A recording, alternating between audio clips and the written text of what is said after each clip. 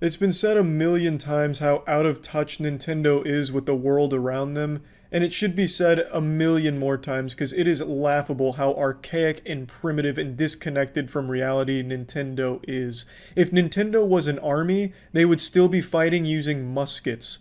Nintendo is like inhabited by nothing but Neanderthals afraid of fire. If you walked into the Nintendo office and said the word technology or internet, they'd all collectively hide under their desks out of fear. It is pathetic how behind the times Nintendo is. Why am I talking about Nintendo? It's because they've just done two incredibly fucking dumb things in the last 12 hours, back to back. A double whammy, double fisting the entire online community. The first thing they did is start striking Twitch streamers for playing their Hyrule Warriors Age of Calamity game on stream a little early. And the reason they're playing the game early is because it came out in their area. Nintendo doesn't understand that time zones exist. They think everything is Nintendo time, baby. So the game is legally out in Australia and other parts of the world, so they just started streaming the game, but Nintendo doesn't fucking know that, so they think they've pirated the game, so they struck their channel down as a result.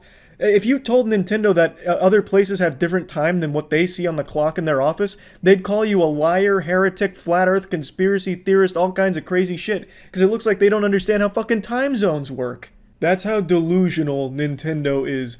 Nintendo is to gaming what the workers at Disney World are to the magic of imagination, locked in a fantasy world. They can't process reality or what the fuck is even going on in the world, it feels like. You need to look no further than the Nintendo Online service, the worst online functionality that you have to fucking pay a fee for. Whereas most things, like on PC and shit, you don't have to pay to play online. For Nintendo, you do, and you get the worst service. It's like a service you would find out of a dumpster 20 years ago. Like, it's terrible. It's fucking terrible. It makes me wonder how they even develop games in the first place with this archaic understanding of technology and the internet. Keep in mind, this is the company that used to strike YouTube videos and entire channels if you even played Mario Kart or had Mario soundtrack in your videos. That was only like 5 or 6 years ago. It wasn't even long ago. Nintendo probably still uses pigeon-carried mail as opposed to electronic mail because they're afraid of the email boogeyman.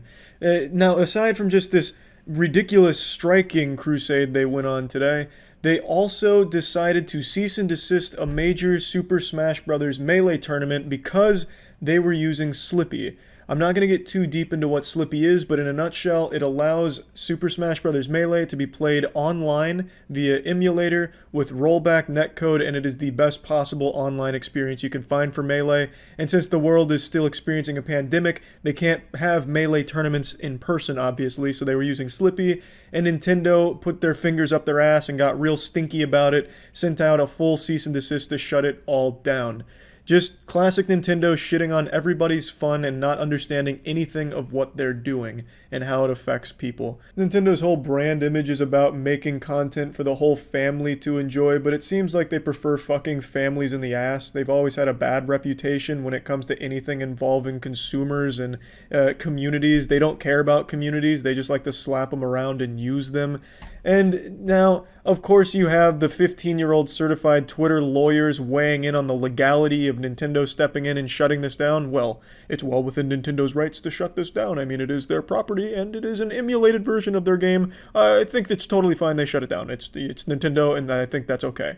Well, asshole, I mean, we could debate the legality of emulators all night and day, but at the end of the day, this is a 20-year-old game. I don't think they're somehow missing out on sales by having people emulate and play it online. I don't think there's anyone out there scratching at their neck right now waiting for Christmas so they can finally get a GameCube in Super Smash Bros. Melee.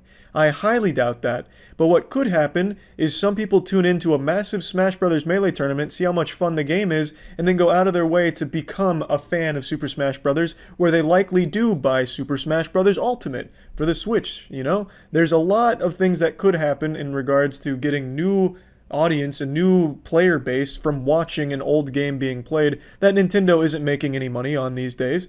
I don't think Super Smash Bros. Melee is somehow a cash cow at Nintendo HQ. They likely forgot they even made the fucking game. So yes, you and I can plop by the fireplace with an open bathrobe and debate the legality and whether or not Nintendo is well within their rights to shut it down till the cows come home. But it doesn't matter. The fact remains that it's still a douchey thing to do. It's a nearly 20-year-old property. Why are they trying to enforce that intellectual property tooth and nail and dictate how people can enjoy that game from that many decades ago? It's not worth it. Just let people have their fucking fun. It's not a hard concept. Nintendo's supposed to be all about fun, right? Like, fun for the whole family, all this and that. So what is the point in being so nasty and heavy-handed on everything relating to their property? It's a worthless fight that they decide to take with the community that supports them. It's pathetic. They absolutely just slap around the people that really like their games. It's really sad shit. And Nintendo is just so out of touch with the world that it is laughable. And it's really upsetting that they continue to operate this way without any consequence. They will always seem to be supported by the general population of gamers, even though they have no respect for gamers or anything in that ballpark. They probably don't even know what a gamer is. I wouldn't be surprised if Nintendo's under the assumption that they're making pharmaceutical products or something. I really don't understand how the fuck they even make games with this basic level of understanding of the internet. It blows my fucking mind. It really does. They are so incredibly out of touch. And there's a hashtag floating around for Melee right now, which is hashtag free Melee, hoping that Nintendo will see it and retract their decision to shut this big event down. Hopefully it works, but I can tell you right now, Nintendo doesn't know what Twitter is. Nintendo's Twitter account is run by one guy in their basement that they don't even pay. And he said, let's just make a Twitter account. And they said, fuck you, just do whatever, stay in that basement. They don't know what that is. They probably won't see it. Would love to be proven wrong. Hopefully Free Melee does something, but I just wanted to vent about Nintendo. That's about it. So yeah. I want to start by addressing the greasy elephant in the room. My hair is not wet from a shower. In fact, quite the opposite. Hygiene is a thing of the past in Tampa right now. This is just thick, caked-on layers of grease and filth. I look like a Madame Tussauds wax statue. But it's not by choice. I'm not choosing to revert to troglodyte instincts and just turn my room into some kind of 4chan masturbatorium cum dumpster where all of a sudden I just give up on showers or anything. It's because Tampa, in all of its baffling, stunning glory, found a way to blow up the water main yesterday or 2 days ago, however long it's been. It's been 2 days without a shower for me. Because a third party was doing work on the city and they found a way to just bust that fucking bad boy completely sky high and flood half the city. I don't know what kind of work they were doing. Knowing Tampa, they were probably trying to find rare opals by just using dynamite in the streets, hoping to get lucky or something, and they ended up just blasting the pipes. But either way, it contaminated the water supply, so we're under a boil water notice and I can't shower. Rather, I don't want to shower. The city says the city will have you believe the water is safe to bathe in, just not consume. And now I'm going full conspiracy theory fucking Redditor here, and I'm starting to question the truthfulness of that kind of statement, because if the water's safe to bathe but not consume, how safe is it really? And I'm a hypochondriac already, so I just don't want to take the chance. Knowing Tampa, they're probably just dumping raw plutonium directly into the water supply. Like, I wouldn't be surprised if they just said, hey, this radioactive chemical power plant needs to be drained. Might as well just do it right into the water main here and just further contaminate the water supply. No one will notice. So I'm just, I'm not going down that path. I bought like a case of water bottles to try and bathe myself with after this video. So we'll see how that goes, but I just wanted to explain that right away. So it's only been a week since the last time I shit on Nintendo, and I want to again reiterate, fuck Nintendo. And within that week, they've somehow found more interesting and creative ways to just be hated. It's like they're speed running to try and become the most hated video game company in the fucking world, and they're succeeding. In the last video I made talking about their shit, I kind of chalked a lot of it up to just them being technologically incompetent and out of touch and afraid of change. But after the last week or so, I genuinely just believe this company is evil. I really think that they just hate gamers or their audience that they try and cater to, and do anything they can and go out of their way to keep dropping their fucking butthole in the mouth of the people that buy their products. So I'm not going to go over the same stuff I talked about in the last video. If you want to see other things to hate Nintendo for, you can watch the last video I made.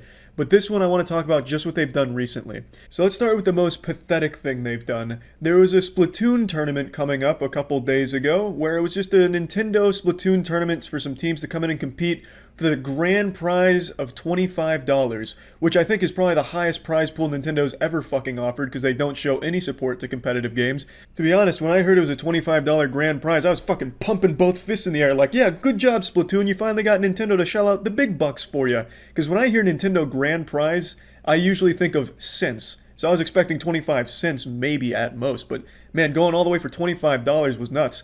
And keep in mind, it's not actually 25 real world dollars. They were offering $25 worth of store credit to Nintendo service, baby. That's almost like 3 months worth of their awful online service where you get to play with dial-up connection. I mean, hey, it's a fucking great deal. Nintendo's crushing it. They hate the word competitive in regards to their games. They hate it. I guess it's a company run by people who only ever got participation trophies and now hate competition. I don't know what to tell you. But they fucking hate it and they offer no support. But anyway, they have this Splatoon tournament coming around where the teams were competing for $25 and they're not really there for the money. They're there just to have some fun. And anyway, 4 of the 8 teams that were competing, I think it was 4, had Save Melee, or some way of showing support for the Melee scene. Now just to bring you up to speed on the lore, Nintendo recently shut down a massive Super Smash Bros. Melee tournament just because they didn't like it was being played on an emulator. It was really petty garbage, a bunch of bullshit, and the Splatoon community wanted to show solidarity with the Melee community, so they just made some variation of Save Melee or Free Melee as their team name, and Nintendo responded by shutting the entire fucking Splatoon tournament down. That's a bit of an exaggeration, but they revoked all live streaming rights of the tournament, basically just killing it from the get-go. And the Splatoon community then went to a different tournament with a $1,500 grand prize pool, which absolutely annihilates Nintendo's official one. So it worked out for the Splatoon community, but it just shows Nintendo's willingness to spit in the face of the people that love their games so much. Nintendo fucking hates gamers, I think it's safe to say at this point. They genuinely do everything they can to go out of their way to shit on the fun. And also, even more laughably, one of the Splatoon Opens, the grand prize of $25 wasn't even awarded to the team that won it. Here's a tweet from the team that won. They never even got their $25 gift card. Nintendo is such a piece of shit. Nintendo is so unbelievably heinous in all of their decisions, and I genuinely think they do it maliciously. I don't think it's incompetence. I really think they just have a hatred for the people that buy their products. They can't even be bothered to squeak out a $25 gift card for a team that loves their game that much and competes in tournaments. Like, that's so fucking bad. But it doesn't stop there for Nintendo. Their appetite was ravenous and they weren't satiated yet. They were thirsty, and the only thing that would quench their thirst were more Nintendo fans' tears in their glass. So the next thing Nintendo did is they set their sights and put the crosshairs on one man, making custom Joy-Con controllers that were made to honor Etika. Etika was a YouTuber and a streamer and a huge fan of Nintendo IPs, and a man named Captain Alex was making Joy-Con controllers to honor him. And of course, Etika had the Joy-Con boys, so the controllers were outfitted with Joy-Con boys on the controller, and the money that was being made from those was going into charity. And of course, Nintendo, being the greedy, soulless corporation that it is, they sent a cease and desist shutting down production. Nintendo and cease and desist go together like cereal and milk, peanut butter and jelly. They just fit together so nicely.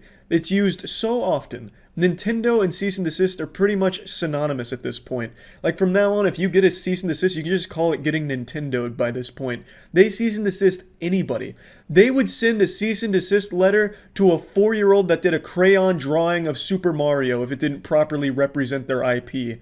To be honest, I'm surprised that Nintendo hasn't tried to sue everyone that wears a green shirt because they say it's related to Link from their IP, Legend of Zelda. They are truly shameless garbage corporation. They are the anti-fun video game developer. And I bet you're thinking, Charlie, well, that's gotta be it, right? And you'd be wrong. They have gone on a complete rampage in only like 5 or 6 days. Today, they shut down the soundtrack for Super Mario, Zelda, and Mario Kart Wii. You can no longer hear the soundtrack on YouTube. They've blocked all of it, or at least most of it, and they're going to continue to do so. It is now forbidden music, because it's Nintendo's music. There's a few more things I was reading about in regards to how they would strong-arm Twitch into not allowing certain things to be broadcast, but I feel like a lot of those aren't 100% confirmed, so I'm not going to touch on it, and I don't even need to. I think it's pretty clear Nintendo doesn't care for the people that buy their games. In fact, I go a step further and say that they genuinely fucking hate them. I don't think that's a stretch to say. I really don't. They have to go out of their way to find these things that they're shutting down and cease and desisting. They have to genuinely be scouting the entire internet to look for people to shit on. It's crazy. Now, I've already started my protest of Nintendo. I didn't buy Age of Hyrule Calamity, Chlamydia Warriors, whatever the fuck it was called. I already forgot. The Age of Hyrule Warriors Calamity, whatever. Because fuck Nintendo. I've never seen a company be so open with how much they don't like the communities that play their games. It's wild. They're not just out of touch. They're downright attacking the people that play their shit. If they're not playing it in the Nintendo sanctioned way, the Nintendo's gonna try and have your ass thrown in jail. It's a terrible company. It's horrible shit. Horrible, horrible shit, really. Fuck Nintendo. That's about it. See ya. I know it's often hard to feel special or unique in this world full of so many people, but what if I told you that you, yeah, you asshole, are actually part of history right now? You are a small footnote in what I believe to be an unbeatable world record that was just set that will stand the test of time forever. And 50 years from now, you'll be able to look back on this and tell your grandkids exactly where you were on this day. Now, I know I've made this bold claim before, back when I proudly proclaimed that I had an unbeatable world record in Mr. Krabs overdoses on ketamine and dies speedrunning, and I may have been wrong there, but history never repeats itself. This time, I'm not wrong. A YouTuber named Gilva has been crowned champion of YouTube copyright takedown requests. Nintendo used him like a fleshlight. He set the undisputed record of most videos taken down in a single week, blowing the asshole off of the previous world record. Gilva over the last week had 3,500 of his videos taken down by Nintendo. Our good friends at Nintendo. I swear to God, my jaw always hits the floor anytime I see them use the internet in any capacity. It blows me away that they even know what it is at this point with how awful Nintendo Online is. There's no doubt they're still using dial-up, and what makes this even more impressive to me is how confident I am in saying that this was not an automated process. Normally you'd see this and be like, oh, Nintendo just used a bot and took down all of this copyrighted material. But I just don't believe that's the case with Nintendo. They're probably afraid of bots. They probably think they're going to get their shit hacked, like the bot's going to tap into their digital alarm clock, gain sentience, and steal their souls or something. So I truly believe they just had some unpaid interns manually go through 3,500 of Gilva videos and go through the tedious, laborious process of filing the copyright takedowns manually on each of them. And 3,500 takedowns is absolutely absurd. That is such a fucking crazy amount. If you ate a single M&M for each takedown here, you'd be diabetic by the end of it. It's fucking wild. Now, what was Gilva content that elicited such a response from Nintendo? Gilva is a channel that re-uploaded Nintendo music because Nintendo themselves doesn't officially publish it anywhere that I can find. It's not on Spotify, and they don't release it digitally anywhere, at least not from what I've been able to find or what I've been able to pick up from the community. So they have YouTubers that do it for them, but not official YouTubers, just fans of Nintendo properties will take and upload video game soundtrack from Nintendo properties and post it on YouTube so that way people can listen to it and enjoy it without having to fire up the Nintendo Switch, plug their headphones into it, and walk around with a Switch in their pocket just to listen to their favorite Smash Bros. Song. Which is obviously impractical, and that's still not even a real solution because the Switch will turn itself off after a certain amount of time, so you'd have to just keep playing the game to keep hearing the music. So the only way that Nintendo fans can enjoy the soundtracks is from channels like Gilva. And so Nintendo is just too fucking lazy and out of touch to do it for themselves, so fans took the responsibility and uploaded it so that way people could enjoy it. And the music slaps. Nintendo music has always slapped. But Nintendo's finally starting to strike back, and they targeted Gilva first. I don't know if he was necessarily the biggest channel for it, but they came at him with the condom off. They stretched his ass out. There was no mercy here at WrestleMania. Nintendo went wild. So the thing is, Nintendo is completely within their right to do this. This is their property. They can defend it however they like, and they always do. You see them millions of times taking down fan projects. That's no surprise that they've done this. But it's really super scummy to think about it when there's no alternative, right? Like, if Nintendo had an official release for their soundtracks, or their soundtracks were on Spotify and other places, then yeah, Obviously, taking down channels like this makes sense because why not just go to the official source? Why bother with the re-uploads from someone else that's not affiliated with it? But Nintendo took this shit down, and there is no alternative, so it's just buried now. Now you have to, like, let's say you're at a party and you're like, hey guys, let's listen to Luigi's Mansion soundtrack. You know, you can't just be like, pass me the aux cord. It's gonna be like, all right, pass me the GameCube so I can set it up and fire up Luigi's Mansion and listen to the soundtrack. Because that's the only way you can do it. There's no other, like, official way of listening to Nintendo property music other than the YouTubers who are re-uploading it, which is illegal, of course. Nintendo can take it down, but I don't see why they do when they don't upload the official soundtrack themselves. Like, if they were going to start uploading the music themselves, then sure, take that shit down. And I'm sure even the channels will be like, hey, that's fine because we can't even monetize it anyway. It's not like it affects them that much. So it is pretty shitty if you ask me. Of course, it is fully within their right to do so, but they don't have an official way of listening to this music. Nintendo refuses to release it, and they've never fucking bothered. So why even target the people that are just uploading it as fans? They're not making money off it. They're not stealing customers from Nintendo. These fucking fossils that run Nintendo always surprise me with just how silly their decisions are. They are truly against fun. And they're just so behind the times, it's laughable. Again, look no further than Nintendo Online. I will always take every opportunity imaginable to warn people about Nintendo Online. I'm like one of those doomsday people that stand on the side of the road like, the end is coming, buy my eucalyptus oil or whatever. You know, it is really that bad. I will always take every chance I can to drop my pants and plant a little stinker sprinkler right on the Nintendo Online service and talk about how shitty it is. You are paying for the worst online service in the business. It is a joke.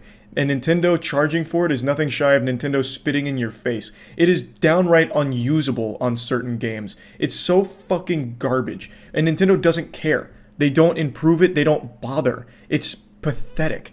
You're better off trying to, like, fucking Wi-Fi battle with your friends while you're both stealing internet from a local McDonald's that happens to be dilapidated while during a thunderstorm. Like, that's the kind of service you get when using Nintendo Online. It is trash. And they don't do anything about it, and they still charge you money for it. Instead, they focus their attention elsewhere, like striking down YouTube channels that are just re-uploading their most popular songs that they themselves refuse to publish anywhere. Nintendo could easily sell these soundtracks and make a killing off it, but they don't. And I think it's the fear of what if the music gets stolen or some shit. I really can't wrap my head around why they choose not to. But I wanted to talk about this because 3,500 videos being taken down is massive. And the channel still has about 6,400 videos still up. So that number, it could still get pumped up a little bit. Nintendo may only just be beginning.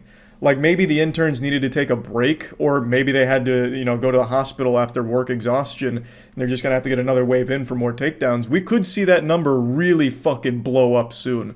Like, it's 3,500 now, but it still has the potential to almost get to that 10K mark. So we'll have to wait and see, but it's something I wanted to talk about. It's not surprising to see. Nintendo has always been ruthless with the way it handles its copyright enforcement. They are more fucking vicious than Viacom. And they're so out of touch that sometimes they forget that time zones exist. I remember when Hyrule Warriors Age of Calamity came out, the game released a little early in places like Australia because they were a little ahead, so they had the game a bit early. So people started streaming Age of Calamity, and Nintendo struck them down and had their channels banned because they didn't understand how time zones worked.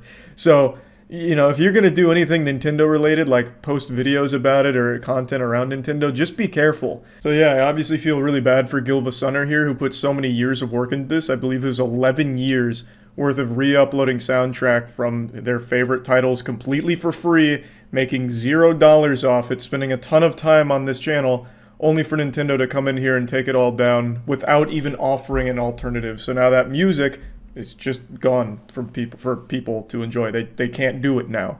So Gilva Sunner announced that he would be closing the channel in the next few days, which is extremely sad. There is still 6,400 videos on it, so I wish he wouldn't close the channel. I'd really like to see, at least maybe if they decide to overturn their decision, maybe they have a change of heart. The power of friendship finally wins like it does in all of Nintendo's games. Maybe they're like, hey, maybe we're the bad guy. We'll put it back up, at least until we announce our official soundtrack source. I really just don't like when someone like Gilva Sunner decides it's not worth keeping it up, because I always think it is. And even if nothing else, why not just extend that world record, man? You got 3,500 takedowns in a week. Like, let's see if we can hit that like fucking 10,000 mark. You know, it's right in our sights. It's, like we can see the finish line. Just gotta keep the channel up. Gotta believe, you know. But anyway, I just wanted to share this story because it was again another instance of Nintendo being a joyless, soulless corporation, and it makes me fucking upset. Because I do like their games, always have, but I've never liked the company. At least not since it's been very clear that they hate their customers and their fans. So yeah, I just wanted to talk about it. That's about it. So yeah. I feel like there's no company that hates its own user base more than Nintendo. It feels like every decision they make outside of game development decisions is always so bafflingly evil for no reason. It feels like they go out of their way to spit in the face of the people that play their games. You know how like the Heart Attack Grill, you get spanked by your waitress if you don't finish all your food? That's Nintendo. They spank you for just wanting to enjoy the games they produce. There's just a laundry list of awful things Nintendo does for seemingly no good reason. Like for 20 years now, they've been locked in a war against the Smash Brothers community, just going full scorched earth and randomly shutting down grassroots tournaments left and right for 20 years, even though it's just a gathering of people playing their game at a high level. Like, that's not hurting anyone. Nintendo's made another wildly awful decision that goes against the community that enjoys their games, and I want to get very deep into it because it's one that I'm extremely passionate about. It's again them shitting on the Smash Brothers scene, but this time they're not alone. Nintendo had an accomplice, and in fact, the Nintendo sidekick may have actually been the greater villain in this story. As most of you know, Moist Esports started in Super Smash Bros. Ultimate with Cola, so it's obviously a community I'm super passionate about. And it's been a community that's been severely neglected and shit on by Nintendo for 20 years now. They've shown no support, and they've actively gone out of the way to shut down tournaments. They don't actually contribute anything to the professional scene in any capacity whatsoever. They're very hands-off, and they really don't seem to like professional Smash Brothers, and never have. But not too long ago, Panda, which is an FGC organization, they're not just in Smash, but they're mainly known for Smash, they announced that they're partnering with Nintendo for the first time ever. Nintendo is directly partnering with a organization to put on high-level Smash tournaments. Everyone was excited, everyone was celebrating, like, holy shit, Nintendo's finally getting involved. It looks like they're finally going to support the professional Smash scene. This is amazing. I was one of those people. I thought that was super hype. I thought that was great for the scene. Fast forward to today.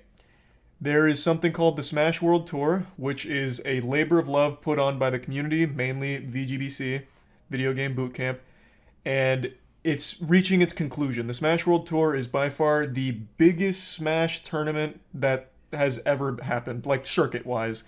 So the Smash World Tour is what people have been competing for an entire year. It's about to wrap up, and right before Thanksgiving, the day before Thanksgiving, VGBC gets a notice from Nintendo that they have to shut it all down. They get a cease and desist. A classic Nintendo maneuver. They basically invented cease and desist. They would cease and desist a fucking 4-year-old's birthday party if you had a Mario plushie there. They are ruthless. So at the very end, our players, for example, already had flights ready for Smash World Tour here. Like, everyone was fully in. Like, everyone thought it was still happening.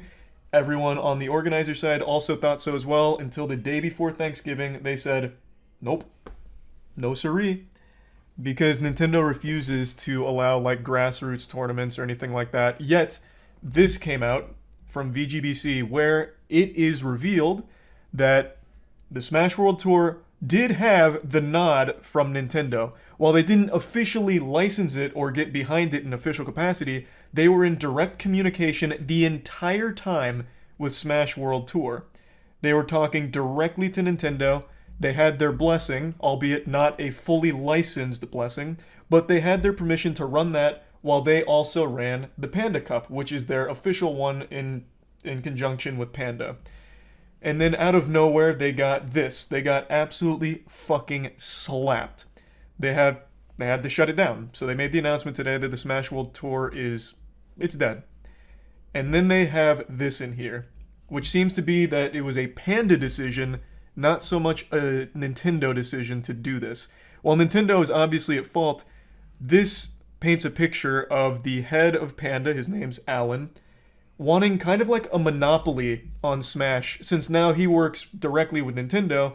It seems like he wanted to strong arm himself to being the only official tournament, and all of the other ones he was trying to scare and intimidate and threaten with shutdown. So I wanted to read this with all of you because it's bad. It's a terrible look. This is a terrible look if all of this is true. And it seems like it is because one of the BTS Beyond the Summit TOs, one of the head TOs, came out to confirm that what was said in here is accurate about Alan, Panda, the head of Panda, being an absolute supervillain here. So it's looking like there's a lot of evidence to point to this being like an honest explanation for how the Smash World Tour ended up going from being okay by Nintendo standards to being wiped on the fucking pavement, like actually curb stomped. So I just wanted to read this and then go over it a bit more. That's kind of like the cliff notes to speedrun the lore on how we got here. It's an absolute shame because the Smash World Tour is just, it was an incredible thing. Highest prize pool for the whole circuit, the biggest circuit ever done. It's international, so they had talent from all across the world competing, and it was finally going to wrap up in a massive, extremely fun way. And then all of this happened. Fucking tragedy. So here. Around the same time, Panda Cup began heavily recruiting events for their circuit. The CEO continued to tell organizers we would be getting shut down shortly, and also added that any events that participated in the Panda Cup would not be allowed to be on the Smash World Tour. This exclusivity surprised us not only because of our Nintendo conversations regarding coexisting, but also because we were not exclusive. And even back in January, we told organizers that they could be on both with zero issues from us. This is in reference to the Smash World Tour. Smash World Tour said that, hey, you can be part of our circuit and also be anywhere else you want to be. Totally fine. Very pro-community. Panda, not so much. At first, Panda targeted events that were not on the Smash World Tour, including those who did not join because of the aforementioned warnings. A few of those events had broadcast deals with popular tournament broadcasters like Beyond the Summit, and the CEO of Panda wanted broadcasting rights to be included as part of the deal of these events joining the Panda Cup. Most of the events refused to break their contracts, so Panda approached Beyond the Summit directly to try and get the rights released. BTS had very little motivation to give up the broadcasting rights for free, so they declined to get involved, causing the CEO of Panda to escalate things quickly, and we were told that he made a variety of threats to Beyond the Summit, including shutting down their entire Smash organization in 2023 if they didn't eventually join Panda Cup. After BTS held firm, the CEO of Panda warned that they would get Nintendo directly involved, putting broadcasting rights for all tournaments in jeopardy. So, this is the CEO of Panda, Alan, twirling his evil little mustache and his greed getting the best of him. So like Mr. Krabs with dollar signs in his eyes, he says, if you don't join us, we're going to get Big Daddy Nintendo, whom we're sucking the ass of, to shut you down. And that's exactly what's happened to the Smash World Tour. Now, this does call into question, will all grassroots big tournaments now face the wrath of Panda and Nintendo? Are they going to bully every single grassroots one? Or only the ones they deem a threat, like Beyond the Summit or VGBC? That I have no idea on at the moment. Panda hasn't commented as of right now, but it's pretty fucking bad. Now, I think it's very important. Like I said, they weren't officially licensed with Nintendo, the Smash World Tour, but they did have like open communication where it was kind of like a wink wink, this is okay kind of thing. Like, we know about it, we're okay with it, go for it, we can coexist. But only one of them was officially licensed by Nintendo, and they never had a problem until it seemed like Alan had a problem. So, absolutely tragic for the community. No, like, there is a big fuck Nintendo thing here, because if they would just fucking support the community besides just going with, like, the Panda Mafia, this would have never been an issue. This would have legitimately never been an issue to begin with. But because they're so deeply in bed with Panda now, I guess Alan's whispering in their ear about, like, his competition that he's not happy with. At least that's how it reads. And he's made threats, which, again, have been confirmed over here, even outside of this document. This is a totally different organization. This is BTS that's confirming the same things that VGBC stated. So it seems like he just went on a bit of a rampage. Now, I think there is also, I've seen this theory tossed around, I think there also is a reality where The CEO of Panda tried to puff out his chest and, flex on the community that now Nintendo's backing them, so trying to scare beyond the summit. But Nintendo never listened to him, didn't take him seriously, maybe viewed him as a clown. But he was so bad to work with that maybe Nintendo just got soured on the whole experience of being in the pro scene, that they're shutting everything down, and once they're done with the contract with Panda for their Panda Cup, maybe they never touch it again. I think that's also a very real possibility where Alan didn't influence their decision to shut everything down by telling them to. He influenced it by just being miserable to work with. So they were like, fuck this, we're just gonna shut everything down and go nuclear. I think that's also possible. So we're boycotting the Panda tournament? I personally am, yeah.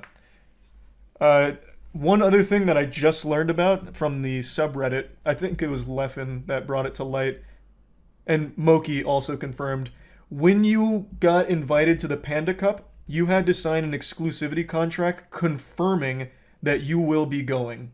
That you absolutely will be going.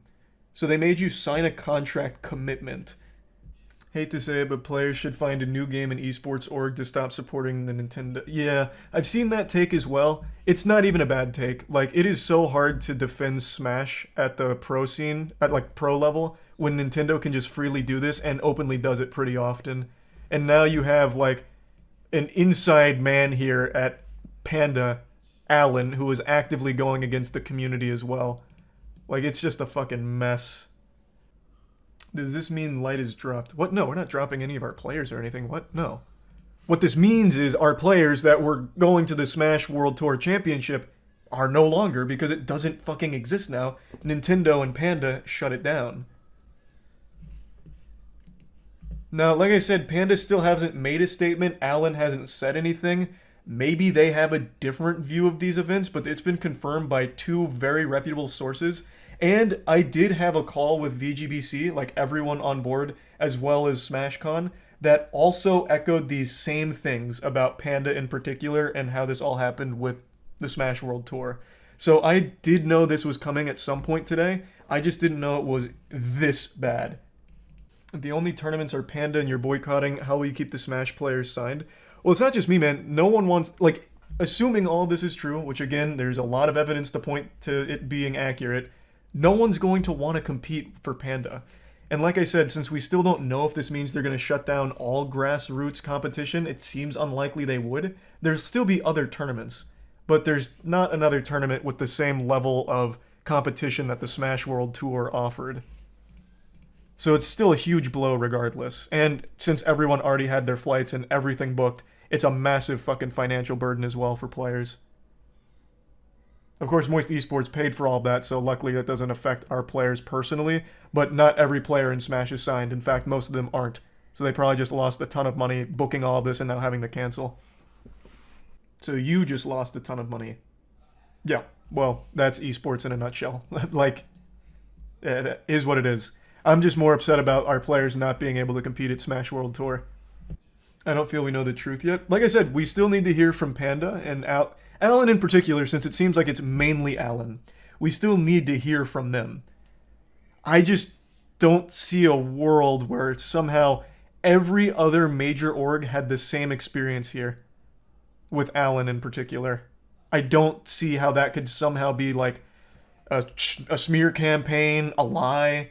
Like, none of that really checks out, especially because there was direct communication with Nintendo the entirety of the Smash World Tour until all of a sudden they decided to cancel it out of the blue, or cease and desist it out of the blue. Think I'm being dramatic? You might want to keep listening. Like I said, that's still uncertain, but it's not impossible. There is still no telling if all of grassroots organizations will be shut down by Nintendo going forward because of this whole Panda thing or not. We don't know. But it is possible. It is very possible. Because you've seen a video about 10 people getting really upset about the ice climbers, which I uploaded, and it's one of my most viewed videos. A classic video to be sure, but he's also neglecting to mention where you've also probably seen it with the Salty Smash moments. Salty Smash moments have like fucking 60 entries now, and they're all golden. I still think Smash Rage is some of the best in all of gaming. It's so huge. It's such a massive explosion, and it's always enjoyable. So not just the Ice Climber moments. Salty Smash moments in general, I think most people know.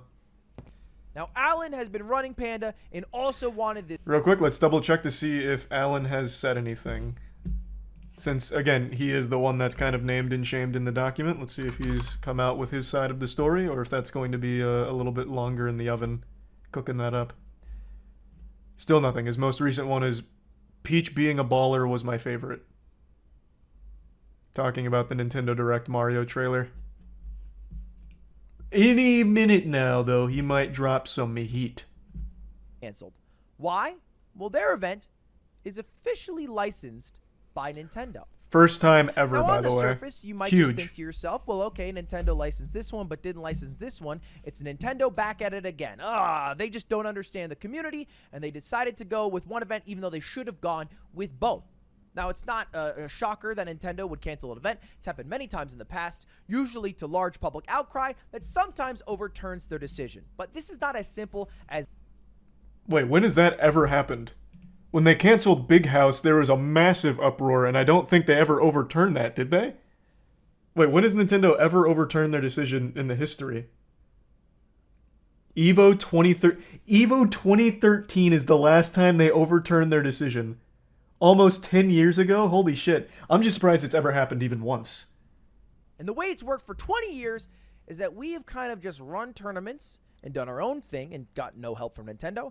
And Nintendo makes games and movies with Chris Pratt and does their own thing, and we don't mix. That's not true. They mix sometimes, but always negatively. They will usually just step in and say, don't do that. We're shutting you down right before it starts. Like, instead of shutting something down at the inception of it, they wait till it's about to happen. It seems so mean, like almost done on purpose. Like, they will wait for like the week before the event is supposed to happen, be like, actually, we changed our mind. You guys can suck our fucking nuts on it. Shut it down. No, really, shut it down. But recently, Nintendo has been getting into the habit of approving events, licensing events, like the Panda Cup. Now, people were a little nervous about that because they thought, well, okay, maybe this is a bad thing because if they're licensing events, what will happen to the events that aren't licensed? Are those events going to suddenly get canceled? No, we thought back in the day when we were young and naive. True. I am guilty of that as well. I really thought so. Yes. Any event that's not licensed by Nintendo might just get outright canceled. And, well, apparently, what was happening is Alan, the CEO and co-founder of Panda, was going around to different tournaments that were meant to be a part of the circuit, different regional organizers, and saying, hey, just so you guys know, you guys are organizing an event, and it's supposed to be part of the Smash World Tour. I would not personally do that, because that event is going to get shut down. And they're not going to come back in 2020. God, such a rat. Such a fucking rat. Which is kind of a weird thing to do. And those Nintendo directs or execs reminded them that Nintendo is not shutting down anything unless it infringes on IP with game mods. And that for those that are unaware, that was the main reason they shut down Big House, because it's Slippy. Slippy is a mod on an emulator, and they were very upset about that. It's to play Melee on an emulator, so that way it's like actual great netcode with rollback. Nintendo wasn't having it, so they shut it down and blamed game mods. But in this case, it's just playing the actual fucking game. It's just like actually playing the base fucking game, normally all above board, by the numbers, by the books. So they couldn't fall back on that, and they're just straight shutting it down because looks like Alan doesn't want competition and wants a monopoly on tournament hosting. Panda players are all coming out as blindsided. Well, obviously the players had no fucking say-so. They didn't know Alan was going rogue behind the scenes like some kind of espionage agent trying to sabotage the community from the inside. Like, how the fuck would any of the players know that? Clearly, all the players are on the community's side. They didn't have any hand in Alan making these outrageously stupid decisions here. The CEO of Panda escalated things and made a variety of threats to be on the summit, including threatening to shut down their entire Smash operation in 2023 if they did not join the Panda Cup. Beyond the Summit held firm. They said, fuck that shit. The CEO of Panda warned them. Great move from Beyond the Summit. Involved. My dad works at Nintendo, says Alan. He will seriously mess your shit up if you don't work with us. You have to be my friend. And the person at Nintendo directly told them those times are over. Yep. A bold statement. There is no longer a way to run Smash events unless they are licensed by Nintendo directly. It's not 100% confirmed, Like I said, that's not like put in the books. It's not etched in the tablets of time yet. It it seems like that might be the future, but VGBC as well as like SmashCon do feel optimistic that grassroots tournaments will still exist, and this is more just an Allen thing that forced Nintendo's hand. Like he pushed them to it. But I guess we'll have to wait and see. Either way though, fat fucking L for Panda and Nintendo, obviously. But Ludwig hasn't mentioned it yet. I mentioned it. I'll mention it again. It's not like Smash World Tour was doing this without Nintendo knowing. Like this was even beyond the normal understanding of we'll do this and look the other way. Nintendo was aware this was happening and gave them like the okay that your Smash World Tour can coexist with our Panda Cup. They knew about it and they were okay with it for this entire duration until the very end here. You think Nintendo will say something? Absolutely fucking not, but Panda will have to. Panda will say something. Nintendo will never once address this in the entire history of the fucking company's career or lifetime. They never do, never will, but Panda's going to absolutely have to. Panda is an FGC-based organization that is such a tight-knit community. Even if you don't play Smash, all of their Panda players are going to be questioning if staying with them is the right move for optics because the FGC is just so intertwined with each other. So Panda's going to have to. Nintendo never will. I am very curious to see what Panda says. Be surprised. You might be surprised. They just might if it's this big. I just don't think so. I don't see any world where Nintendo addresses something like this. Nintendo addresses an impersonation account that tweeted out a picture of Mario giving them the finger. But they won't address like actual things like this. Did they ever say anything about the Big House uproar? Because that was a big one. That had a whole lot of community pushback, a whole lot of community outrage. I don't think they ever said anything. I guess maybe this could be different since they're directly involved with Panda Cup. I could possibly see it. But even then, I just doubt it. I just really doubt it. I really feel bad for all the Panda staff, players, and casters caught up with this and no communication. Of course, you have to. The community seems to understand that the players and Alan are two very distinct, different camps within Panda, as well as like staff and casters. Like those are so far removed from what Alan was doing with his fucking mob protection racket of you should join because, well, you might get shut down if you're unlicensed. You know, just might be a little weird out there. Might be sleeping with the fishes if you're not in Panda Cup. Like that is a exclusively Alan thing. Because someone at Panda, aka Alan, was strong-arming a connection he had Nintendo to shut down any event that was not his own. For what it's worth, the idea of having one true circuit in and of itself isn't a bad thing. If it's backed by Nintendo, that's not a bad thing. What's bad is the fact that he is actively going out and intimidating all the grassroots ones and actually like shutting them down. That's the problem. Like having a fully sanctioned, like authentic circuit is a cool thing. Like the one true Nintendo-backed cup that means the most. That's a cool thing. But you don't need to go and just start like fucking beef stewing all of the grassroots ones that built the community in the first place. Am I going to be able to run a Smash event in the future? Every single Smash... Should this be the case where the times are truly behind us where Nintendo will not allow grassroots to happen... Yeah, Lud would never be able to run another, like, Lud Invitational, which is a fucking shame, because that was a great event. That would be the future of it. You might have locals, I think locals would still exist, but anything with viewership, Nintendo would probably shut down. Event I have run has... If Smash does that, I think the Smash esports scene goes away. Yeah. I think it would absolutely vanish. I don't see how it would survive. If all the grassroots majors and everything get shut down and only Panda Cup is left, no one's going to want to watch it because of this, and none of the players are going to want to play in it because of this. Like, it really would probably ruin the whole scene.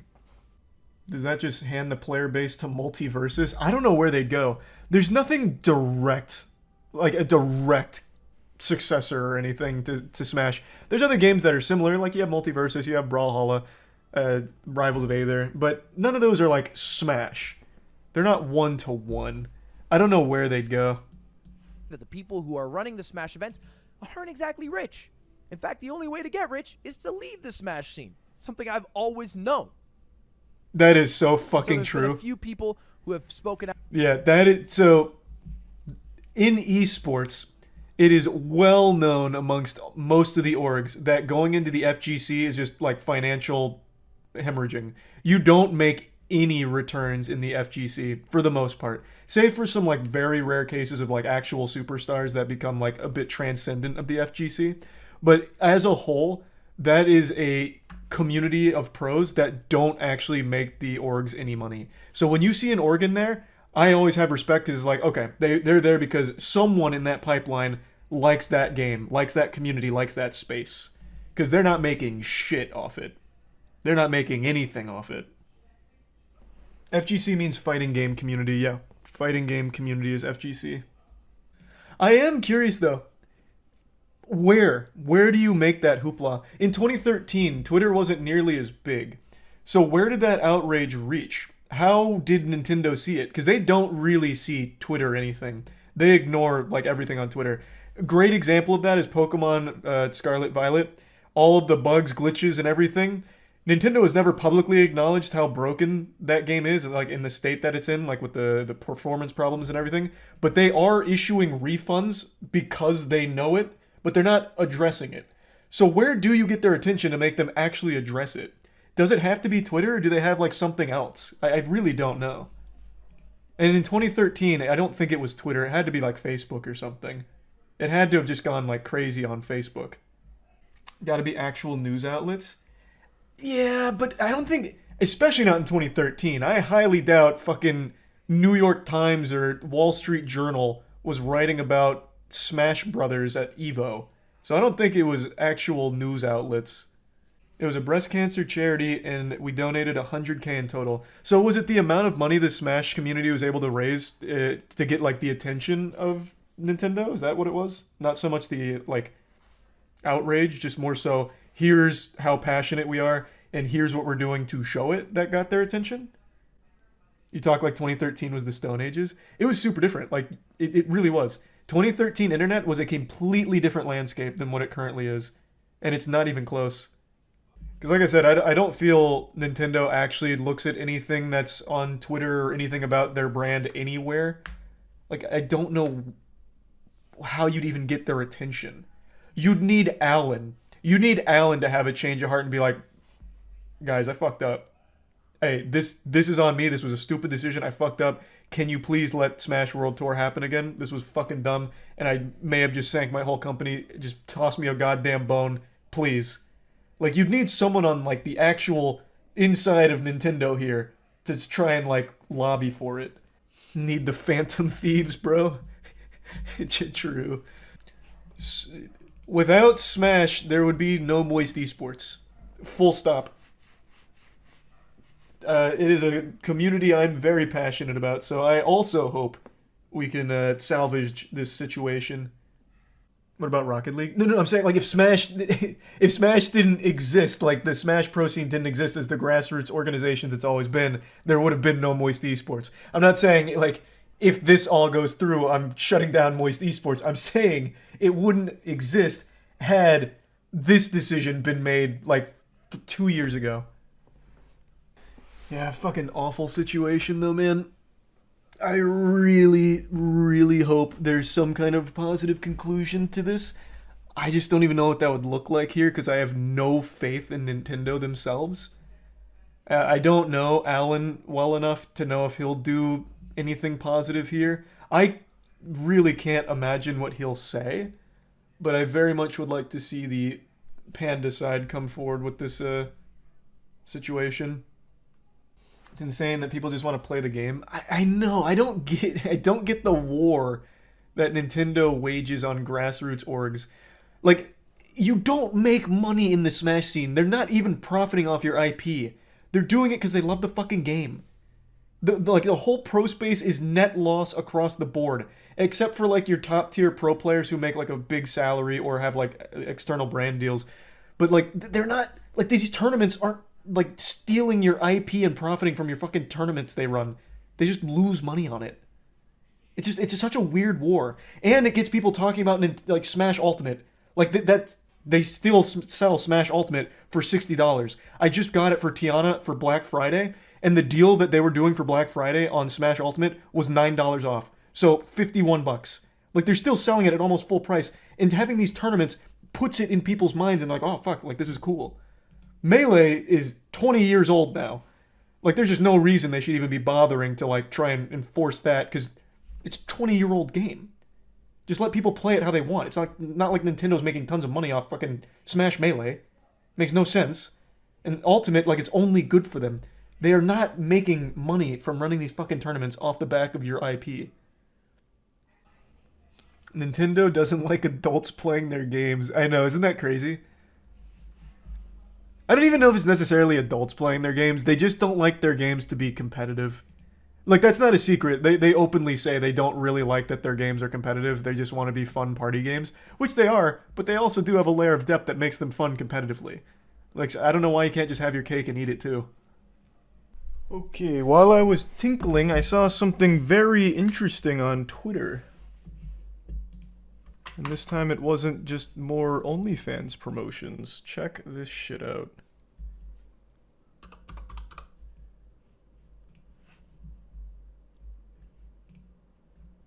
Now, it comes from a source I legitimately couldn't have less faith in being reliable, but this is still something worth noting. So, according to Kotaku, they said, after giving the same deep consideration we apply to any potential partner, this is a spokesperson for Nintendo, which I don't think that exists to begin with, but I digress. We were unable to come to an agreement with Smash World Tour for a full circuit in 2023. Nintendo did not request any changes to or cancellation of remaining events in 2022, including the 2022 championship event, considering the negative impact on the players who are already planning to participate. So they are claiming, the spokesperson that is, that Nintendo did not cancel Smash World Tour. I don't really know if I believe that, though. Would that then mean it was somehow all Alan who then told the Nintendo rep that isn't this guy to tell Smash World Tour to cancel it, and Nintendo themselves had no clue? I don't really know what this means. This is Kotaku. I think they are extraordinarily unreliable in very, very many situations. But this is worth keeping in the back of the mind. I would be far more inclined to trust the Smash World Tour statement, since they'd been in direct contact with Nintendo for so long, and this is a Kotaku source, nameless spokesperson. I guess in like the most generous of interpretations of this information, what could be happening is Nintendo backpedaling and like, no, we didn't want them to cancel it. They can still do it for sure, please. That's possible, I guess, but I even find that much to be unlikely. What's going to happen to the players sponsored by VG Bootcamp like AMSA? VG Bootcamp's not going away. They've lost the Smash World Tour, and also Glitch Double Down are also canceled, but it's not like that whole company is folding or anything. Like, they're not dead. I guess he thought people would think his claims have authority and never question it. I guess. I have no idea. I think he's a bit cranky. Do I think there'll be an apology video? No. I don't know Alan super well. My guess, though, based on this behavior, he's going to come out with something like the truth, or it's time you know what really happened, and use all kinds of deflectionary techniques to placate all of this. That's my guess. I don't think he's going to own up to it or take any responsibility or shed any real light on the situation. 2 minutes ago, a short follow-up regarding Nintendo's response. Okay, so this is fucking fresh. Here. It is about the Kotaku thing we just pulled up. Didn't expect to address this, but Nintendo's response via Kotaku has been brought to our attention, and that's what I already showed. We're unsure why they're taking this angle, especially in light of the greater statement and all that it contains. And then here's the original statement. We received this statement in writing from Nintendo shortly after our call. It is Nintendo's expectation that an approved license be secured in order to operate any commercial activity featuring Nintendo IP.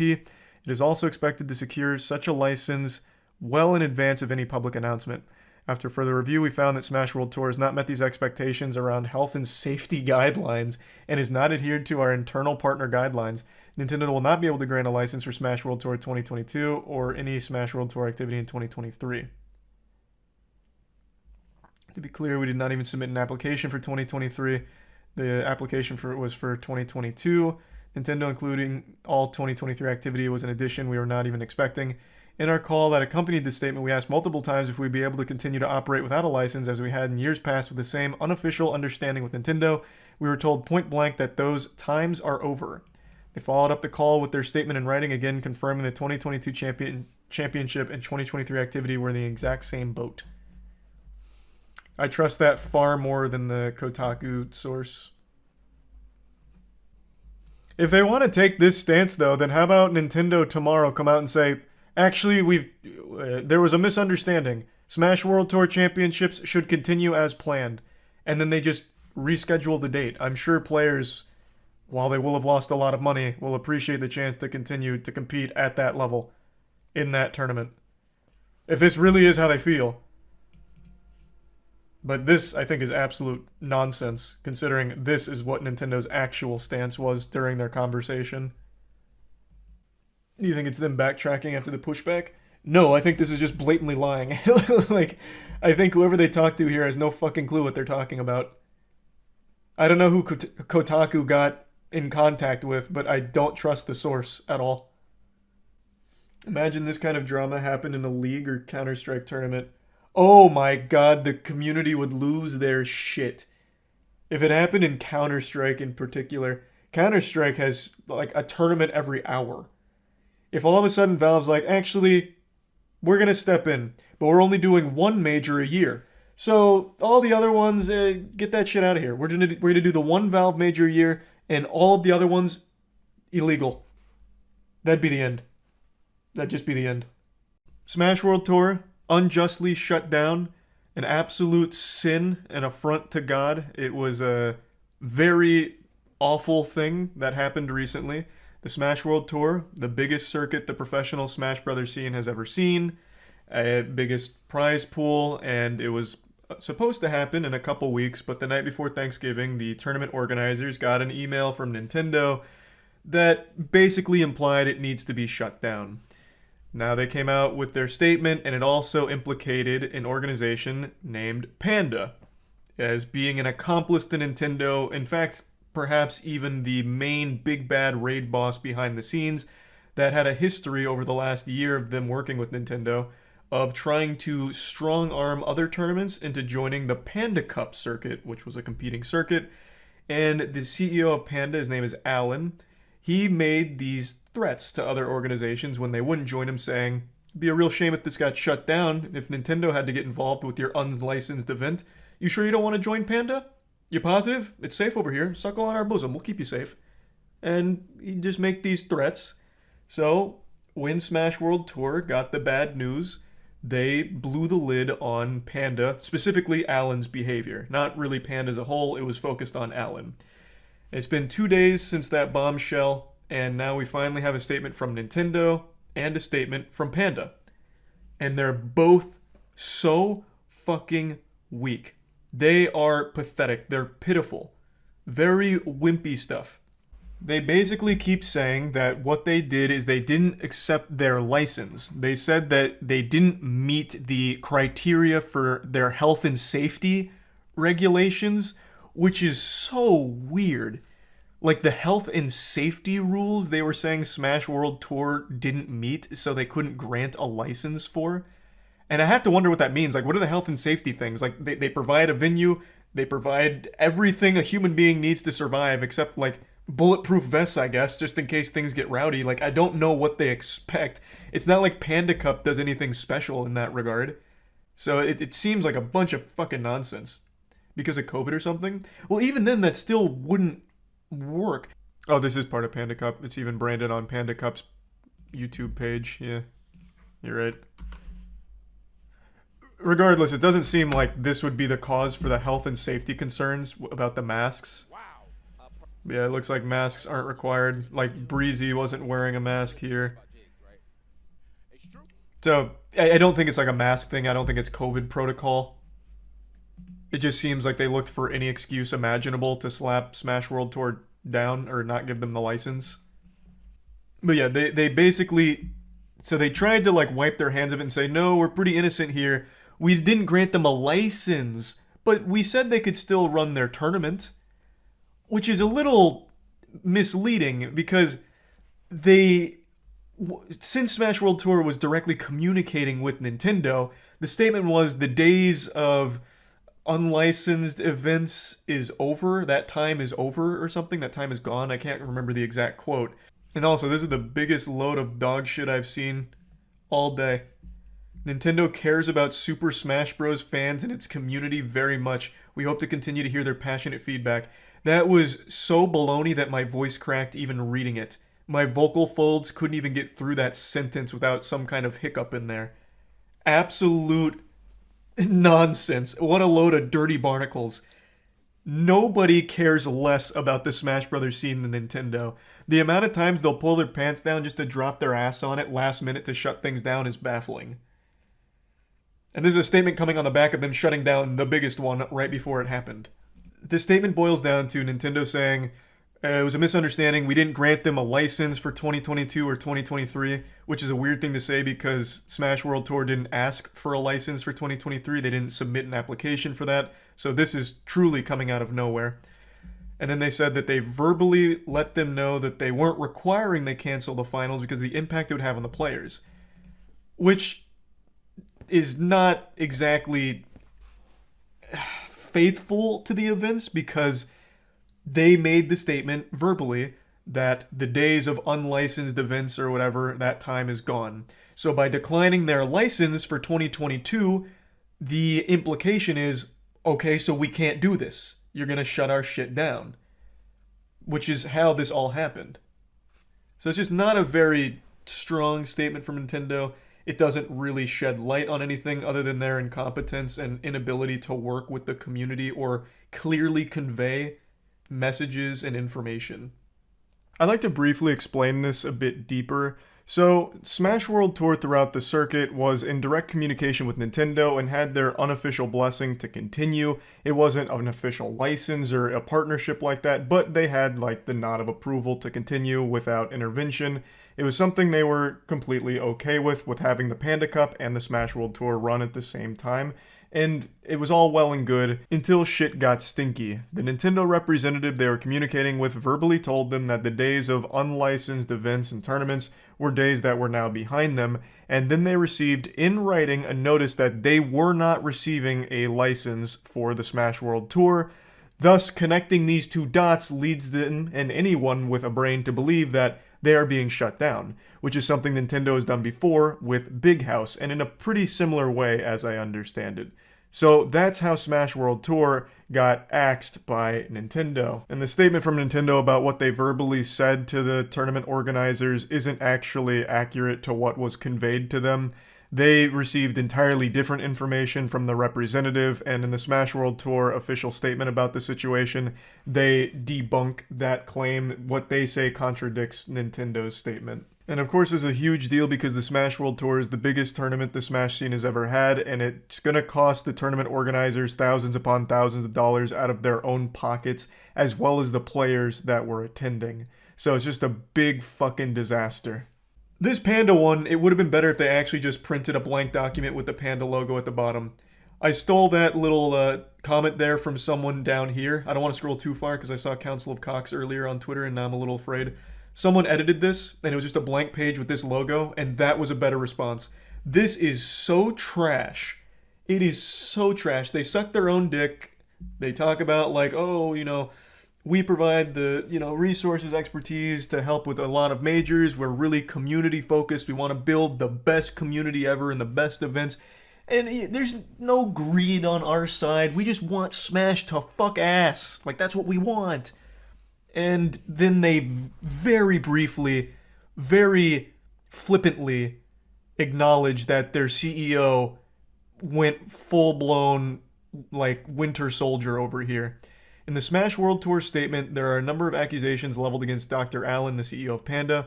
In reality, Dr. Allen, as Nintendo of America has corroborated, has been one of the more vocal supporters of the broader community in the Smash World Tour organizers and internal conversations.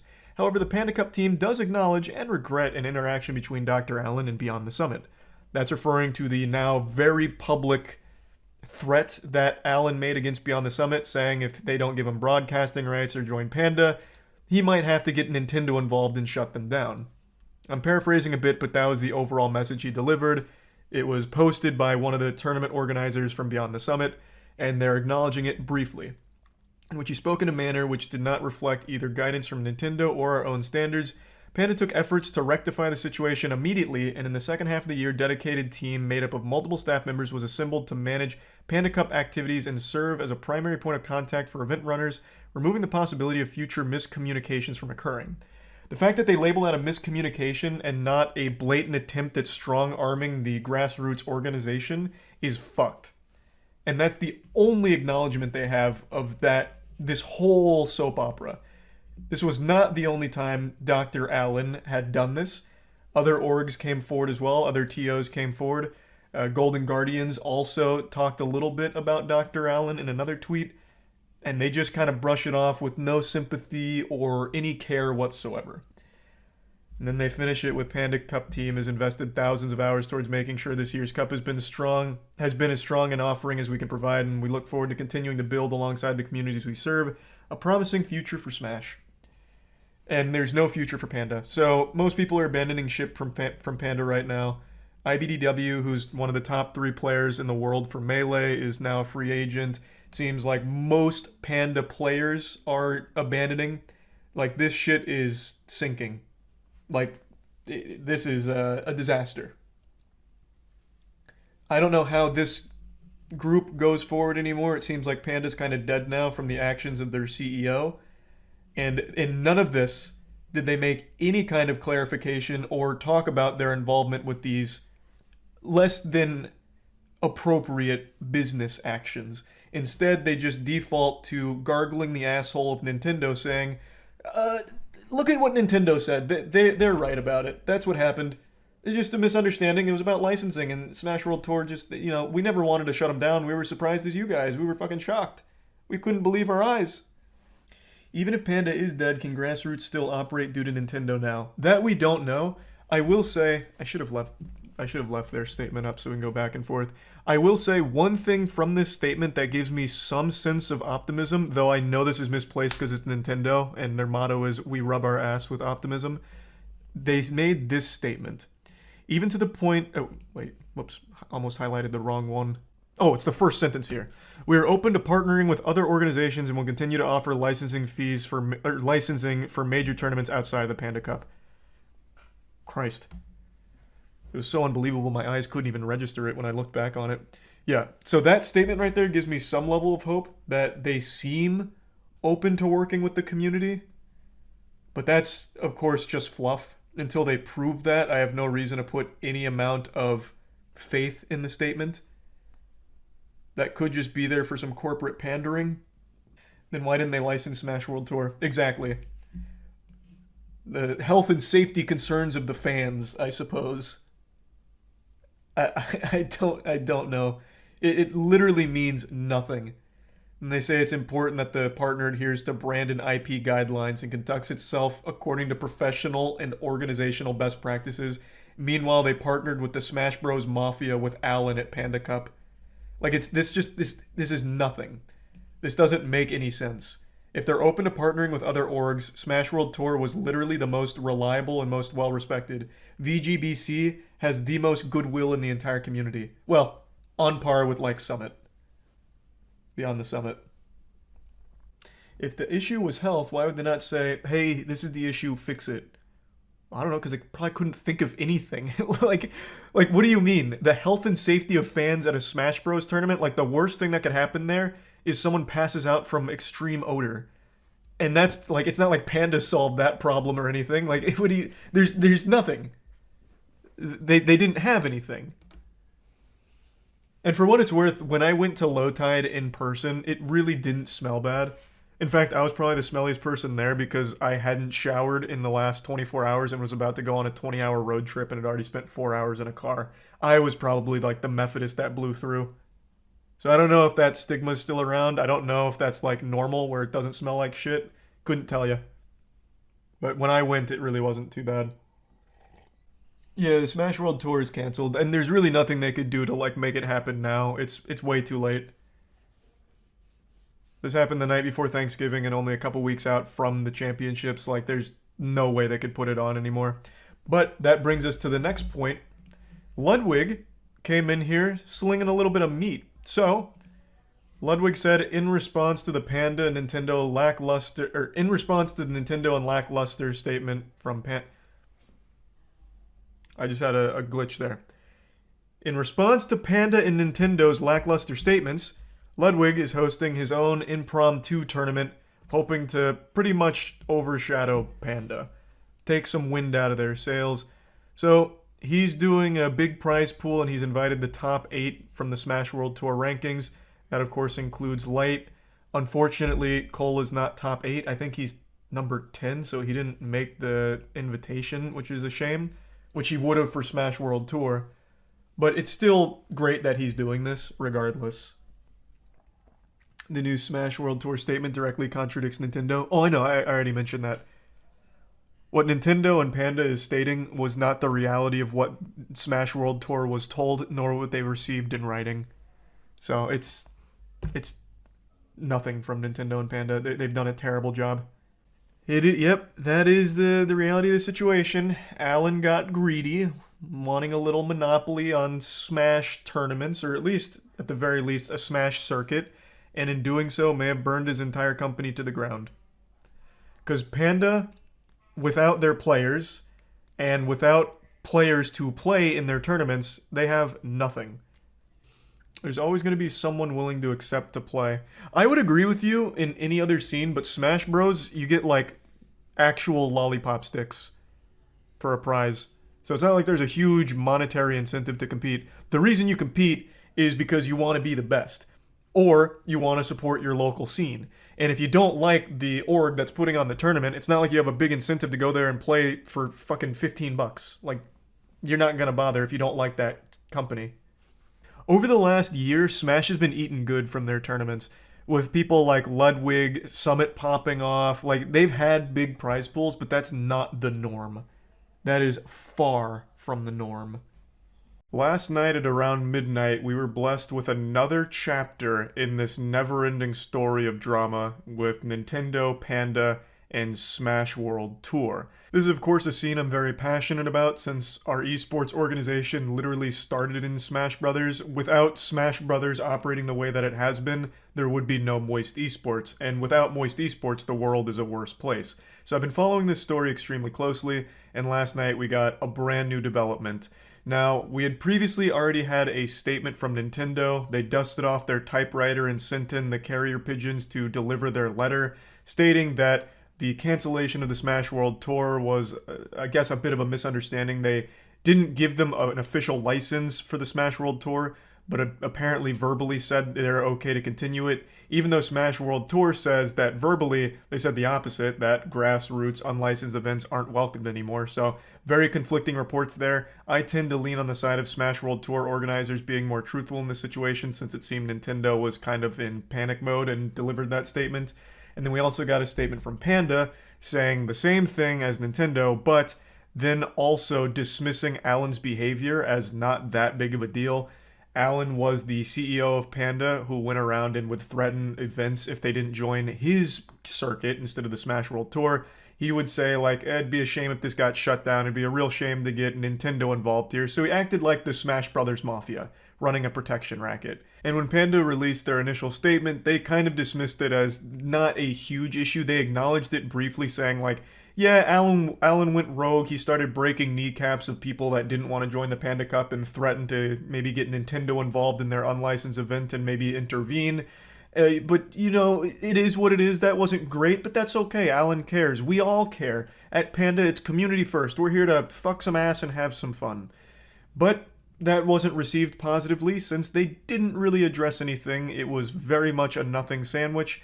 And then last night at midnight, Panda released another statement, and Alan did as well. Alan finally came out of the shadows, putting on his superhero cape in order to save the day by releasing his side of the situation. And instead of actually making a real statement, he dropped a teaser trailer for an upcoming statement. So he said that he has evidence to prove two things, and then dropped a picture of bullet points, 2 bullet points. The first one, Smash World Tour lied, and the second one, Beyond the Summit, which was the organization that he had threatened, was actually jeopardizing the community. That's all he said, but he said he has evidence to prove these claims, but he didn't provide it yet. So, if he does have evidence to back these up, that would be a huge Uno reverse moment, but I don't really know what that evidence could look like there unless he's coming out with the wildest receipts the internet's ever seen and he drops like a 14,000 word Mick Gordon response. But again, I don't know what his proof could even look like unless he has fairy godparents that could just poof some magic shit into existence, because a lot of the claims have been confirmed by multiple sources. I think the only thing Alan could have is emails between him and Nintendo where Alan maybe fought for Smash World Tour to not be canceled. Like maybe he was trying to dissuade Nintendo from taking action against them. He was trying to push them the other direction. Of course, I'm just spitballing here, but I do think it's important to mention that Smash World Tour in their initial statement never explicitly said that Panda was responsible for the shutdown of their world tour.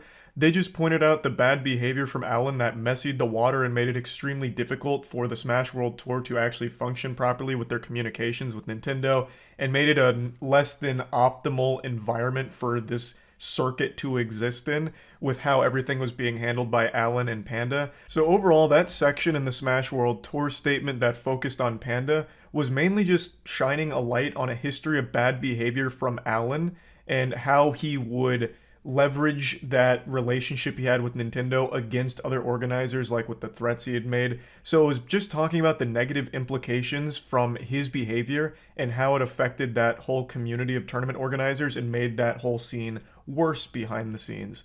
So it was never directly accusing Alan of being the one, the mastermind behind their shutdown. It was more so just accusing him of being a bad actor that was really acting in their own selfish interests. Not so much being the one that forced Nintendo's hand to shut everyone else down or anything like that. Though of course there are plenty of ways of reading between the lines with Alan's history of using that Nintendo relationship to scare other organizers, like where he basically went to Beyond the Summit and said, might need to get Nintendo involved in this unlicensed event unless you give me broadcasting rights or join the Panda Cup or whatever. You could then say that there was a very real chance that Alan did that again to the Smash World Tour, which eventually led to its shutdown. But that was never a claim Smash World Tour themselves were making. They were never saying Alan was the one that made Nintendo do that. They were just showcasing his bad behavior throughout the months and how it negatively affected the relationship for everyone. So I guess, and this is again just speculating, Alan could come forward with that evidence saying no, I never made Nintendo shut Smash World Tour down. I never shut Smash World Tour down. That wasn't me. That's a lie. But again, that was not the claim Smash World Tour themselves were making against Alan. Of course, once again, I'm just throwing darts at a dartboard on what his evidence could look like, but I am extremely excited to see it when he chooses to provide it. I think it's extremely important that we all have a full look at the entire situation from all sides, so that evidence, I think, is extremely important for everyone to see. Hold on, we got some breaking news from the front lines here. Perfect timing. They tweeted this right at the end of that set. Panda's heard the concerns of the Smash community and is taking immediate action. Well, you're wrong. This is not immediate. This is now 4 or 5 days later. Alan is no longer CEO effective immediately. In the interim, Panda employees are working with outside advisors to form a temporary interim management committee to act as CEO to navigate this critical time. It is a critical time. Their company is burning. They've lost 80% of their talent. Literally 80% of their salaried players have left or expressed intentions to leave now. So the company would die should that happen. The identities of those in the IMC will not be made public at this time due to concerns over harassment and safety. Fair. The IMC's immediate priorities are work with any team member that desires to resign, including release from any contractual obligations. Good. Support those who feel displaced through these events to find a home, either with Panda or another org. Solid. We call on the community to treat those affected by these events with grace, understanding, and call out and report any attempts of doxing harassment. Additionally, due to security concerns for our staff and contractors, the Panda Cup finale is postponed. Yeah, everyone that was going left. They all went to main stage instead or just outright canceled. So that's probably a good call because it would have been so fucking pathetic to actually watch that broadcast with empty seats and no players. Would have been going to my 16th birthday party. The IMC will work to ensure or issue refunds to all those who registered, and Panda is committed to demonstrating our dedication to the community and everyone who shares our passion. Panda is committed to doing our part to move the competitive Smash community above and beyond the current situation, starting with an eternal restructure and re-education. That word is always so dystopian, a re-education. It makes it sound like they're going to lobotomize all the employees. To our values as members of this community. Had this been their initial statement, I would have believed them more. If they did this first, I don't think they would have lost 80% of their players. Their first statement was like, hey, yeah, Alan went rogue, and man, that was silly, wasn't it? But that's okay. Hey, Panda Cup's gonna fucking eat ass. It's gonna go great. Gonna get out there and really steam ham. Like just downplaying the severity of everything and just being really dismissive. That was a terrible response. This should have been their first one. This one's better. Action. Alan's no longer CEO. Okay, makes sense. He literally did his best to bury this company. Oh, a rededication. Oh my god. Oh, I thought that said re-education. A rededication. That's a seldomly used word. I thought it was going to be about employee training or something. Like, remind them why we're in here and, like, why we're in the community. I haven't seen rededication since, fuck, probably ever. Yeah, ceremony in which a building or other structures is formally declared for the second, third, etc. time to have a particular purpose to honor a person or group. Alan's still working at Panda, though. Yeah, but even still, this shows action. Forcing him to step down takes away his power to intimidate other orgs, so he can no longer make those threats about shutting down. This just feels like a big panic response, and it's still not like the best action. Whoops. It's still not like the best action they're taking. Like, it is a step in the right direction, but I don't know how they could ever prove they care about the community going forward after what happened. Like, I don't know how they could ever earn that trust back. So I still don't really see a future for Panda events. Now, maybe they'll be able to earn enough trust back to prevent the other 20% of their players from leaving. That I can't really say. That's a personal decision, and I wouldn't hold it against them if they choose to stay with Panda. Because again, in the fighting game community, money is hard to come by. Prize pools for fighting games are actual nothing burgers. You get like cigarettes. You get like a pack of cigarettes, like chat said. So you're not making money in the fighting game community unless you're sponsored. You're just losing money. So anyone that chooses to stay with them, I totally understand. I think the damage has already been done. I don't really think there's a way of healing it. You can't put the toothpaste back in the tube, right? You know, as they say. The genie's not going back in the bottle. Had that just been their first response, I think they probably could have saved their company. Who knows? Maybe they still can. Don't think there's a way to save it after the double down. That's what I said. Their first response, I think, was what actually buried them. Had they come out with this more hard-lined approach, I do think they would have had a much better chance. I like I said, I still think it's probably too little too late. I don't know how you really earn back the community's trust after this shit. I really don't know how. I haven't read this yet, so this is going to be breaking for all of us. What is missing from the statement is any mention of Alan divesting his interest in the company. My understanding is Alan owns Panda and basically controls the company. At first blush, this just sounds like damage control and a desperate attempt at grabbing a life draft. Yeah, I guess that's a good point. I still think by not being the CEO, he loses most of his power with those like threats he was making, but I mean, LD knows far more than I do about this. Now, for those that don't know, LD is with Beyond the Summit. He was one of the people that was directly threatened by Alan.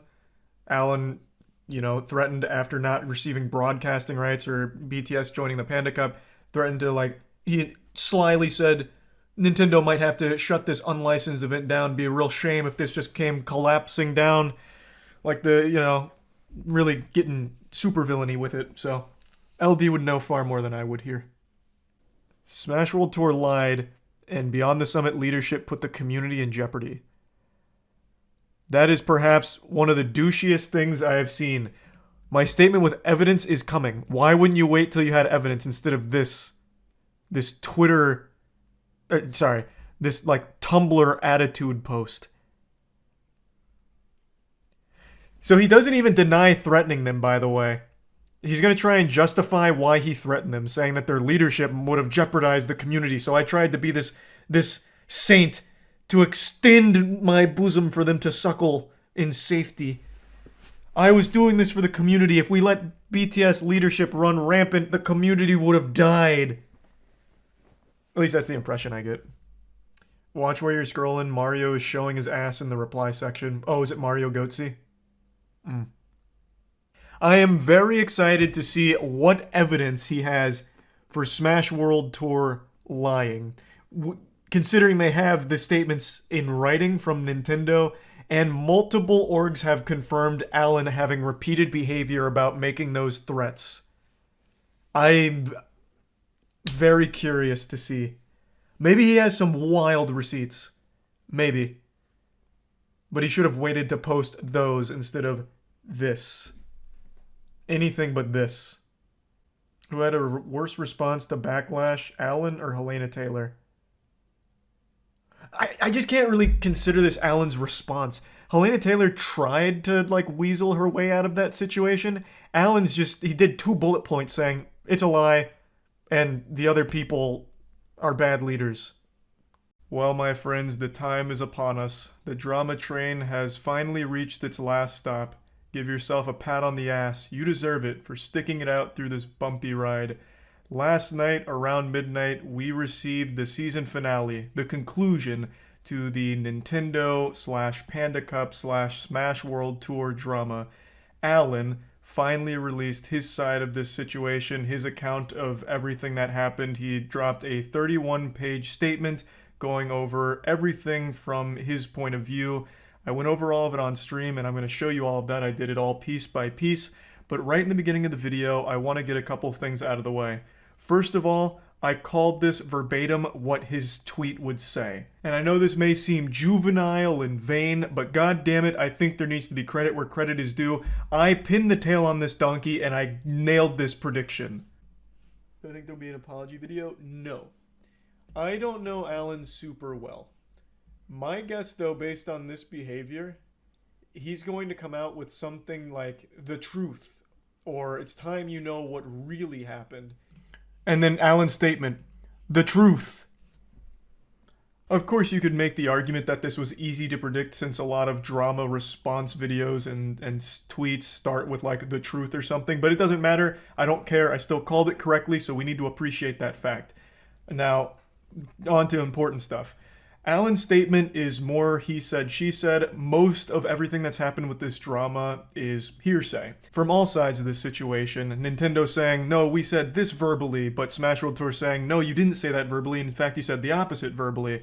It's just all across the board. It's a lot of people saying, they said this, no, they said that.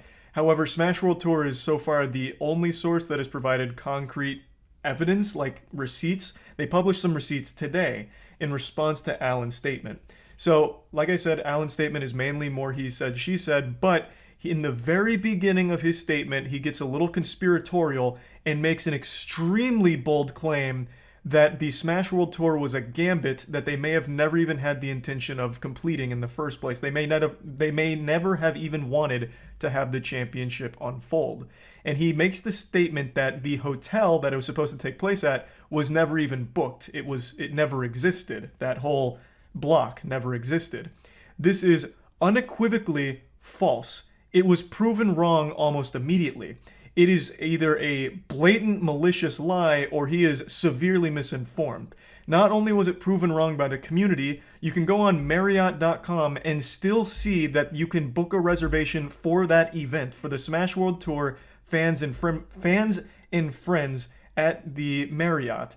And if that wasn't enough proof, Smash World Tour today, in a response to Alan, posted their most recent invoice from booking that event. So this statement from Alan is completely wrong. For me personally, that was a giant red flag that immediately cast doubt on his reliability as a truthful narrator for his perspective here.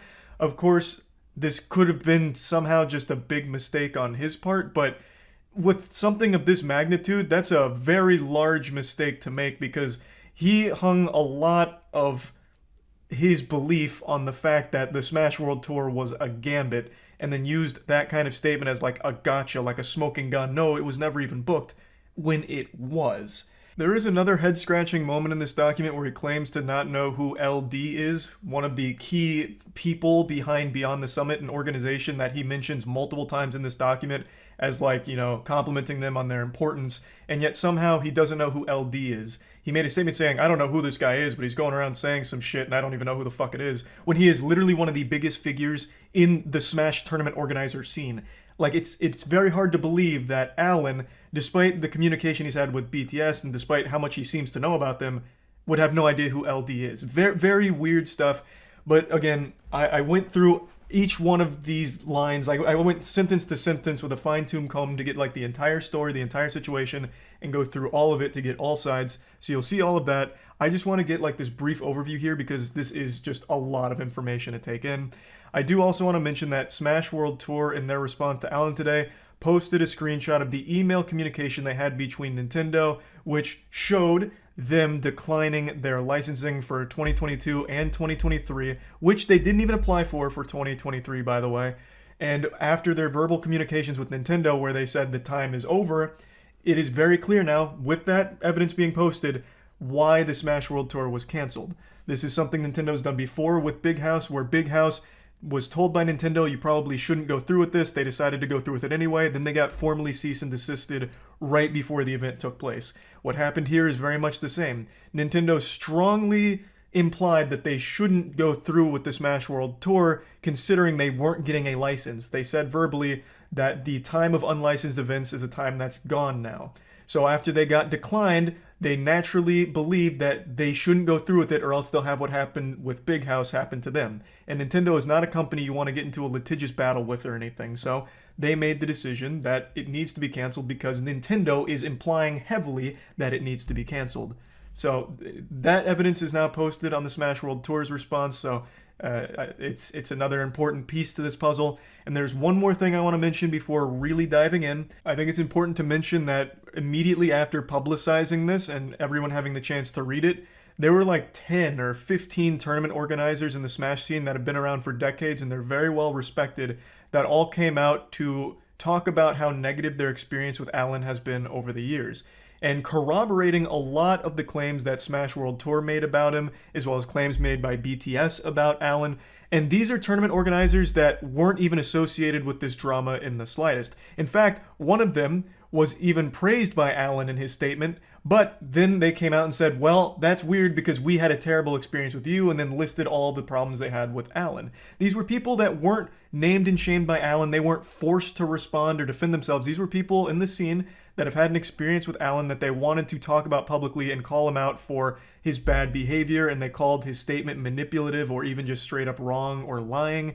And it was a lot of people all going against Alan and corroborating the claims made by Smash World Tour and BTS. Now again, it is all hearsay. There was no hard evidence or anything like that. It was just an overwhelming amount of tournament organizers that have been in the scene for decades that are all saying the same thing about Alan. Meanwhile, on Alan's side of things, it's only him. I have yet to see even a single person come out and try and verify anything Alan has said or corroborate any of his points. It is just him. Now, whether or not that has any weight is entirely up to you. For me personally, I think with the overwhelming amount of support for Smash World Tour and BTS claims, as well as saying a lot of what they've said, and these, keep in mind, these are unassociated tournament organizers. They don't work for BTS, they don't work for VGBC or anything like that. Yet they still are giving their first-hand accounts with Alan, and they're all very much similar. Like, they're echoing the same things. To me, that carries a lot of weight because those are very well-respected figures in the scene. And they are just blowing the lid wide open here, letting the genie out of the lamp and giving their full, unfiltered opinion on Alan and his behavior from what they've experienced.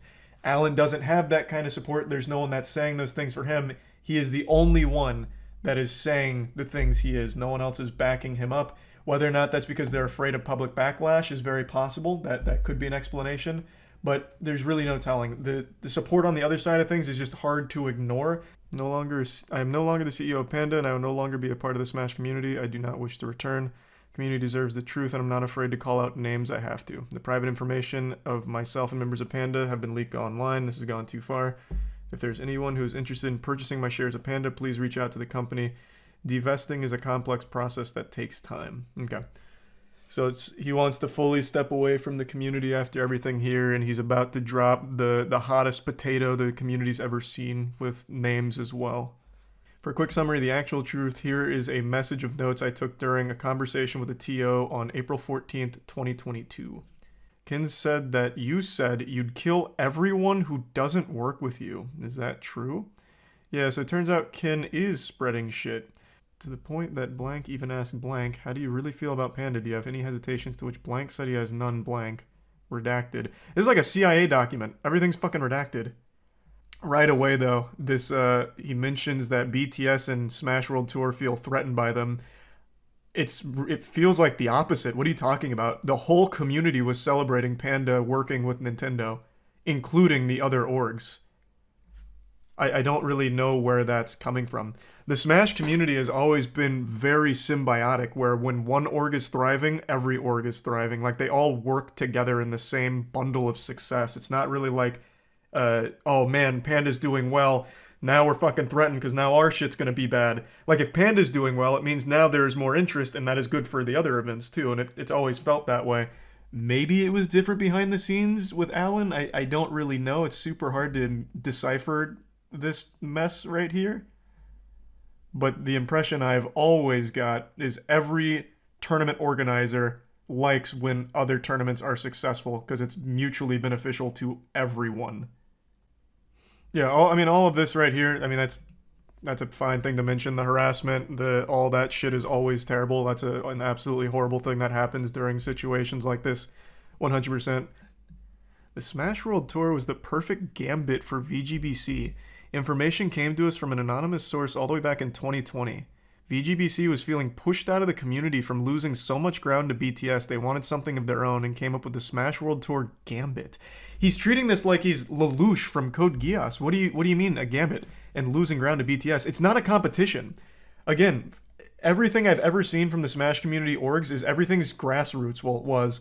So when one thing's succeeding, it helps everything else succeed around them. It's always beneficial. Like, I don't think people are vying for territory or anything like that. I don't know why he's calling it like a gambit. Smash World Tour doesn't get shut down. VGBC gets their own circuit without the years of negotiation with Nintendo, which they were trying their absolute best to do and were in communication with them for a long, long time, doing everything they could. It's not like they just wanted to go behind their back. Smash World Tour uses the threat of social media backlash against Nintendo to pressure Nintendo into giving them a license, which they didn't do until they had already been declined a license. Like, they didn't pressure Nintendo into giving them a license. They did this to explain why they were shutting down, why they had to shut down. It wasn't leverage to try and get Nintendo to give them a license. Like, it wasn't trying to mount pressure to get them to release the Krabby Patty secret formula to them. It was, we're shutting down and here's why. I want to come in here real quick and further clarify on this point, because I see a lot of people hung up on this as a possible explanation for how things got so shitty about VGBC trying to make a big hoopla publicly in order to force Nintendo to give them a license. And I just think that you're not really going through the situation properly. The information all came out after they were declined, not only for 2022, but 2023. So no matter how much public backlash Nintendo would have faced from VGBC's statement with the Smash World Tour being canceled, it would have never resulted in them getting a license. Like, if they had done this months ago, like if for some reason VGBC and the Smash World Tour were like, hey, Nintendo's being real douchebags right now, they're flopping around their meat and, trying to scare us because they still haven't given us our license, it's been radio silence, can we get a hashtag Nintendo answer SWT? Then I would totally agree that they were trying to strong-arm Nintendo into giving them a license through public outrage and backlash. But the fact that all of this happened after they were declined for this year and next year, it just doesn't really make sense because it could have never resulted in them getting a license because it's already been decided that they're rejected. Smash World Tour gets shut down by Nintendo, and now VGBC is the martyr of the community due to Nintendo. Then the community will rally behind their other events to support them.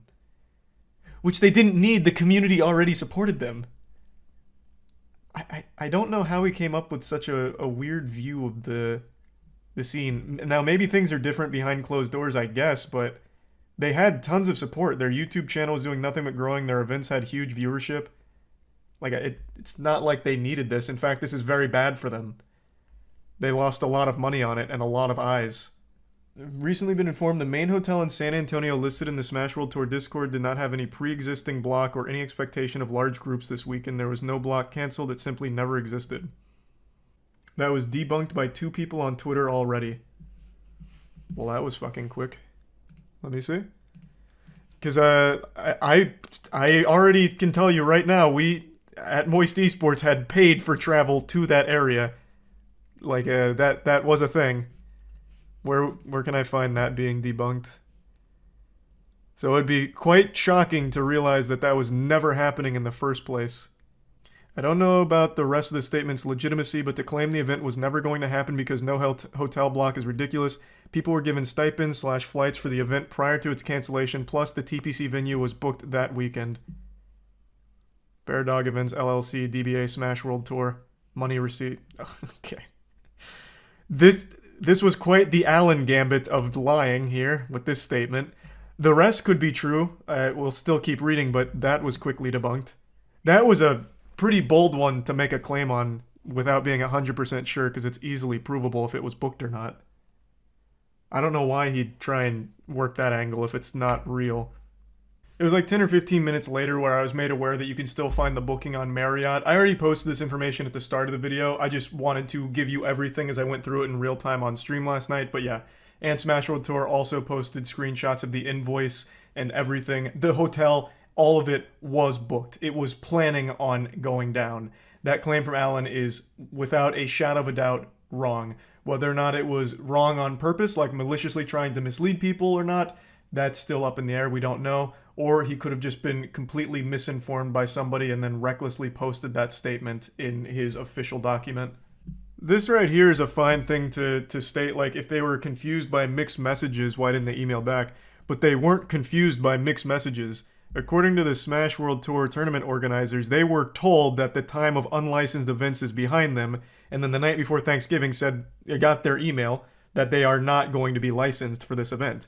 So connecting those dots, which anyone would do, is basically saying, you know, you can't really do this anymore. Since they were told verbally that that time is gone and then they didn't get their license, the natural conclusion someone would draw is, we can't do this. And Nintendo is not a company you want to go into a legal battle with. So I can absolutely understand where that would come from. If there was confusion, I'm sure they would have emailed back, but there wasn't because they were told verbally one thing and then received that the rejection of a license. So I don't even think there was confusion. It was pretty put in stone. But this wasn't a claim they made. They weren't saying that he sabotaged them or got them shut down. Just that his actions of strong-arming the community with threats against, like, BTS with their relationship with Nintendo made the entire scene difficult. This is talking about moving around the scheduling around BTS and Smash World Tour and, like, booking over each other and having to be flexible with dates. I also don't really get this one. Smash World Tour leadership stood to gain the most out of anyone. How? They lost their biggest event.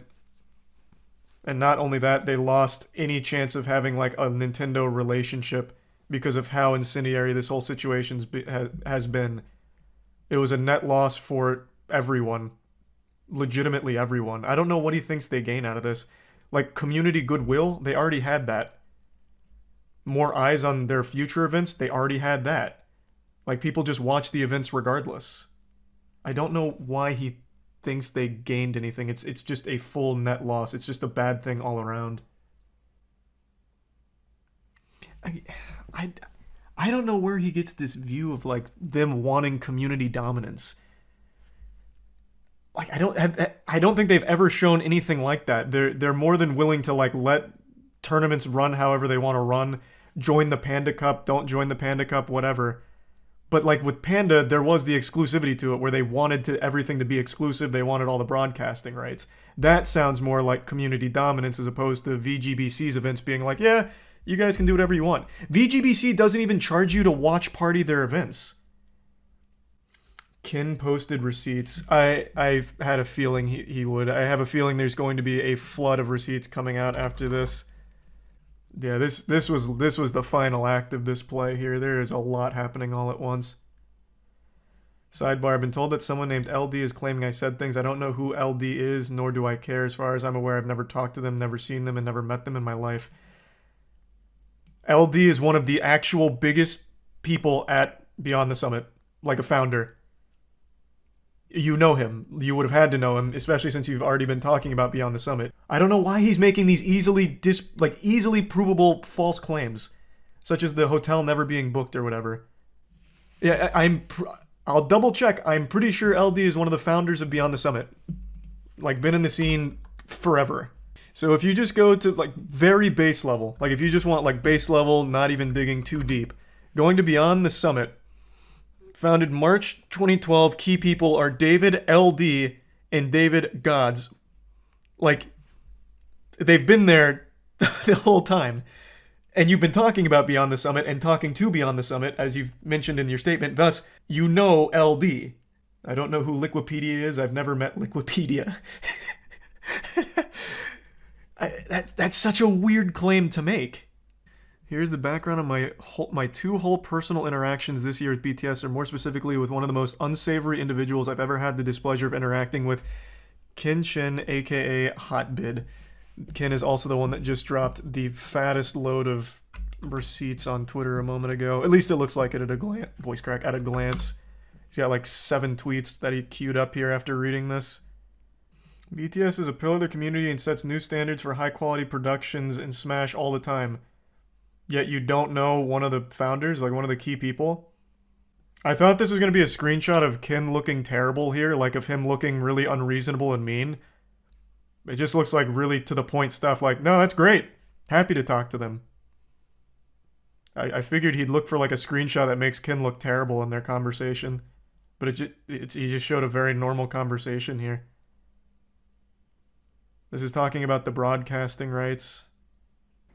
So it looks like the Beyond the Summit people weren't replying to Alan, not wanting to talk to him or work to him, so he's showing the screenshots to show that they weren't receptive to his communication and attempt to work together. Which is a fair thing to show. They didn't like Alan, Alan didn't like them. Looks like Alan kept trying to reach out to make some partnership happen that BTS wasn't interested in. He yelled, "Let it happen. Let the can of worms open." Ken was willing to jeopardize the entire Smash community with reckless abandon. And it would have happened had I not figured out how to stop the escalation without him. This is reading like an actual soap opera plot.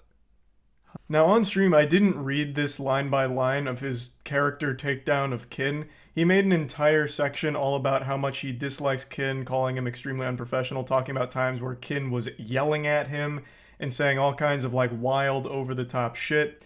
I didn't read any of that out loud, but he focused very much on personally going after Kin, calling him just a terrible person to work with and all kinds of horrible things, which is very shocking for the whole community to hear because Kin has an unreal reputation. Like, squeaky clean people love Kin, not only in Smash, but in Dota as well, as I understand it. So this was one of those things that was a big shocker to the community, so a lot of people focused on that. Outside of Alan's statement, there was a lot of TOs that came out and said, wow, this makes no sense because I've worked with Kin for years and he's been nothing but amazing. I show this tweet on stream, but I'll just mention it briefly now. There was also a tweet that talked about a situation where an organization was trying to work with Kin, but the whole deal fell through and it got really sour between them with like a business thing. But they pointed out that Kin at no point raised his voice and was actually cordial through the entire thing and extremely polite, forgiving, and they ended up working together later on down the road because of how professional Kin was. His professionalism was legendary, so much so that even with all of the business things falling apart between the two orgs, Kin was able to just stand out and still make things happen because of him just being such a good guy. So everyone came to bat for Kin, even though Alan had wrote like 6 paragraphs detailing a horrible, horrible character assassination of him. Alan is the only one that has anything negative to say about Kin, which is a little odd. Here's me talking to Alan about how running to Nintendo and banging on doors about the broadcast rights is potentially an existential threat to the entire scene. Oh, this is actually the continuation from one of the screenshots Alan posted, because it's still talking about broadcasting rights in the gray area. Where are we coming in here? I hope they don't. That'd be pretty catastrophic for every single event. I don't know what they're thinking right now, but yeah, Def could get rough in some situations. I hope not. So this is him acknowledging the Nintendo broadcasting debacle that was briefly talked about in Alan's statement. Jesus, this is so much back and forth, people taking notes and talking to each other here. In that call, Alan threatened BTS multiple times. I reported the threats as the call was happening directly after to LD. My boss at the time, LD was not on the call, but was there as I typed a transcript of it on Slack. Here's a screenshot of me doing so. Dude, Alan's on the call legit threatening me about 2023. What the fuck? To be clear, I did not yell or explode at Alan. Of course, there's no way to prove one way or the other. He may have, he may not have. There's no way of telling. There's no hard proof on either side. Panda themselves issued a statement saying they regret Alan threatening BTS, yet he completely denies it happens here. I don't accept your apology because even here you don't actually apologize. You even say accept kin and only admit the conversation was perceived wrong.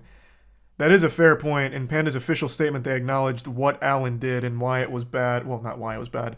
They acknowledged Alan did threaten BTS, but it looks like Alan's saying that didn't happen and he doesn't even know who LD is, which is a weird angle to play. I have not been publicly and privately turning people against Panda for months. I've simply been telling the honest story of what happened, which was threats and bullying by Panda, his own org. Threats and bullying that Panda, his own org, admitted to happening. I will say that since there's no like verbal proof either side's going to have here, I don't think any of them secretly recorded the call. Taking notes of what happened on either side is completely unreliable evidence. Because let's say I'm in an argument with someone or I'm talking to someone I really don't like, I could easily just be like, I'll just type some fucking notes right now about shit that's not happening in order to use this later if I ever need to. Because there's no way you can ever fully disprove it since it's just a verbal communication. You can literally type anything. Like you can't put a lot of stock in, I took these notes during the conversation as they happened. On Kin's side or Alan's side, neither one of them really has a whole lot of stock in it. Like, because again, you can just type anything if you just don't like the guy. Like, it's not real evidence. They would need like an unbiased third party to take those notes, yeah. You would literally need a witness there to transcribe it accurately. But even Panda says Alan tried to bully the other org. No, that is confirmed by Panda as well as multiple sources. Like, that has confirmation. What I'm saying is, like, the note-taking of live conversations isn't evidence. Here's us predicting this drama and situation happening in March, which is why I didn't speak out earlier about this whole thing. I didn't want the entire community and Pandas and org to suffer. It sounds like he is so desperate that he's trying to get Nintendo to bully TOs into working with Panda. Yeah, I don't think that can even happen, though. And yeah, response is definitely a massive PR response, which gets the entire community to say fuck Panda and fuck Nintendo. Because Nintendo does actually care about public backlash, and this would be basically Evo, and this would be basically Evo 2.0. The biggest public backlash in history would be shutting down every major TO's ability to sell sponsors and broadcast rights. Yeah, it's the death of the competitive stream smash. This is them talking about, like, this could happen with the way Alan was behaving, I suppose. This is just hearsay. Yeah, so far Alan submitted no proof. The only proof he's had is that BTS didn't respond to him, but both sides are acknowledging that their conversations together were not productive and they were not friendly. They were not good conversations. So it makes sense BTS wouldn't respond to Alan going forward. That's not really showing me anything. Their unwillingness to work with him. That actually tracks. That sounds about par for the course. Okay, so he's saying that this was a misunderstanding about strong-arming and threats, I guess, by extension. That he was excited to talk about it and maybe didn't convey it properly. Which I guess? But Panda said that they were aware of a way that Alan conducted himself that was unprofessional and not good. That doesn't sound like a misunderstanding. If it was a misunderstanding, I feel like Panda would have been much more on that train of, no, Alan never meant anything by this, it was a misunderstanding. I feel like they would have defended that as opposed to just run with it. Like, yeah, we know Alan did something bad. And then, like, be dismissive. But they acknowledged it, right? But if it was a misunderstanding, I feel like they would have just said, like, no, this was a misunderstanding. I guess maybe at that point, like the Panda PR team wasn't talking with Alan, so I'm trying to give like a really charitable interpretation of it because he's saying something very different than what Panda themselves was saying with that. I would be very inclined to believe this statement. We get 10% of a much bigger pie. We don't want the full pie. If he wasn't asking for exclusivity, though, right? He still hasn't explained why it was exclusive because it's redacted information in here. I guess that's like a super secret thing. But there'd have to be like a really good reason for it to be exclusive because that's like the exact opposite of we don't want the full pie. Big question we get all the time is what is Nintendo providing that makes the partnership worth it? I don't even care what he says going forward. What are they providing? Fucking nothing. Them just being there in an official capacity is more than they've ever done, and it takes a big headache away of like, will this get shut down by Nintendo? Maybe they do more than that, but all they need to do is just like sign off on it. Like that's all they've ever had to do is just sign off on it, and if they like it, man, maybe even put like some money and like prizes behind it or some shit. I hope he addresses their reasoning of not giving the Smash World Tour license being health and safety related. I'd really like more insight on why that decision would be getting made, but I guess Alan might not be the one to clarify it. So in his closing remarks, I think there is a very real possibility that at some point along this journey, Alan really did want to do a good thing for the community, but just didn't execute it very well, and it came across as more pushy and shady, a bit sketchy, and could even be construed as being threatening. That's the impression that I get. All the TOs seem to think that Alan has never really had the community's best interest at heart, but again, this is all hearsay. I do think there is a possibility that Alan did at some point want this to be a net positive for the whole community, but went about it in a poor way, and it ended up being a overall bad thing that eventually landed us in this situation. But I still think the party most at fault is Nintendo. Obviously. If Nintendo had just been more willing to work with the entire community over the last fucking decade or so, we would have never been in a position like this. If they were just more willing to actually get involved in this scene and just at least give their official blessings to other organizations running their tournaments, this would have never been something that even unfolded. There wouldn't have been like some kind of power trip or greed in this regard. I'm sure greed would have always been present some way, but in some way or another. But it would have been a lot more conducive to a healthy tournament environment. So I still think Nintendo is the biggest party at fault here, but of course, absolutely things with Alan must have gone very awry. Ooh, talking about how lit the finale would have been. Would have had arcade games, a carnival section, blackjack, hookers, gotcha machines, and crane games. God damn. And completely free. Woof. They gained the destruction of one of their competitors. I think everyone still has this really bastardized idea of how this ecosystem has worked, at least as I understand it. Even in Alan's statement, he's talking about how he always wanted to symbiotically work with the community. That's been the norm in the Smash scene. Since it's all grassroots, everyone succeeds together or they all fail together. Like it's not... I've never seen them viewing each other as competition where they want others to fail. Because it helps them when they don't fail.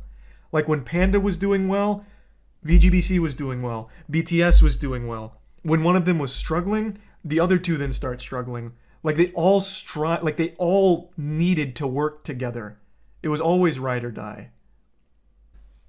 I think the most important thing, like again, all of this is hearsay. Like there's no hard proof of anything from either side except from Smash World Tour with their side from Nintendo. They do have all of those receipts. Like they do have that.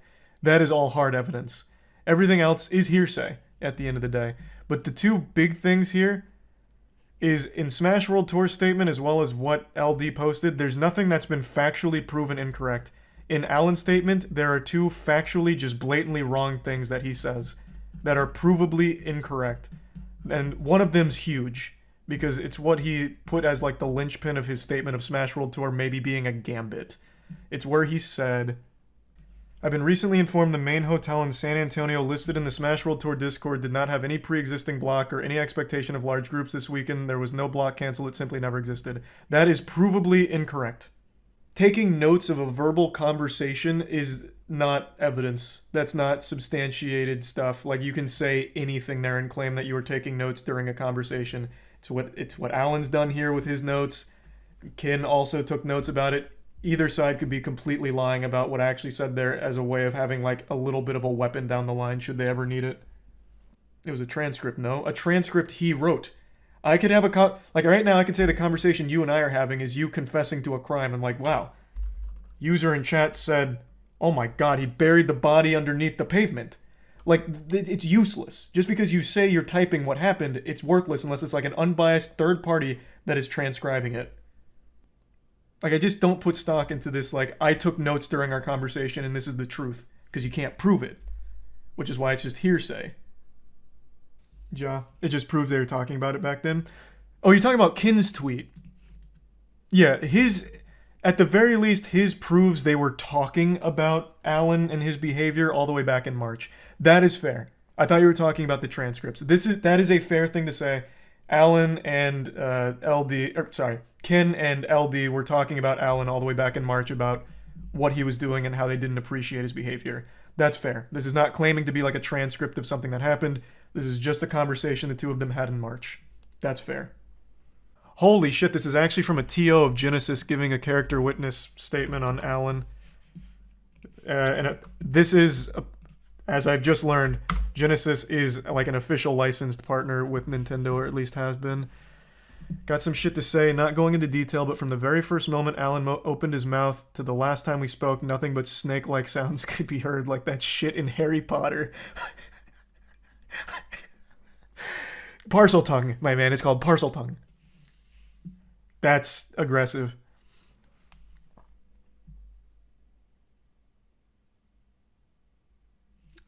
Again, this is all hearsay, but I think it's important to note, every TO so far has only had negative things to say about their interaction with Alan. There has not been a TO to come forward as like a positive character witness for Alan yet. There's no evidence, but this is like the 9th or 10th TO to share very similar experiences. In one call, it was confirmed that he was to be the licensed broker for the whole scene. This has the potential to be really, really bad for everyone. That means eventually, if he wanted to, you would have to be part of the Panda Cup to get a license, one person having the keys. If that's true, that is a massive problem. Obviously for the reason he points out, but also if he just doesn't like you, he never has to grant you that license. And thus, if the time of unlicensed events is truly behind us, like Nintendo said in their call with Smash World Tour, if all of that's true, then that means you would not be able to run events without Alan's blessing as the license broker. I can go on, but generally most of the shit he's saying in that 31-page garbage tweet is a lie. It's riddled with manipulative ways of speaking, and it's just more of what I expect of a guy who thinks he's the fucking savior of Smash.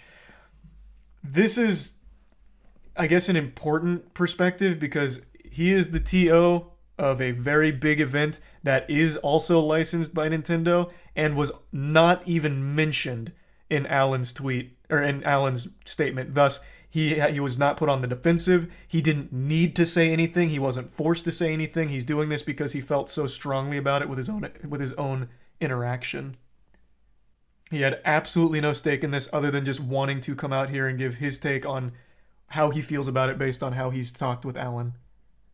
So this, I think, is a pretty big one. Here's the other main TO for Genesis statement. Damn, everyone's coming forward with statements now. I mean, this was a bombshell from Alan. Even though there was no evidence, it was still a very huge thing for the community.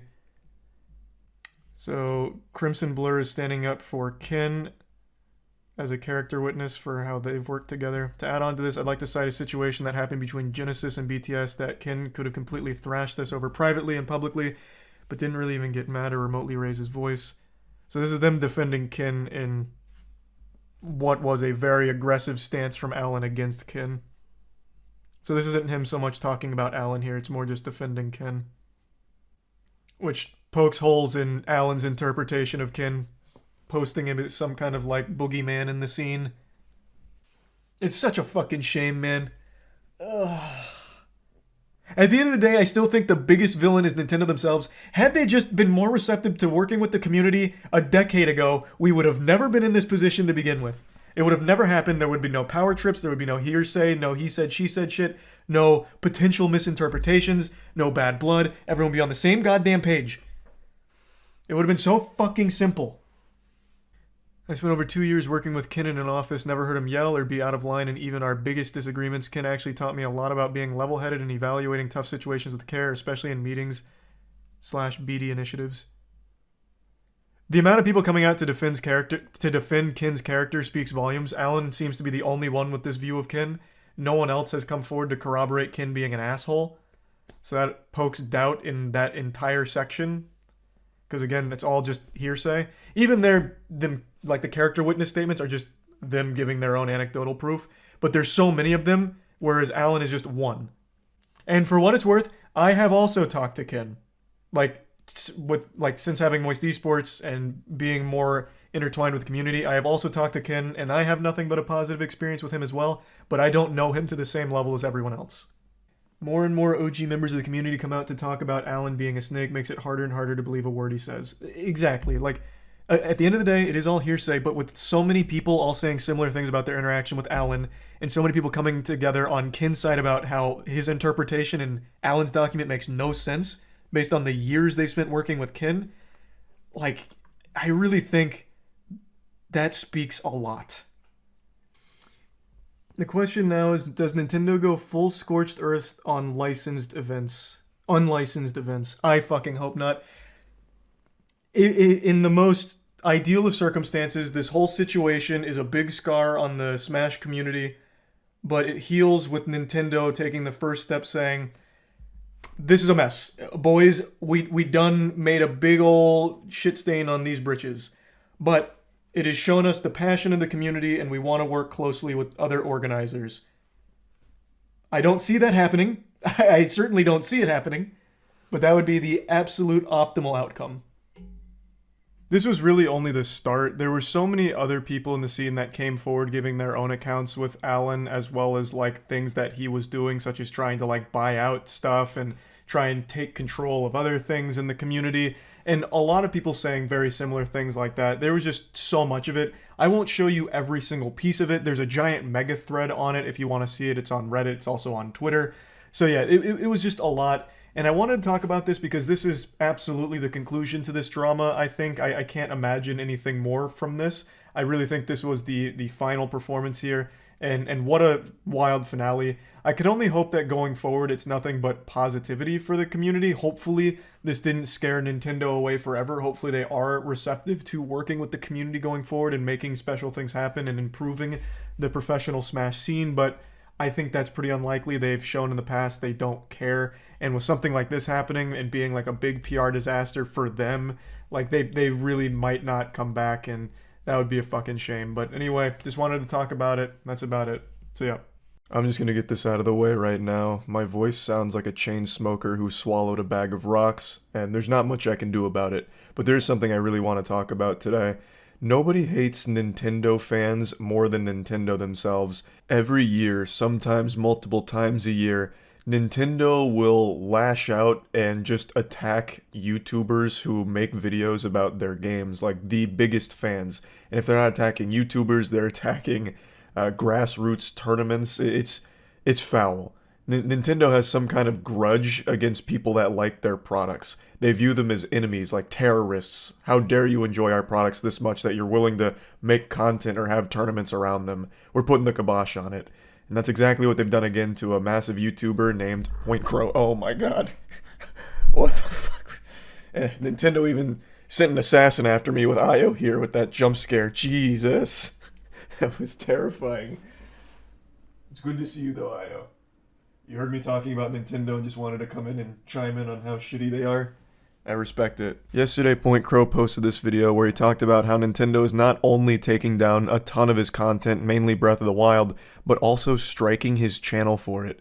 For those that don't know, there's a couple different levels of severity here, a couple different DEFCONs you can go through on YouTube, where one of them is a video gets claimed by someone, which means they then take all of the AdSense. Another level is they block it and take it down, but you don't get a strike, you just no longer have the video up. And then the third most extreme level, this is when the air raid sirens are sounding, going nuclear, striking a channel, which takes down the video and issues a strike to the channel, which is debilitating. And if you get 3 strikes, you lose your whole channel, it just fucking vanishes. And this is usually supposed to be reserved for the most egregious of offenses, just severe violations of the rules, like you're trying to punish Dirty Dan for getting a little crazy on the platform, then that's when the strikes were supposed to be used. It's because it's basically like capital punishment here on the platform. But Nintendo uses this willy-nilly. They're very loosey-goosey with issuing strikes. This is their first strategy. They don't reach out or try to play nice. They immediately just start rolling around in the pig pen and spitting and shitting on anyone who's covered their content, it seems.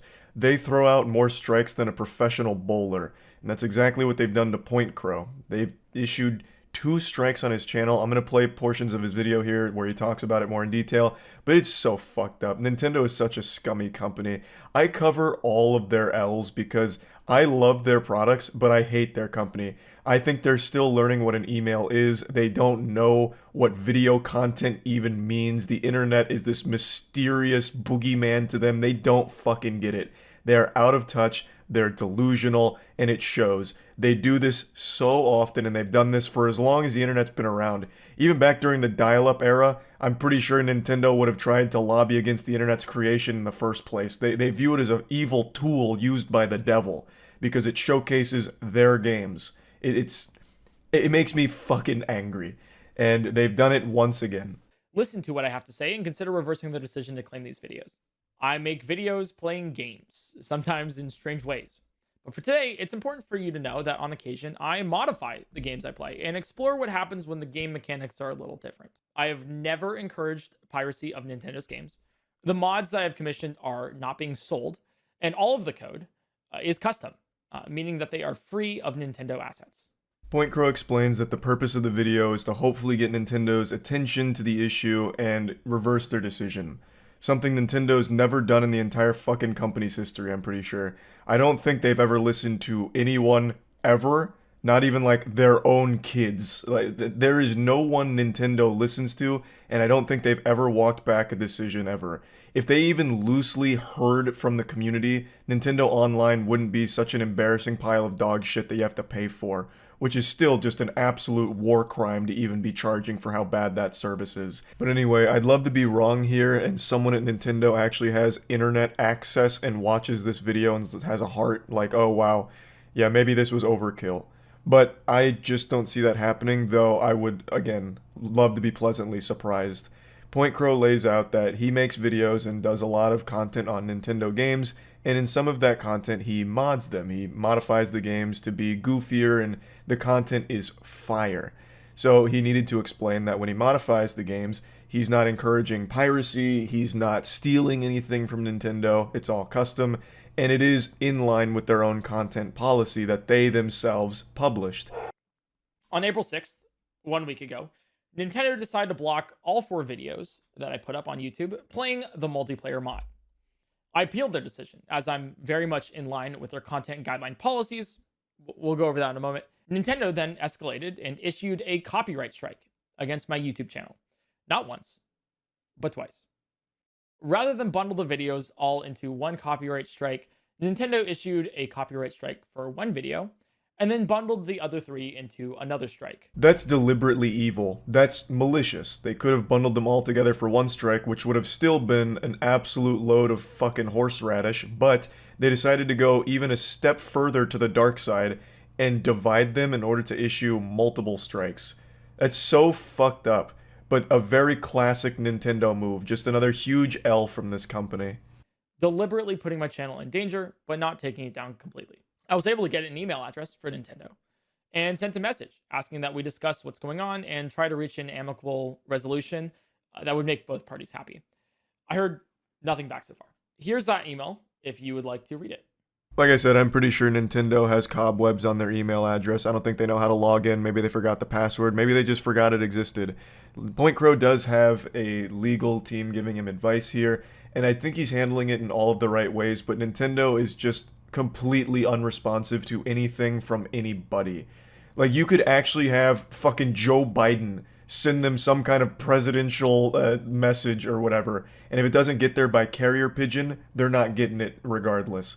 Again, I've said this before, but you would have better luck reaching Nintendo if you wrote your message on a rock and threw it outside of your window right now. They'd stand a better chance of seeing that than anything else, like a fucking email or anything. They truly just don't give a shit. So the next day, Nintendo claimed 24 more of my videos from my channels. Most of them are modded content. A lot of them are Breath of the Wild. But not all of them are. This is key. They also claimed videos containing footage from Super Mario Odyssey, the Pokemon series, and Wii Sports Resort from my channel. The most surprising one, though, was a claim from one of my first videos back in 2019, marrying Sidon and a bookshelf to create Hyrule's first car. It's just a regular vanilla gameplay video of Breath of the Wild. The belief I and many others had going into this video, seeing what he posted on Twitter, was that the reason they're striking these videos and taking down this Breath of the Wild content is because their upcoming game, Tears of the Kingdom, is right around the corner, and for some reason now they're going around fucking feeding knuckle sandwiches to anyone who's made Breath of the Wild videos, I guess, and they've always had a real thorn in their side about modding. That's just a rock in their shoe that makes them very upset that people mod their games in order to have more fun with them.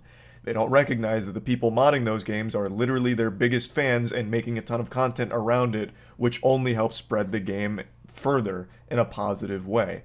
Point Crow's mods weren't malicious, he wasn't selling them or anything like that, and as you can see from what he just showed, it's not like they were only claiming modded videos. That video from 2019 is just vanilla gameplay. It's not fucking modded out the wazoo or anything. They just very much viewed him as some kind of like bad guy and started blasting him as hard as they could. They fucking claimed the vanilla gameplay video of Breath of the Wild. That is so far into degeneracy. It's nuts. And the cat's out of the bag here. It's clearly not Tears of the Kingdom motivated because they also hit other videos from him that were on completely different games. These takedowns aren't exclusive to my channel either. Over the course of the next couple days, Nintendo is taking down videos from other channels as well. Croton, another very prominent YouTuber, has had at least 10 live streams and 2 videos removed. Importantly, one of those videos is simply a challenge video, detailing how the game would be played if the player decided to explore Zelda with certain restrictions the player has imposed on themselves. These takedowns may have started with modded content, but they have spiraled into something else entirely. Yeah, they've spiraled into lunacy here. They're not just targeting modded content, though I don't think there's any real justification for what they've done, even if it was only modded content. Modded content isn't some affront to God for these companies. It is players modding your game and making content around it, and just enjoying it even further. Now, maybe there are some mods that are bad news, but I promise you it's not the ones you're striking down from these YouTubers. It's just further wiping their own ass with their already awful reputation and staining it even further. But again, they don't care. Purchasing a Nintendo game honestly feels fucking horrible, because you're buying something from a company that doesn't respect you and actually just fucking straight up hates you. It's like buying clothes from your high school bully. Like, damn, the clothes are fire, but god damn it, the person behind it hates me and literally spits on me every chance they get. Like, it just sucks. Like, Nintendo makes such bangers, but the company is just actual trash. So now you know what's happening.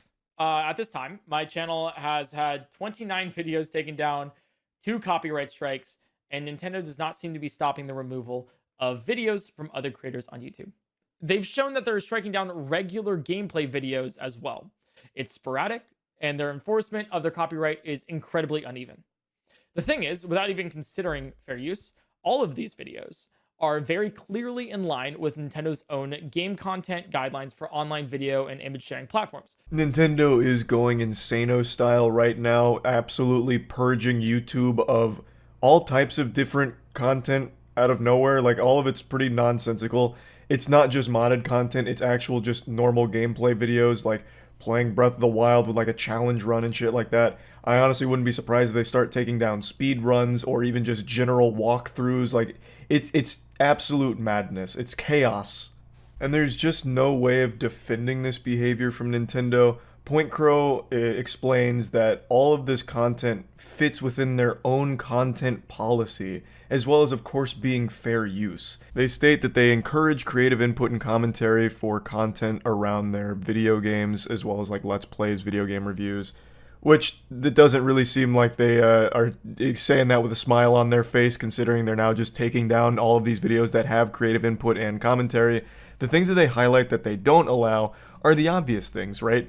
Where it's just like full Nintendo trailers or all of their soundtrack and shit like that. Things that other companies also don't encourage either. You might argue that modded content is in violation of these guidelines, but historically that's not the case. The terms of service for The Legend of Zelda says you cannot modify the game, but it also says that you cannot stream it, you cannot make videos of it, and you cannot otherwise broadcast it. Nintendo's game content guidelines changes this though by providing a license on top of the existing terms of service, which modifies the terms of service for content creators. All of the videos that they have taken down are in compliance with their own policies. A lot of games in their terms of service actually have similar statements, such as like no making videos or streaming the game or anything like that. But like Point Crow mentions, there's extenuating circumstances. There's like an overarching branch of it where they do modify that for the content creators and content that is made around their products. Because obviously, in this day and age, any game is going to be like streamed or have videos about it. So a lot of companies encourage it, and Nintendo claims they also encourage it.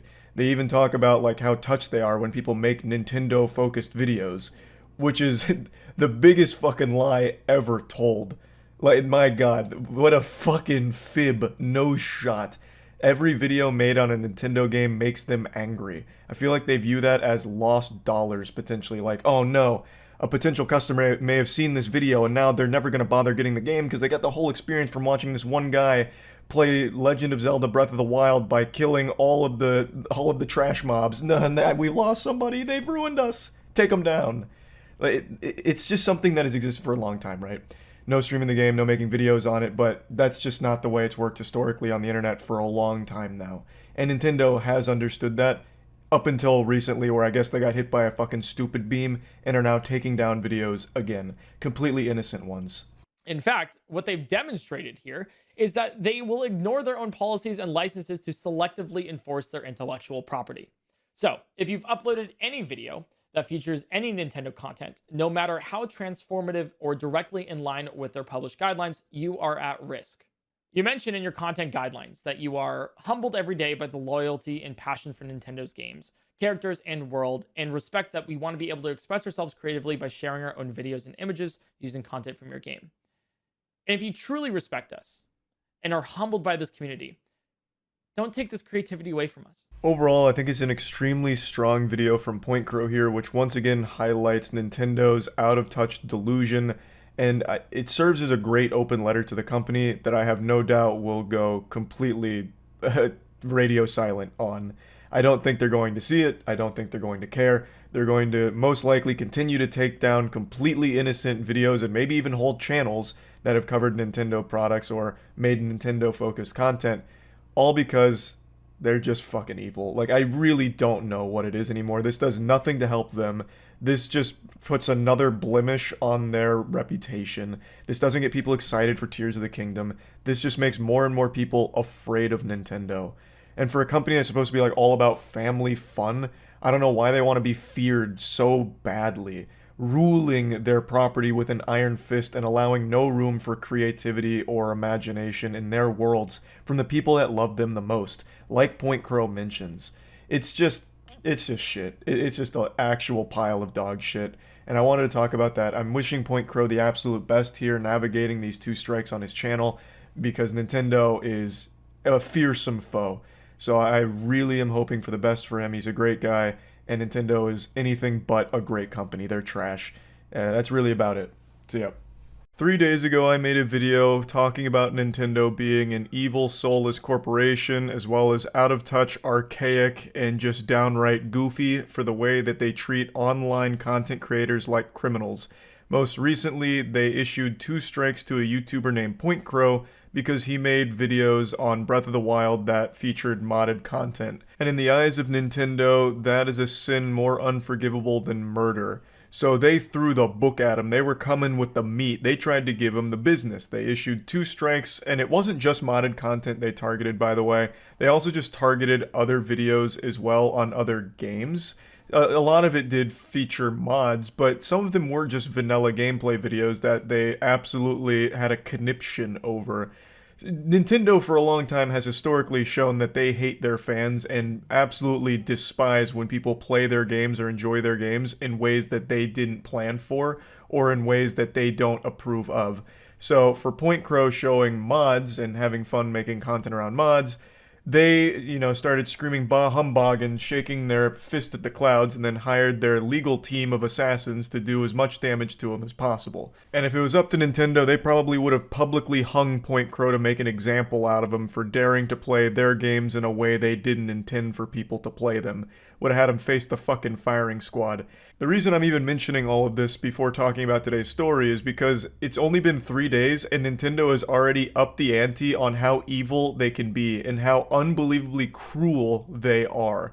Like I made a claim in that video that they don't listen to the community, they don't care about, negative reputation that they have or community backlash. They don't listen to it, they just kind of brush it off like it's just, little squeaking dog toys that they can just ignore. They don't care what the people are saying, they're not listening.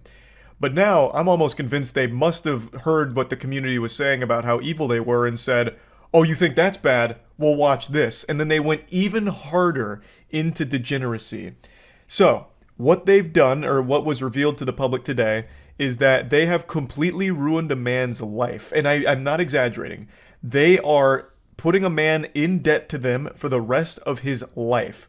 There's a guy named Garry Bowser, and I'm not making this up. This isn't an alias. His name is fucking Garry Bowser. This sounds like fanfic. This sounds like the plot to the new Mario Bros. Movie. Like, it actually sounds made up, but it's real. Garry Bowser was working with a company called Team Executor. They were a hacking group that would hack consoles for profit, and one of their biggest products was for Switch. They would basically jailbreak the Switch and they'd sell it and make money off it, and Garry Bowser was one of the prominent members of this team, allegedly. And a couple of years ago, he got caught, and he served 40 months in jail. His time in jail is coming to a conclusion now, and he's about to be released, but he's not off the hook yet. In fact, he's onto an even deeper hook. One that is going to be a life of servitude to Nintendo, because they are coming after him for an additional $10 million plus that he will have to pay back over the course of the rest of his life. He is going to have to forfeit 25 to 30% of his income every single month to Nintendo until he can pay off his $10 million plus debt to them, because he was part of that hacking group. That is a legitimate life-ruining obligation that he will have to fulfill. Now, I want to make it clear, Garry Bowser is not a hero. He is not a saint. He was part of a group that was knowingly breaking the law for profit. He wasn't doing anything, just. He wasn't some, holy figure, breaking the rules for the benefit of everyone. They were very much in it just to make money off of all of this. He knew it was wrong, and what he's done is illegal. But I would argue spending 40 months in jail is punishment that fits the crime. I don't think they needed to add on an additional fucking generational debt that he and his grandkids wouldn't even be able to pay. Now, of course, his family's not going to be obligated to pick up the tab on the $10 million plus that he owes when he dies. But you get the point. The amount of money that Nintendo is forcing him to pay back over the course of his lifetime is one that could never be fulfilled by him and his kids working and his grandkids working and maybe even his great-grandkids working. It is an absurd punishment. Once again, I understand what he did was wrong and he's not a good guy, but this is just beyond excessive. Nintendo is a multi-billion-dollar corporation that's now face-fucking one random average guy in particular, forcing him to pay back a debt that he will never be able to repay. That $10 or $14 million means absolutely nothing to Nintendo. They wiped their ass with that amount of cash. Meanwhile, that means that Garry Bowser will never be able to live a normal life. He's going to be constantly paying this back forever. He's going to die with negative $10 million to his name. He won't even be able to afford a coffin to be buried in.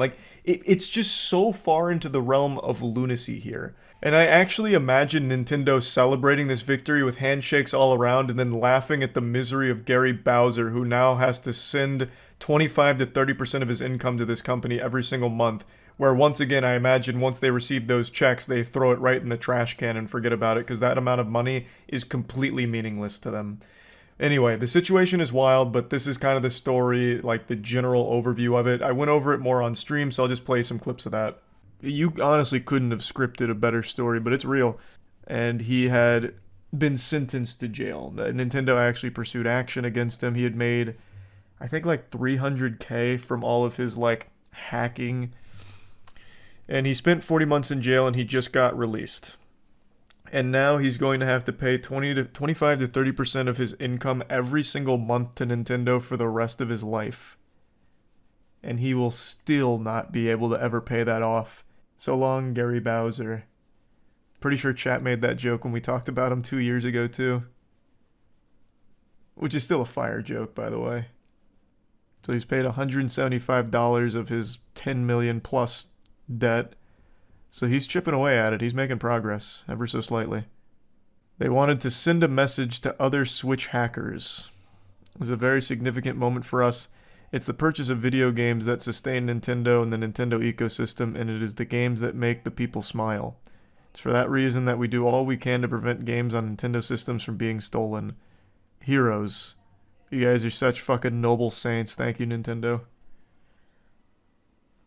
Ensure that this man will never live his life without the fear of Nintendo down his neck. And then also, while you're at it, why not strike a few more YouTubers who make videos on your games? You guys love to make people smile. The company just got a fine. They didn't, like, lock up and throw in the slammer every single person there. Meanwhile, Garry Bowser, he got the book thrown at him. He got the wood. It must have been something personal because his last name is literally Bowser. I have no doubt Garry Bowser got into hacking the Switch specifically because his last name's Bowser, so he's like, fuck it, I'll do it. Might as well. I'll fulfill my namesake. 100%. Successfully argued that Bowser and Team Executor had caused Nintendo to suffer $65 million in losses due to console hacking software and devices used to play pirated Nintendo Switch games. I don't recall that. 65 million from the console hacking software? I gotta be honest with you, Chief, that seems like a bunch of baloney. I don't know why the number 300K keeps popping into my head. Maybe that's what Garry Bowser personally stood to gain, or personally gained from all of this. Or maybe I'm just way off the mark, but I really thought, or I vividly remember, like a report saying he had made like 300K from it all. But who knows? That could be wrong. So, okay, so that is what he made for himself. He himself made 300K. I saw someone on Twitter say that they would honestly fake their own death in this case. Dude needs a new dust filter for his Hoover Max Extract Pressure Pro Model 60. Fucking true. He's gonna need a Hoover Max ASAP. Does he even have a job? Well, he's just now getting out of prison after spending 40 months there. And he had a job in prison where he paid off $75 of his debt. So I would wager a guess he doesn't currently have a job. He's probably still hunting for one. It's very rare that I have anything positive to share about Nintendo. I've been a very outspoken and harsh critic of this company, not because I don't like the games. In fact, I think they make some of the most fun games ever produced, but the company itself is just run by out-of-touch dementors that love to suck the fun out of everything, going out of their way to be evil, shutting down Smash tournaments, spitting in the face of all of their fans, and they're just archaic. They're like 20 years late to everything. They're probably still learning what email is. I'll scream this from the mountaintops every chance I get. It is downright criminal that they're charging for the Nintendo Online service when it is unforgivably horrible. It's a joke. It's laughable. It's worse than dial-up, and you still have to pay for it. Point is, I have shit on Nintendo more times than a dog shits on the floor during potty training. But today, I have a very positive story to share about Nintendo, and more specifically, the Nintendo Switch. Recently, a child had been abducted by a predator, and thanks to a Nintendo Switch that the child brought, authorities were able to track her down and rescue her. I know Mudahar just posted a video about this story as well, but I couldn't help but talk about it too, given how harsh I've been on Nintendo in the past. I do want to highlight when they do some good things, like in this story. So what happened here is a 14-year-old girl met a 28-year-old man named Ethan Roberts on Omegle. The two started talking and eventually exchanged nudes, and Robert traveled 2,000 miles from Arizona to her hometown. Eventually, he kidnapped her, took her back to Arizona, and coerced her into meeting strangers on Omegle to sell them nudes via Snapchat. She was immediately reported missing by friends and family, and a large investigation took place trying to find her. They had boots on the ground looking for her throughout the area, putting up flyers, doing everything they can to try and find her, to no avail. Until one of her friends saw that she was online on her Nintendo Switch. She had booted it up to watch YouTube videos and download a game. So her friend alerted authorities, obviously, like, hey, she just logged in on Nintendo Switch. So the FBI pulled the Nintendo Switch's IP address after getting cooperation from Nintendo, so they subpoenaed the information. They had Nintendo fork over everything they had about the IP address of where the Switch was coming from, and the FBI was able to swoop in and save her from Ethan Roberts, the Omegle pedophile. Now, this is something that is mentioned in the article no one really even thought of, because someone's getting kidnapped, you're not really expecting them to have their phone or a fucking Nintendo Switch, a portable game console with them. But apparently what happened here is Ethan Roberts let her keep her Switch in order to stay entertained, and didn't realize that since it connects to Wi-Fi, it can be tracked easily. So one of her friends just noticed that she had logged in, like she was online, and was like, hey, this is definitely something interesting. I'll report it to the authorities here, and that's how they found her. Like, that shit must have been like the craziest revelation from her friend, like, oh wow, she's on her Switch right now. That shit must have been like in RuneScape when Zezima goes online and like everyone's eyes get like wide, like holy shit. Just the simple checking in the Nintendo Switch friends list saved her. And it's still just so baffling how this all unfolded. Super lucky, like very, very fortunate that she had her Switch, because most of the time in a kidnapping situation, they don't like have their phone or anything that has an internet connection, which makes it very difficult to find and save kidnapping victims. But in this case, she had a flare. She had like a perpetual bat signal that was just posted up with her location, but authorities didn't even think to check it. It was her friend that just happened to be on the Switch and saw she was online that noticed it. So that was a very lucky break that they took notice and reported it. I guess Ethan Roberts just assumed that since the Switch uses outdated hardware, that it can't be traced. The Nintendo Switch is locked to 30 FPS on games. It can hardly even play mobile games. I mean, there's no way it even connects to the internet. It's probably just a cup with string on it. It's so old and archaic. It doesn't even use real technology anymore. It's totally off the grid. No one's going to be able to trace a Switch. That's fine. Dude thought the Nintendo Switch was like some kind of encrypted device or something, I guess, or just the hardware was so old and obsolete that it was untraceable. I have no idea, but really fortunate that he allowed her to keep that Switch so she could be traced and saved here. Obviously, the Nintendo Switch connects to the internet, meaning it can easily be fucking traced. Now, Ethan Roberts has been indicted in federal court on multiple charges, including child pornography and transportation of a minor with intent to engage in criminal sexual activity, and after a plea deal, he was sentenced to 30 years in federal prison. Personally, I don't think 30 years is long enough. I believe that should have been an even harsher sentence, but I'm not the judge. I didn't swing the gavel. But overall, this is a big W both from the FBI and Nintendo here. Nintendo did directly cooperate, and the FBI did act very quickly, actually, all within 11 days. And Nintendo was very quick to cooperate. They gave all the information necessary in order to track the IP and save the child's life. So just wanted to give a little positive story about Nintendo doing a great thing here, and that's really about it. So yeah. Good afternoon, Moist Charlie Clips fam. I come to you with urgent news. Nintendo is about to unleash the hounds. It has been a traumatic experience for them over the last 5 days. 2 of their properties have been leaked.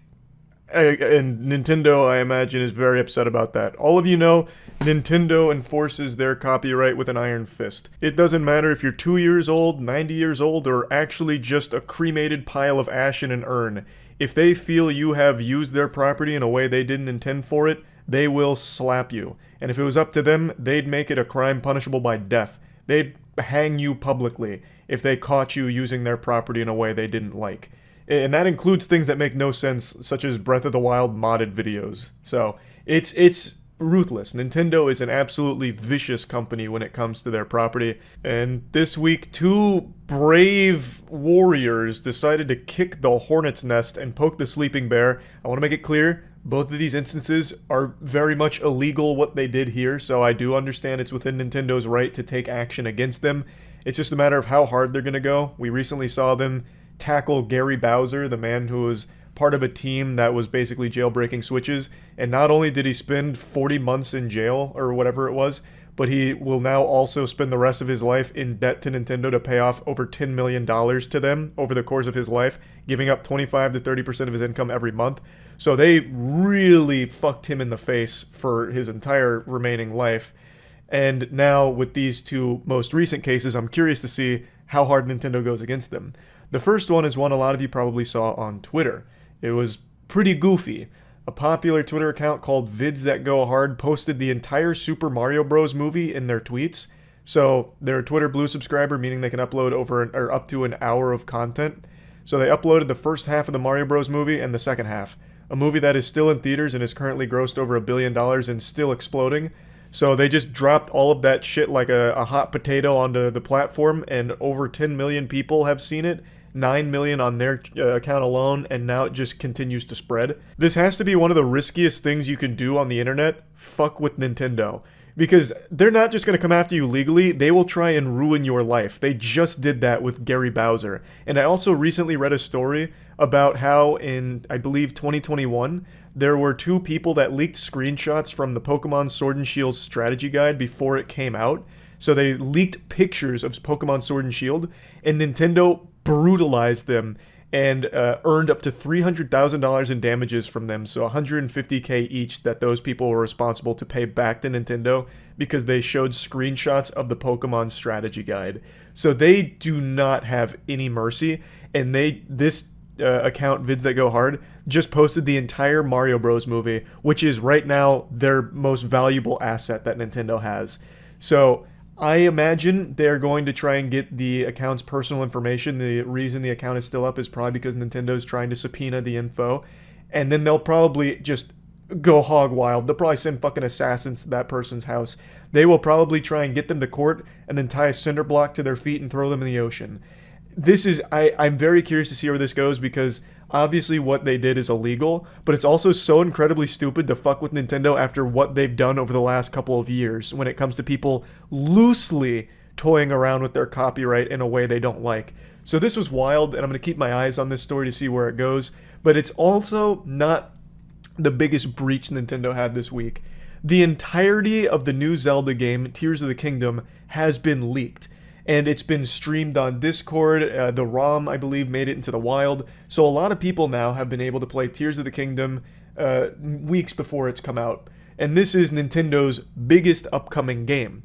So it's a huge deal. And I guarantee they're going to do everything in their power to find the source of the leak, or anyone that downloaded it early and started playing it on their own. They will probably come after everyone who even so much as saw a stream of this game. I feel like it's going to be a merciless fucking apocalyptic wasteland of legal battles Nintendo's going to wage on the Tears of the Kingdom leaks.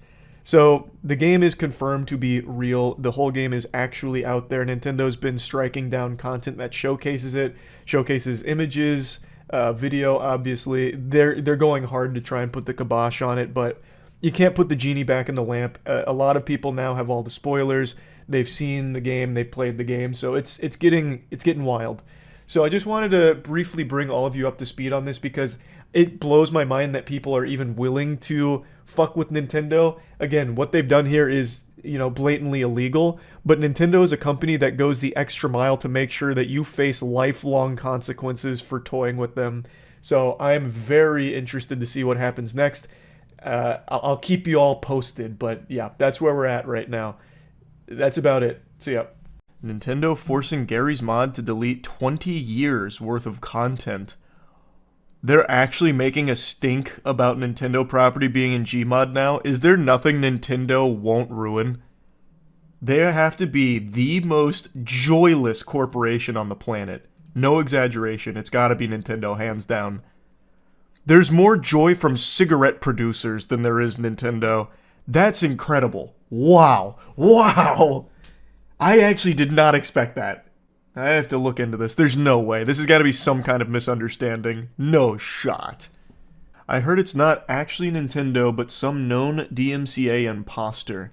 We'll go through this. I've got to find out now. Didn't Nintendo sue a 10-year-old's birthday party, or was that a meme?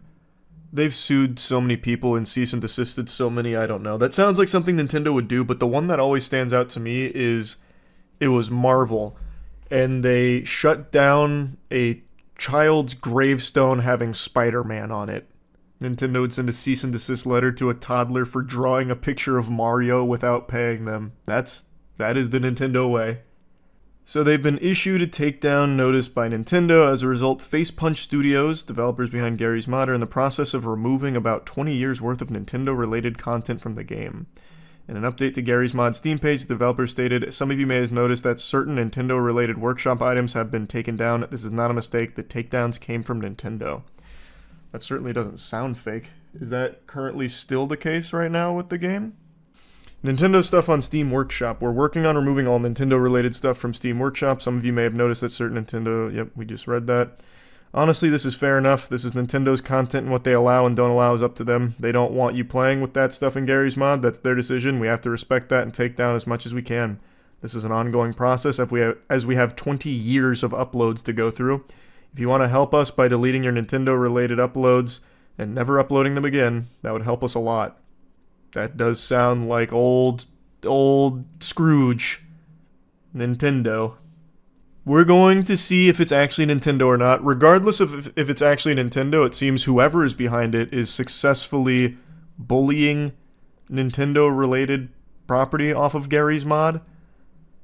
So they're already causing a huge change to it in a negative way. I don't see who would do that other than Nintendo, but let's continue.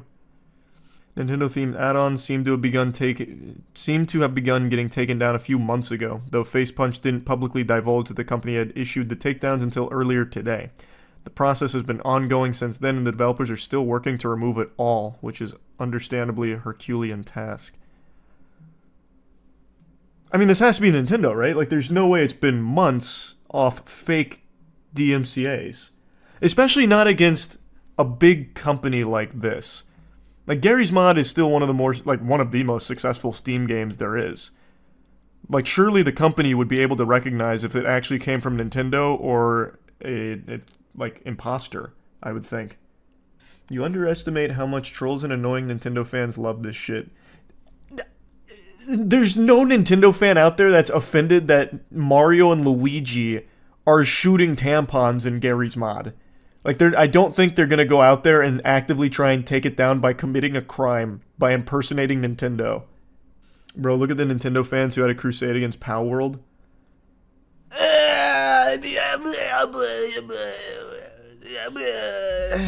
I guess. But I mean, that's just like Twitter, though. This is criminal. Oh, here's a post from 8 days ago. Aaron Peters, the destroyer of add-ons. This came up when I was looking into it, or when I looked that up. Lately, there's been chaos in the workshop of Gmod, TF2, Source Filmmaker, Left 4 Dead 2, etc. An internet troll by the name of Aaron Peters has been false flagging content creators' add-ons with fake DMCAs. This troll has been claiming he's part of Nintendo, which in fact he is not, and has been doing nothing but causing chaos for the past few months, probably at the start of January. That timeline does check out for what we just read.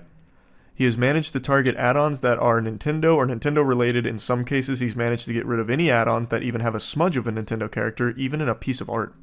I don't know if his goal is to get rid of Gmod video creators or just ruin everyone's fun in creating content. He has managed to ruin everybody's day, and I can't blame them. Awareness must be spread about this. People must know about this because for all we know, he could even target add-ons that aren't even Nintendo-related. Well, yeah, he's obviously not affiliated. He could target anything. He just chose Nintendo to be an asshole because it's the biggest. The Kirby Reanimated collab claims that their videos were taken down by a third party abusing DMCA takedowns, which isn't the first time this would have happened, by the way. This actually happened a few years ago for, it wasn't the same guy, I don't think, but for Nintendo properties, someone did this as well on YouTube. This company, which doesn't have any clear links to Nintendo, has reportedly been targeting Nintendo. Well, I guess maybe it could be the same guy, just using different names. He keeps fleeing the countries. He goes on these rampages, then leaves the country and assumes a new identity only to do it a couple years later. The name of the company doing these takedowns is A-PAB. Been targeting Kirby creators in particular. Allegations that APAB is the real entity behind the copyright claims date back to 2020, with one creator saying that they reached out to Nintendo and received confirmation that it was not responsible for the strikes on their channel. Oh. Nintendo officially confirmed that they've never flagged any Kirby video, which makes me wonder what is the motive behind APAB's flagging. All I know is that APAB also ruined many channels in Japan as well by false flagging. I'm really hoping someone investigates this company because what they're doing is 100% DMCA abuse. It's also a crime. The last guy that did this in Minecraft got fined 25 grand for each instance. This guy's on the hook for millions. The company's name stands for Association for Promotion of Advanced Broadcasting Services, but information on the entity is scarce. So, like, I know this has happened on YouTube, but I just can't imagine it happening to a full studio like Face Punch. I don't know. That seems... I feel like they do their due diligence on where the DMCA came from. I would really think. So, this is bogus DMCA claims made by a copyright troll claiming to be working for Nintendo of America, targeting add-ons from Nintendo franchises in the Steam Workshop. So they've been looking to find and take down the individual responsible for this as well as spread awareness. So Workshoppers Brewster T. Koopa, Crispy Toast, and Z Pyromancer's voice actor Electric Star. February 11, 2024, Brewster posted a plethora of tweets involving false DMCAs on Twitter. Okay, I thought this was going to link the tweets. It just got me to an explanation of what Twitter is. Unlucky. In the same day, Crispy Toast uploaded a video titled Reply Nintendo Gmod add-ons taken down. An entry into the Re-Demoman series of videos. Let's see. I'm sorry.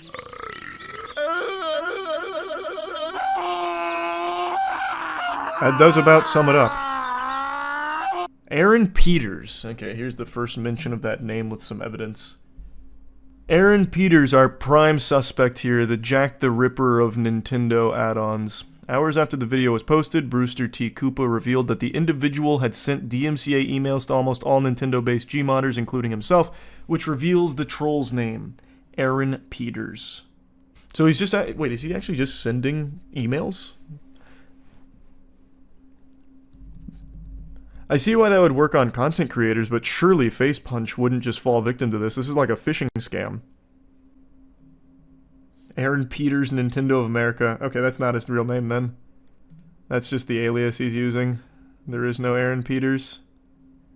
It was discovered that Peters had a history of sending fake DMCAs to pretty much anyone that contained Nintendo-related properties in the past, including not suitable for work artists and even Fraymaker's Workshop. Pillow Fort user MKLXIV shared a blog in 2019 that details their encounter with the troll. Peter's motivation as to why he sent fake DMCAs is currently unknown. Yeah, this guy sounds like an absolutely colossal loser. March 4th, 2024, Crispy Toast uploaded a video called Garrys Mod False Nintendo DMCA Claims, the story, detailing the entire story about the false DMCA claims in the tweets above. Oh, nice. So you already broke down like the whole thing here. What if he was actually hired by Nintendo in secret because they know their lawyers couldn't be paid enough for even that level of heinous shit? Oh, he's just a fall guy? That would be an interesting theory. I think the more likely theory is it's a guy struggling with mental illness and he just wants to do something, like in general, do something to have an effect negatively on others. I think that's probably what's going on here, would be my guess. I'm very confident this guy's name's not actually Aaron Peters. It's just what he's calling himself in these emails. What I think Nintendo should do, and I know they won't because they're still only just now figuring out the internet is a thing they can engage with. But what they should do is take this guy to court and fuck him. Like, he needs to be made an example out of. This is like the third or fourth time this has happened to Nintendo in particular, with people impersonating them for DMCA takedowns. But I think Nintendo's too out of touch to even consider that. But why? He's literally doing all their shit work for free. Yeah, but you also... Even though I'm sure Nintendo's not losing sleep over taking away people's fun, since they love that, it's still illegal to impersonate them, and I'm sure they're not happy about that. I'd really like to know more about this mysterious fucking turbo douchebag, though. Because he's been doing this for years? But it does seem now that Gmod has been hit by this guy, not Nintendo. I'm just kind of surprised that Face Punch wouldn't have done more to investigate if they're authentic DMCA claims or not. Again, they're one of Steam's most successful games. They probably could have a direct line to Valve and ask them, hey, have you guys received notice from Nintendo that we have to take our shit down? Yeah, there's a ton of shit on Aaron Peters dating back for quite a while. And there are just some weird people in the world, man. What an interesting thing to want to do. If Nintendo's reputation gonna get dragged through the mud, it's gotta be on their own terms. Also, should they give this Aaron guy the same treatment they did with that Switch modifying Bowser guy? Oh! God, that poor soul. Yeah, I mean, if God, Aaron Peters probably sleeps with one eye open, because if Nintendo ever does decide to take action, his life is over. They fucked Bowser hard. That man is indebted to them for the rest of his life. What was his first name? Gary Bowser. Oh. They did him dirty. He went to jail, and he still owes them 25% of his monthly income for the rest of his life, till he makes over 10 million, I guess. Hey, I just want to come in here and let you know something that we're doing at Starforge. It turns out we have an extra Godslap PC, so we're just going to give it away.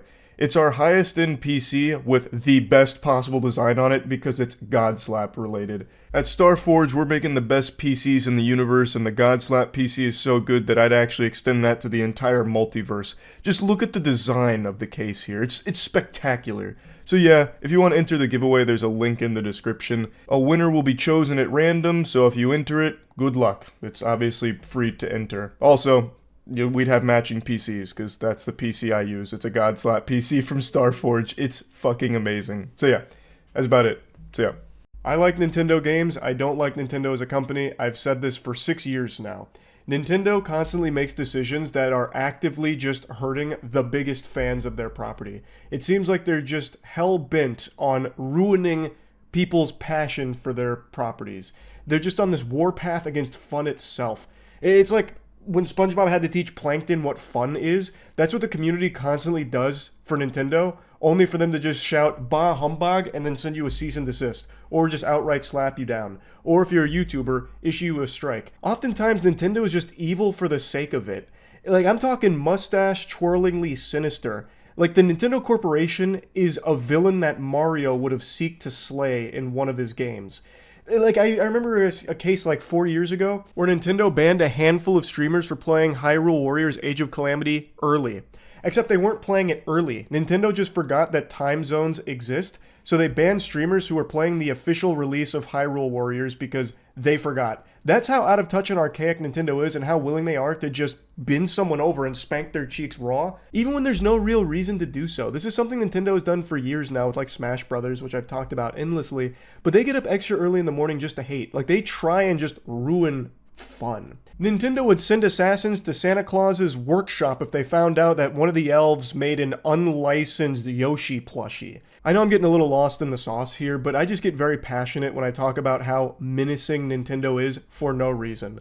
So the reason why I'm talking about them today is because they've just dealt a massive blow to emulation. Nintendo deserves more shit than a porta potty for this, and I really hope they get huge backlash for it, because I think this is just completely unacceptable. It started 2 days ago with a channel called Retro Game Corps announcing that they had received strikes for content that had a Nintendo game running on an emulator. The channel owner explains that they are considering a counterclaim under fair use as it was educational and transformative and had no effect on the market. It was a demonstration of a console no longer for sale. Even the Wii U eShop is closed, so the company itself has no means of earning revenue from Wii U sales. So this is one of the core components and what makes emulation so important. There are games that aren't being sold anymore and cannot be accessed outside of emulating them.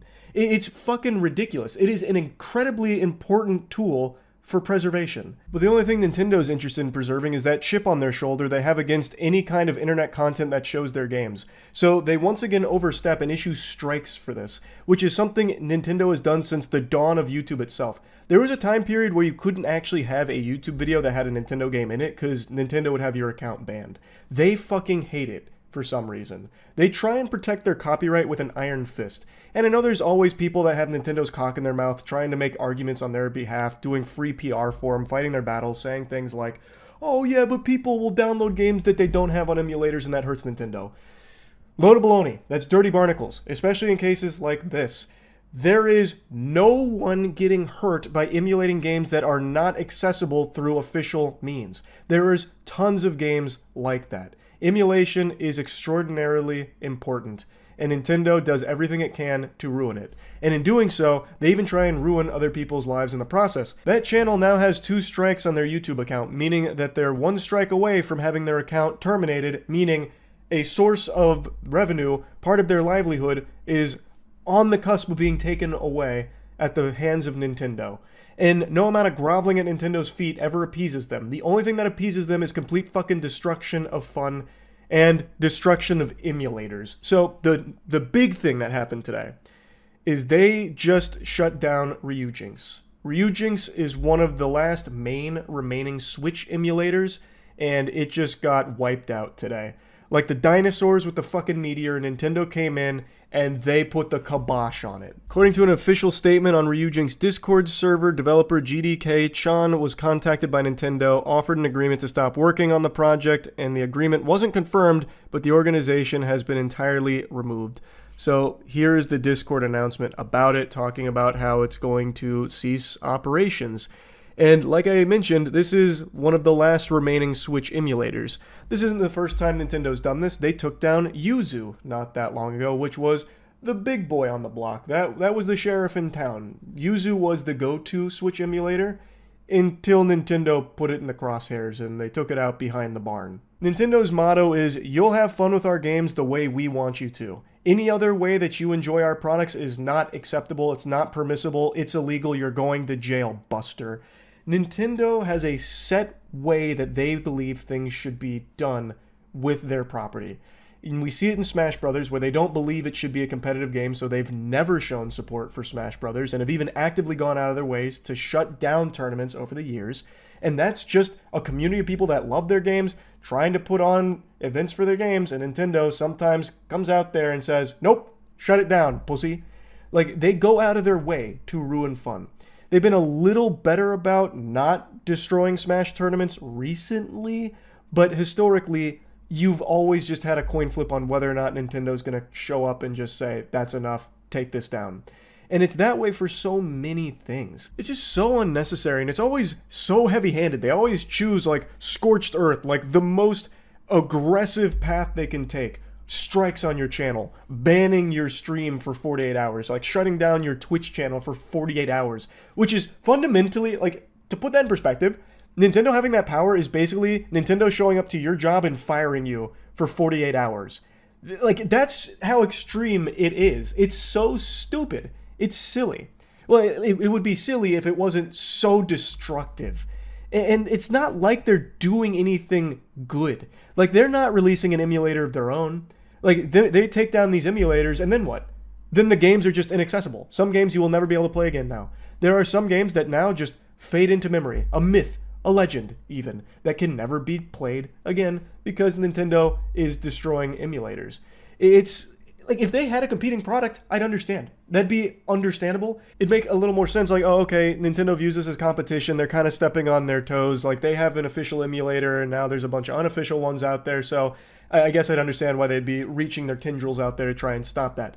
But they don't. They don't have an emulator. They don't have ways of playing games from the old Wii U shop or anything. They don't have ways of playing some of these games. The only option are these emulators, which now are no longer an option because Nintendo is burying them. They are such a litigious company, yet so lethargic when it comes to, like, delivering things that make sense.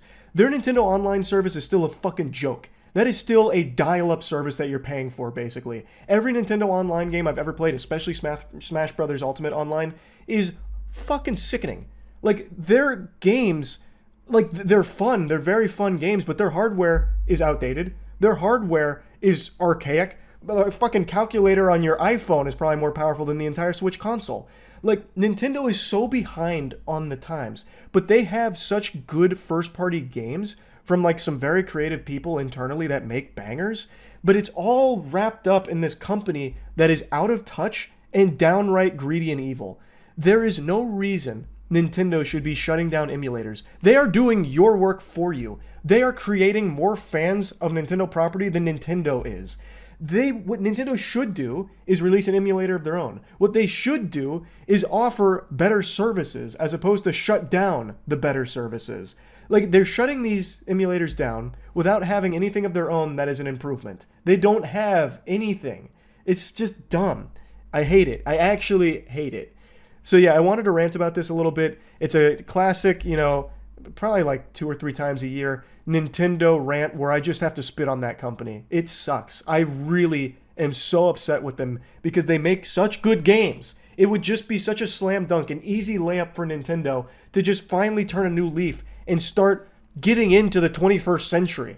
Like, finally doing things that aren't just needlessly evil, that aren't just cease and desisting everyone and everything and shutting projects down, taking down fan projects. Like, it's just so unnecessary. So, yeah, RIP to Ryu Jinx. Hopefully that YouTuber doesn't lose his account to Nintendo. And big fuck you to Nintendo. That's about it. See ya. Yeah, I know you're staring at the blueberry stain on my white shirt. What's the big deal? It's called being human. What, and you're so perfect? You've never made a little whoops-a-daisy, a little accident on your shirt while eating some blueberries? What are you, the berry brigadier or something? Never spills? Wow, I'm so proud. How impressive. Just get over it, tough guy. Anyway, though, what I want to talk about today, but not in too much detail for fear of some kind of legal repercussions for talking about it, what I'd like to cover briefly, vaguely, is the Game Freak hack that just happened. Probably one of the biggest leaks I've seen since the Insomniac moment, where pretty much everything Insomniac is and has been working on came to light.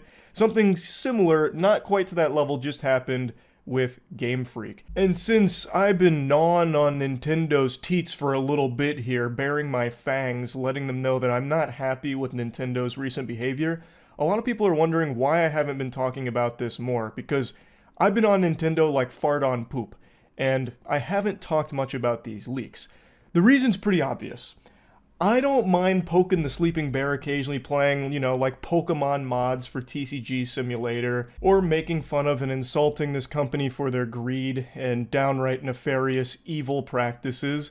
But when it comes to leaks, it's a little bit different. I've covered leaks in the past, like when Suicide Squad Board the Justice League Kill the Franchise came out. There were some leaks before it where it showed like UI as well as a little bit of gameplay. And I talked about that on stream and even had like a little clip in a video. Both those pieces of content got blasted. So I had to redo the video and take down that stream to get rid of that stuff. It wasn't a strike or anything, they just got taken down. They got blocked. So it is something that is taken seriously, and that was for Suicide Squad. That doesn't hold nearly the same amount of water that Pokemon does. And Nintendo is litigious and petty, and they are always out for blood, just hunting for any excuse to fuck someone in the face. It doesn't matter, like how tiny or trivial something may appear, Nintendo will go hog wild with it. They would probably go perform a vasectomy on a man if they found out he posted deviant art that was unflattering of Princess Peach, just out of spite. They protect their IP with an iron fist, and they have no qualms about doing some dirty deeds to keep it under their paws. So a breach like this, a hack, a leak like this, is a huge deal and something they're taking very seriously. And I don't know what I'm allowed to talk about or show from this, because I don't know how vengeful Nintendo will be. So I'm going to try and tiptoe around like specifics and instead just talk about the basics because it's huge. Not only did they get all kinds of like top secret projects that are being worked on and code names, they got real names of employees and tons of information about the actual people that work there. It is a huge breach.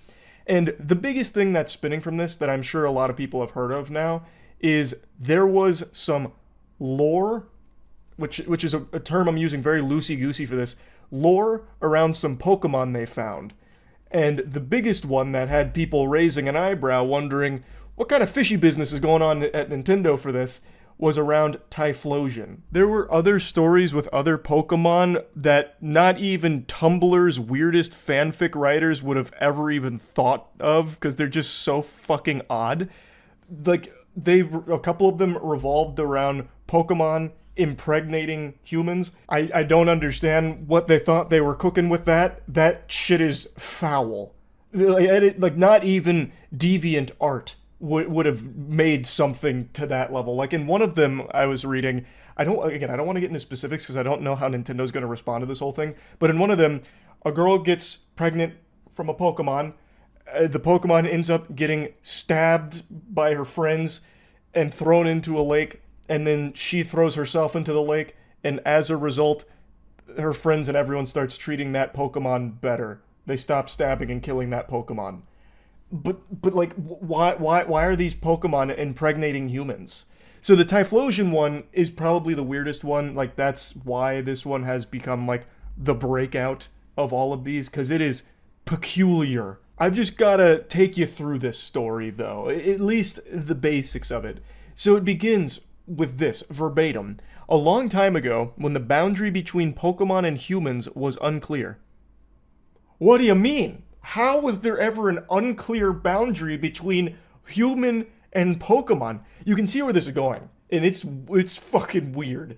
Like, how was there ever any uncertainty? I know it became a big meme online with Smash or Pass Pokemon shit, but you have to keep in mind this is the official Nintendo stamp of approval as something they were almost going to use as an idea. Like in the leaks, there's a bunch of concept art and shit that never got actually used, and this is one of those components where this was something they were ideating on. This idea that there was a period in time where humans were fucking Pokemon. That is baffling. Anyway, though, the rest of the Typhlosion story goes that Typhlosion was a shapeshifter, it kidnapped a girl, kept going out to get berries, they'd eat berries and fall asleep together, and eventually they had a child together. And one of the quotes is, "Your father's looking for you, but you are my wife. I will have to fight him." So the Typhlosions gaslit this girl into staying with him and having a child together. And then the girl's like, "Don't kill my father. If you kill my father, how could I stay with you? You're a good person. Don't kill him." Eventually Typhlosion's like, "Okay." And then the girl's like, "You need to let yourself be killed by my father." And he's like, "Okay, goodbye." And dies. He gets killed by the father. And the half Pokemon, half human child that the girl carries from the Typhlosion is subject to ridicule and disgust from the village that she's from. Eventually, after being teased for so long, her and the child vanish into the forest, and the story concludes with, "And so people came to understand that Typhlosions are half human beings." Wow. That's one of those moments where the fucking Twilight Zone theme plays right there at the end, or like the Saw theme right at the end with the crazy twist moment. It is bizarre. And that's only like the smallest piece of these leaks. That's just the one that I know a lot of people have latched onto because of how weird and wacky it is, but the leaks are huge. The amount of information that they got from Game Freak through this hack is crazy. I have no doubt whoever instigated this, whoever actually like orchestrated this hack, will be found dead soon. Nintendo will not leave them breathing. Nintendo, of course, is very litigious, like I mentioned, but in a case like this, I feel like they are going to go the extra mile and actually execute this person publicly. They will probably put this person and broadcast it on every platform. They have a fucking special Pokemon Unite season event for it where they kill the hacker. Like, they are probably so mad and trying to explore the most extreme options to get this person. I am super curious to see how the rest of this plays out because it is a big leak. I haven't talked about the big stuff, but if you've read up on the leak, you've already seen some of it. So, you know, I did want to at least speak on it a little bit. I'd love to be able to talk more on it, but I don't want to get in trouble with Nintendo because I think they're probably fuming right now and they might just start lashing out at anybody even loosely covering the leaks. So that's really about it. So yeah. You saw Nintendo is suing a streamer for streaming a pirated Switch game? I meant to look into that. Thank you for reminding me. I wanted to check that out. That is a bold, bold move. To be streaming a pirated Switch game, knowing how litigious and vengeful Nintendo is. Let me see, who was it? Nintendo suing a streamer of pirated software for millions of dollars. The defendant has been streaming gameplays before the titles were even released. Ooh! How stupid are you? Oh my god. Every game guru who it's accusing of streaming gameplays of pirated games before they were even released and providing viewers access to illegal ROMs and piracy tools. His goose is cooked if that's true. Let me see. What has he said about it? Wait, this is interesting. I thought it was just like he was streaming, you know, Super Mario 64 on an emulator. He pirated the game and he streamed it. How dare he? Rah, rah, rah. Oh, Nintendo big bad bully on the block gonna fucking spit in your butt. But no, it seems like this guy really did it to himself, if that's true. His YouTube channel is gone. He does have a Twitter. Nope, his Twitter is gone. Oh, they vaporized him already. They deatomized him like Dr. Manhattan. Oh, no, his Twitter's still up. He scrubbed it, though. There's only 4 posts left. He streamed 10 different games before release. Poking the bear like that is nuts. Messing around with Nintendo and pirating their games is like fucking with the cartel. I don't know why he didn't think he was going to get skinned alive. In its lawsuit, the company said the defendant live streams himself playing games on YouTube, Discord, Twitch, TikTok, Trovo. What the fuck is Trovo? Kick Vaughn? D-Live? What year is it? What kind of place is this, huh? Picarto, Nemo, and Loco. I feel like he made up like 4 of these. That's like his own personal websites. Interesting. Very, very interesting. He was definitely putting himself out there, trying to stand out in the crowd, often with very little commentary. Okay. Apparently, every game guru streamed gameplays of at least 10 different titles before their official release date in at least 50 occasions since 2012. Oh, man. He had so many opportunities to just stop. And he just couldn't do it. The 15 combined viewers across 45 platforms was just too enticing for him. The clout. The audience needed him. The bat signal was up for every game guru. Picarto is a not suitable for work art streaming site. He was just posting this to everywhere that had live streaming capabilities. He was probably trying to like blast this into like university exclusive websites. I'm surprised Vimeo's not on here. Every game guru allegedly streamed Mario and Luigi Brothership on October 22nd, 23rd, 24th, 25th, and 29th, way before its official release on the 7th. After Nintendo got the videos taken down from various platforms, including YouTube, he continued live streaming on Loco and even included a QR code for his Cash App handle. How stupid is this guy? This might actually be one of the dumbest men I've ever seen. I'm exaggerating. There's definitely stupider men in the world. But wow, you have to be actually turbo moron. You have got to be boofing idiot juice twice a day in order to actually think this is going to work out for you. Like, not only was he doing something highly illegal to one of the few companies in the world that will go out of their way to fuck anyone in the face, no matter how small, he was including every possible means to track him. He gave a QR code for his Cash App on stream. Oh my god. His life is over. He would create new accounts after his old ones get disabled. Nintendo said he sent the company an email telling it that it has 1,000 burner channels and that he can do this all day. Man thought he was the Zodiac Killer, but against Nintendo. We found a user with the same name on Loco with streams of Super Mario Jamboree before it officially became available on the 17th. In addition to those 2 games, Nintendo listed the other games that the defendant played on video before release, including Echoes of Wisdom, Paper Mario Thousand Year Door, Mario vs. Donkey Kong, Super Mario RPG, Mario Bros. Wonder, Pikmin 4, Splatoon 3, Mario Strikers. Nintendo has also included screenshots of every game guru linking people to piracy tools in its lawsuit. I wonder how many people watch these. He had 59 followers on Twitter, so it's not exactly like he's, Kai Cenat out here breaking records with viewership. Man was risking life and limb for what? A couple tiddlywinks of clout? One screenshot showed a post where he wrote a step-by-step guide on how to play illegally downloaded ROMs. He included links to Ryujinx, Yuzu, Suyu, and Sadachi Nintendo Switch emulators, links to websites that distribute game ROMs, and a link to a website where people can get Switch decryption keys necessary to be able to play the console's games. Capitalism is cancer, he wrote in the post in all caps. My channel is being deleted for sharing gameplay videos. This is your reward. Brother, like, you're just doing something blatantly illegal. It actually has nothing to do with capitalism. Like, he's trying so hard to, like, co-op something to make it sound, like, justifiable, like he's fucking V for Vendetta out here. What an idiot. What an actual idiot. Company is asking for $150,000 in damages per violation of its copyright. As 404 Media notes, that could add up to millions, seeing as Nintendo is accusing the defendant of streaming at least 10 games illegally in at least 50 occasions. This is going to be the next Gary Bowser. Every games guru is going to be in Nintendo's servitude for the rest of his life, paying dividends forever. Half of his paycheck every month from this day forth, well, once the lawsuit's finalized, will go directly to Nintendo's bank account. That was his name, right? Gary Bowser? The previous guy that Nintendo butt-fucked? I'm pretty sure it was. Yeah, it was. Okay, I thought so. For those that don't remember, Gary Bowser was a guy that got into some hot water with some modification tools. When it comes to Nintendo property, they weren't super happy about it. He was making a lot of money off of it. They eventually sued him. They threw him in jail. And now, for the rest of his life, basically, he will be paying them back. Also, I might be misremembering Gary Bowser. It might be Doug Bowser. It's either Doug or Gary Bowser. I can't remember which one's the CEO of Nintendo in America. Nope, Gary Bowser. I had it right the first time.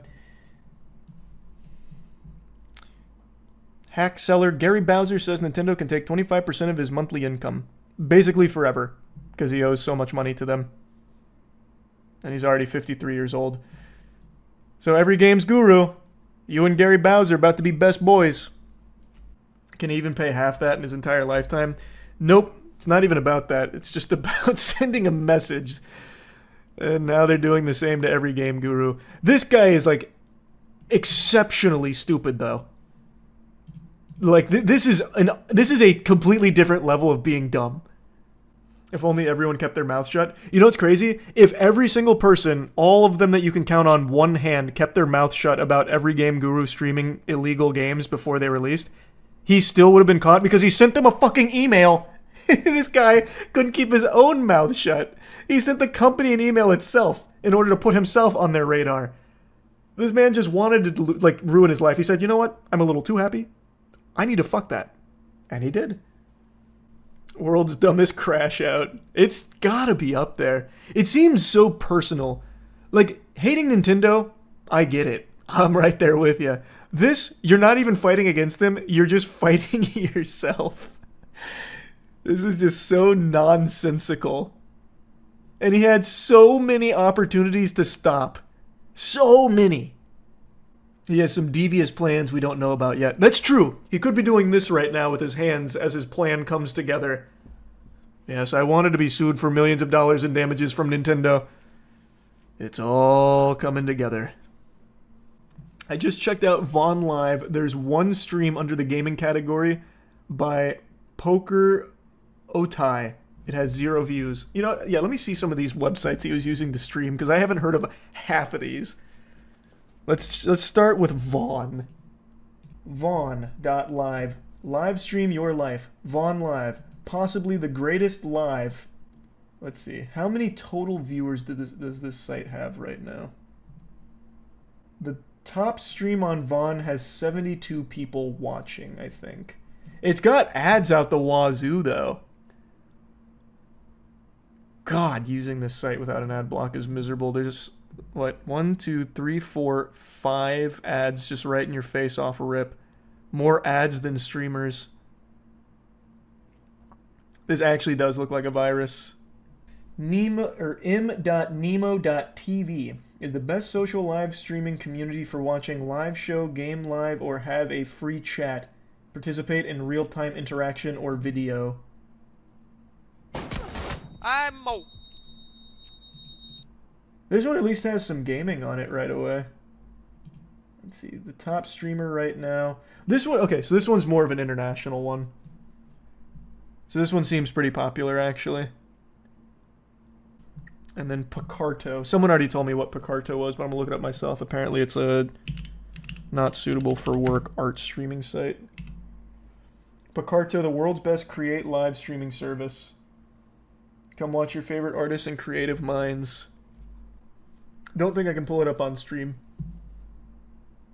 There's not even a gaming category. Not that I can find. Didn't even know DLive was still up. Oh, I forgot to check DLive. How's DLive doing? We actually did a check-in on DLive about a year ago. Your stream, your rules. Are they still using lemons? Still doing lemon party over there or whatever, where like the currency is lemons? It seems like they've got 1 or 2, 4, 6. They have over 10,000 viewers right now on DLive. I don't know how to order it by top streamer. What's DLive? Oh, do you not remember DLive?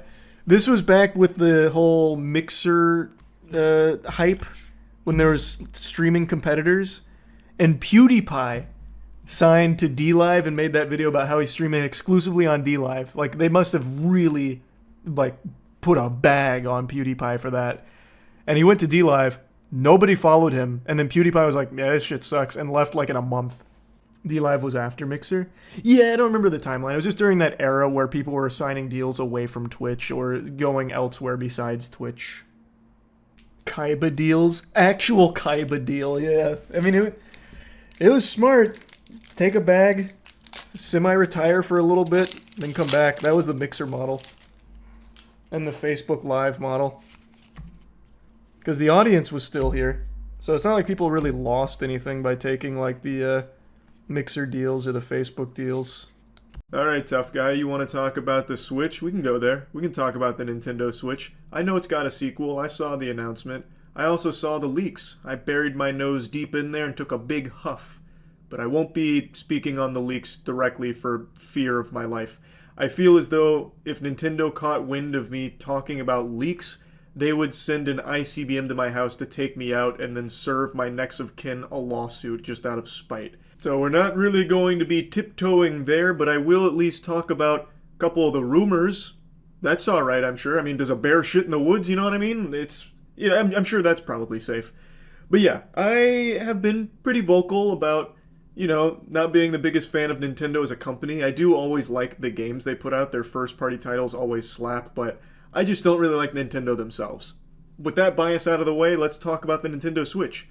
Also, another bias to get out of the way, I've also been vocal about how disappointingly underpowered the Nintendo Switch is. It's got about the same amount of power as my calculator in high school used to have. It's pretty laughable. And while they haven't fully revealed the specs on the Nintendo Switch 2, there are leaks about it, which you won't find me speaking on. I'm treating that like Voldemort. But there are rumors that it will be about as powerful as a PS4 Pro, which I think is pretty fucking good. I've said for a long time, I don't think graphics are the most important thing when it comes to games, so as long as they can just get a consistent 60 FPS, I'm happy with that. And as long as they have a hard drive that can store more than like 2 JPEGs on it, I'm happy there too. Because the base Nintendo Switch, I could only ever install 3 games at any one time. It was just this frustrating headache of playing musical chairs, just perpetually juggling these games around just to make space. And I know I could have bought like an external hard drive for more space, but I shouldn't need to buy an accessory just to store more than 3 fucking titles. Anyway though, while the specs haven't been revealed, the design has. So it's very similar to the original Switch. I'm not going to play any bit of the video because I feel Nintendo might strike the video if I played even a single fucking frame of this thing moving. I just don't take any chances when it comes to this company anymore. But this is what it looks like. And I know some people, at least based on chat's reaction to it, are pretty disappointed that it's not like a complete reinvention of a Switch. It's just a bigger version of it, which I personally don't think is a problem at all if you just set the Switch to Wumbo. I think that's fine because as far as handheld devices go, they kind of nailed that. Like even the Steam Deck follows a very similar design. Like they did get it right with the Wii U's design for handheld gaming, and the Switch went and refined it, it's not really going to keep changing its form all that much, like some kind of grand metamorphosis into a fucking butterfly. I'm pretty satisfied with how it looks. It's a bigger screen, a little more real estate for my man paws to get around, and by that I mean 5'6" meaty paws. Not that impressive. But point is, like, it feels chunkier, which it looks chunkier. So that's good. And as long as the spec leaks are accurate, it's going to be decently powerful. For the first time in a long time, Nintendo will actually have hardware in the 21st century. We did it. We finally made it. We're finally there. I'm honestly kind of surprised because I half expected them to play hardball and double down on this reluctance to enter the modern age. I thought there was a chance that for the Switch 2, they'd release the specs and it'd be like the same 1-to-1 carbon copy formula as like the Ouya or something like that. You know, just severely lacking in the hardware department. But if all of the leaks and rumors are true, it will be very solid, which is great. Now, since this reveal, there have been a lot of Nintendo enthusiasts that have been clowning on me for a tweet I made a while back where I was making fun of Nintendo with pretty low-hanging fruit. I made a tweet saying Nintendo's going to reveal the Nintendo Switch 2 requires a hand crank to power it, which I think is kind of a banger. You know, it's not the most inspired tweet, but it's just one of those on the toilet bowl, might as well poop a little something out onto Twitter type tweets.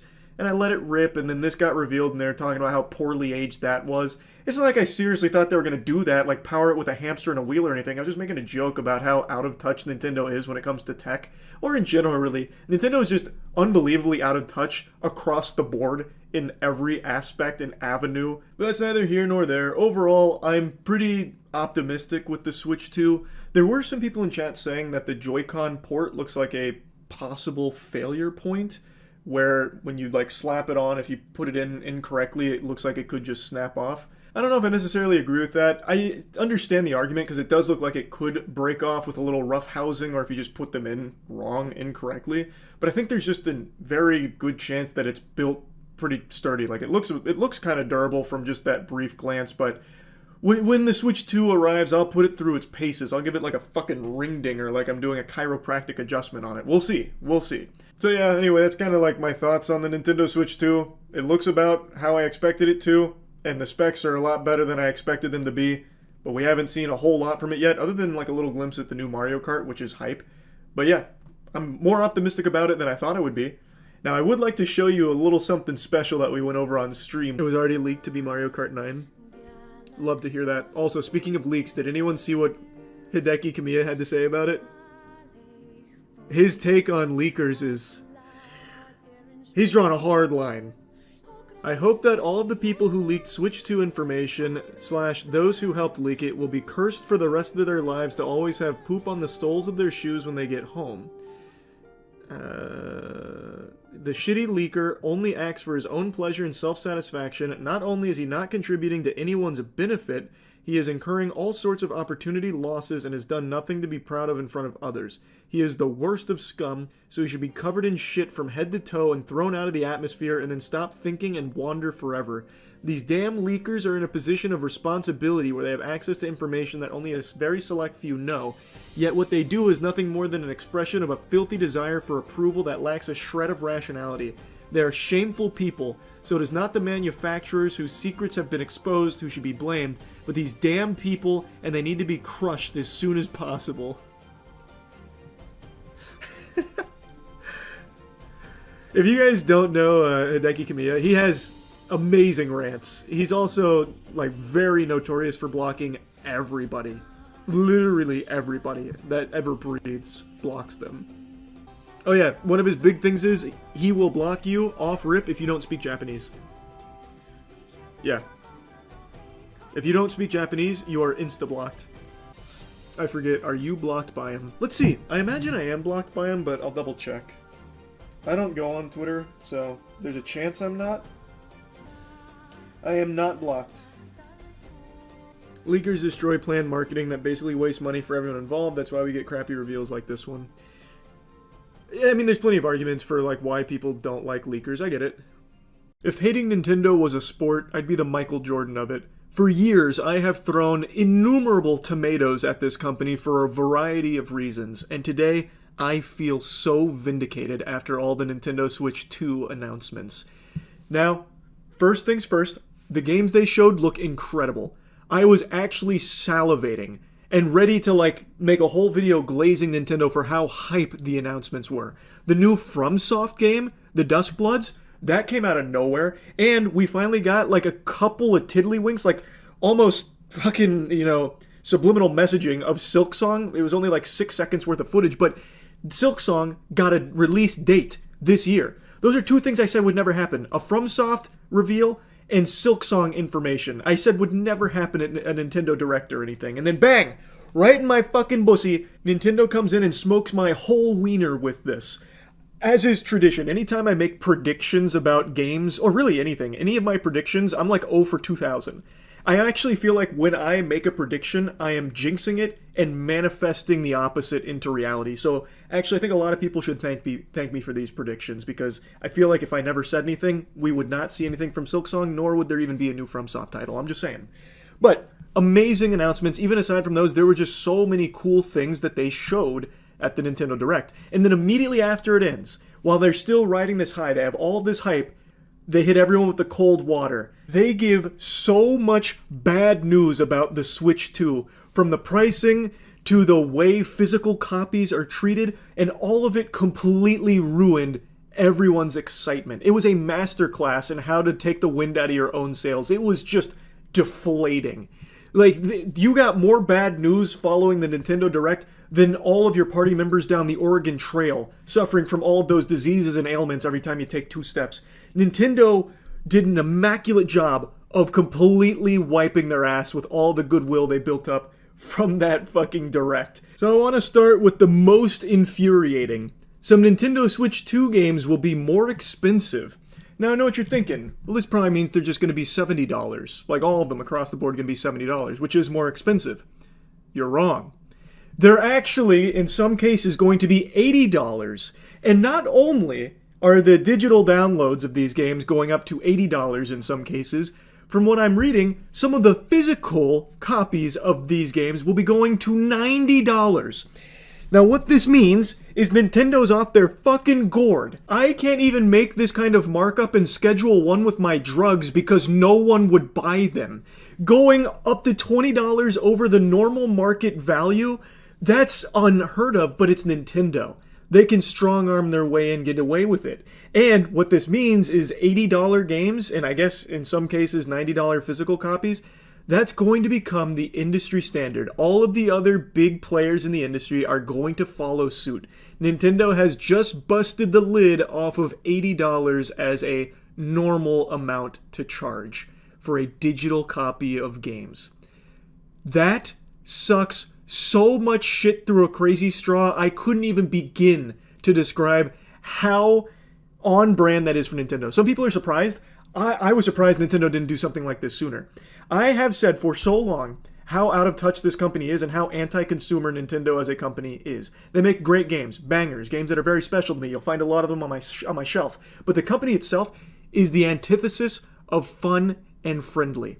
They are brutal and greedy. And they knew they could get away with this kind of pricing. They knew it, and they will get away with it, unfortunately. And now people are finally starting to see, oh no, this company, they don't fucking like us. They do not really like the consumer. And I feel so vindicated. I feel like, our ancestors way back in the day when that one person spoke up and said, what if instead of eating it raw, we cook our meat? And then he got, pummeled by rocks from the rest of the group. Well, that was me. And now instead of throwing rocks, people are finally being no, wait, maybe this meat is getting cooked here. Nintendo is a meat cooker of ass. I got lost in the analogy I was trying to make. Point is, I've said for so long how mean of a company Nintendo is and how they do not respect you. This company wouldn't piss in your mouth if you were dying of thirst unless you paid them $60 up front for the convenience fee. So this is the perfect demonstration that Nintendo will just do anything for a couple extra doubloons. So they are now at the $80 price tag for some of their games, which will no doubt have a pretty big effect on the rest of the gaming sector as a whole. And that is bleak. You hate to see that. I have been one of those Scrooges humbugging that ridiculous rumor that GTA 6 is going to cost $100. I have been fighting on the front lines of that ridiculous claim for a year. After seeing Nintendo drop this shit here, I'm starting to think Rockstar might just try it too. Because it really, you can basically charge whatever you want. Nintendo is now setting the precedent, and I think Rockstar will follow. Maybe GTA 6 truly will cost $100. Now, I made a brief mention at the beginning of the video about how they're treating physical releases, and this is what I was referring to. It's about their game key card. So apparently, the game key cards are like basically giving you access to download the game via the internet. So what you actually buy, the physical copy, it's not like the game you're just getting Nintendo's stamp of approval to download the game itself. Which ties into the old Ubisoft quote of "you'll own nothing and you'll like it." That's not exactly what they said, but they basically said, I think verbatim was, gamers need to get comfortable not owning their games, or not owning anything, something to that effect. And Nintendo seems to be following suit with that philosophy. You're not actually owning anything if you're buying a physical copy of a game. You're still just getting a permission slip, literally like a library card. Not even a library card, actually. You're getting like a hall pass where you get to put your physical copy into the Switch 2 in order to download the game itself from Nintendo. You don't own shit. You own absolutely nothing. You own the idea of being able to have this game on your console. It's amazing, which has become the norm. Now, I have always, not always, but for like the last like 8 or 9 years, I've been like a big digital downloader. I haven't really bought physical copies in a while. But over the last year, you've heard me talk about it quite a bit. I've become a huge advocate for physical copies of things because, as we've seen time and time again, you don't own it, so you can lose access to it forever because it's not really yours. And I think that sucks. What you buy, you should have. You should have the right to it. Like, you own it. If you want to play it, you should be able to do that. Even if you don't have internet access, or even if you lose your account that housed it, as long as you have the physical copy, you should still be able to pop that bitch in and play it. So I've become a huge advocate for physical copies, especially now that so many things are just getting outright removed and deleted, and they're just gone forever because there's no physical copies. I think it's more important than ever, and now Nintendo's taken a step to ensure that physical copies are even more meaningless. It's very sad. And since you're not even getting the game itself through these physical copies, it makes this $90 price tag even more baffling, even more of a head scratcher, because what you're getting is fundamentally an empty box with a code on it. You get a tiny little doohickey, you get a thingamajig you put in your Switch 2 that is not the full game. It does not have the full game data. They make that very clear. It does not contain full game data. And you get that key to then download the game from the internet. So why are you paying even more money for that while still getting the same service? The only thing that changes is you get a fucking box with it. It's craziness. It's actual craziness what Nintendo tries to get away with. And what they inevitably will get away with. It's such a shame, too, because the Switch 2 does seem to be a significant upgrade over the Switch 1, which of course isn't saying much because the Nintendo Switch is basically like a fucking glorified 2011 smartphone. That shit is wimpy. And the Switch 2 is finally a modern console. Finally, some real power. And they showed so many good games for it coming out. It's extremely exciting, that catalog. But now, I can't be excited for it because I hate the precedent they're setting with this pricing. I hate the precedent they're setting with the physical copies. Which you can't even call them physical copies. They're not physical copies. You're getting a box with a code on it, basically. It's just trash. Nintendo is insatiable in their appetite for more money. A gluttonous corporation, which should be a surprise to no one, but it really is just egregious here with what they're doing for the Switch 2 and its pricing for some of the games. So yeah, it's not super fun, Nintendo. Don't like that very much. That's about it. So yep. That's what people sound like when they do their best to defend Nintendo from my mean words. They deserve it.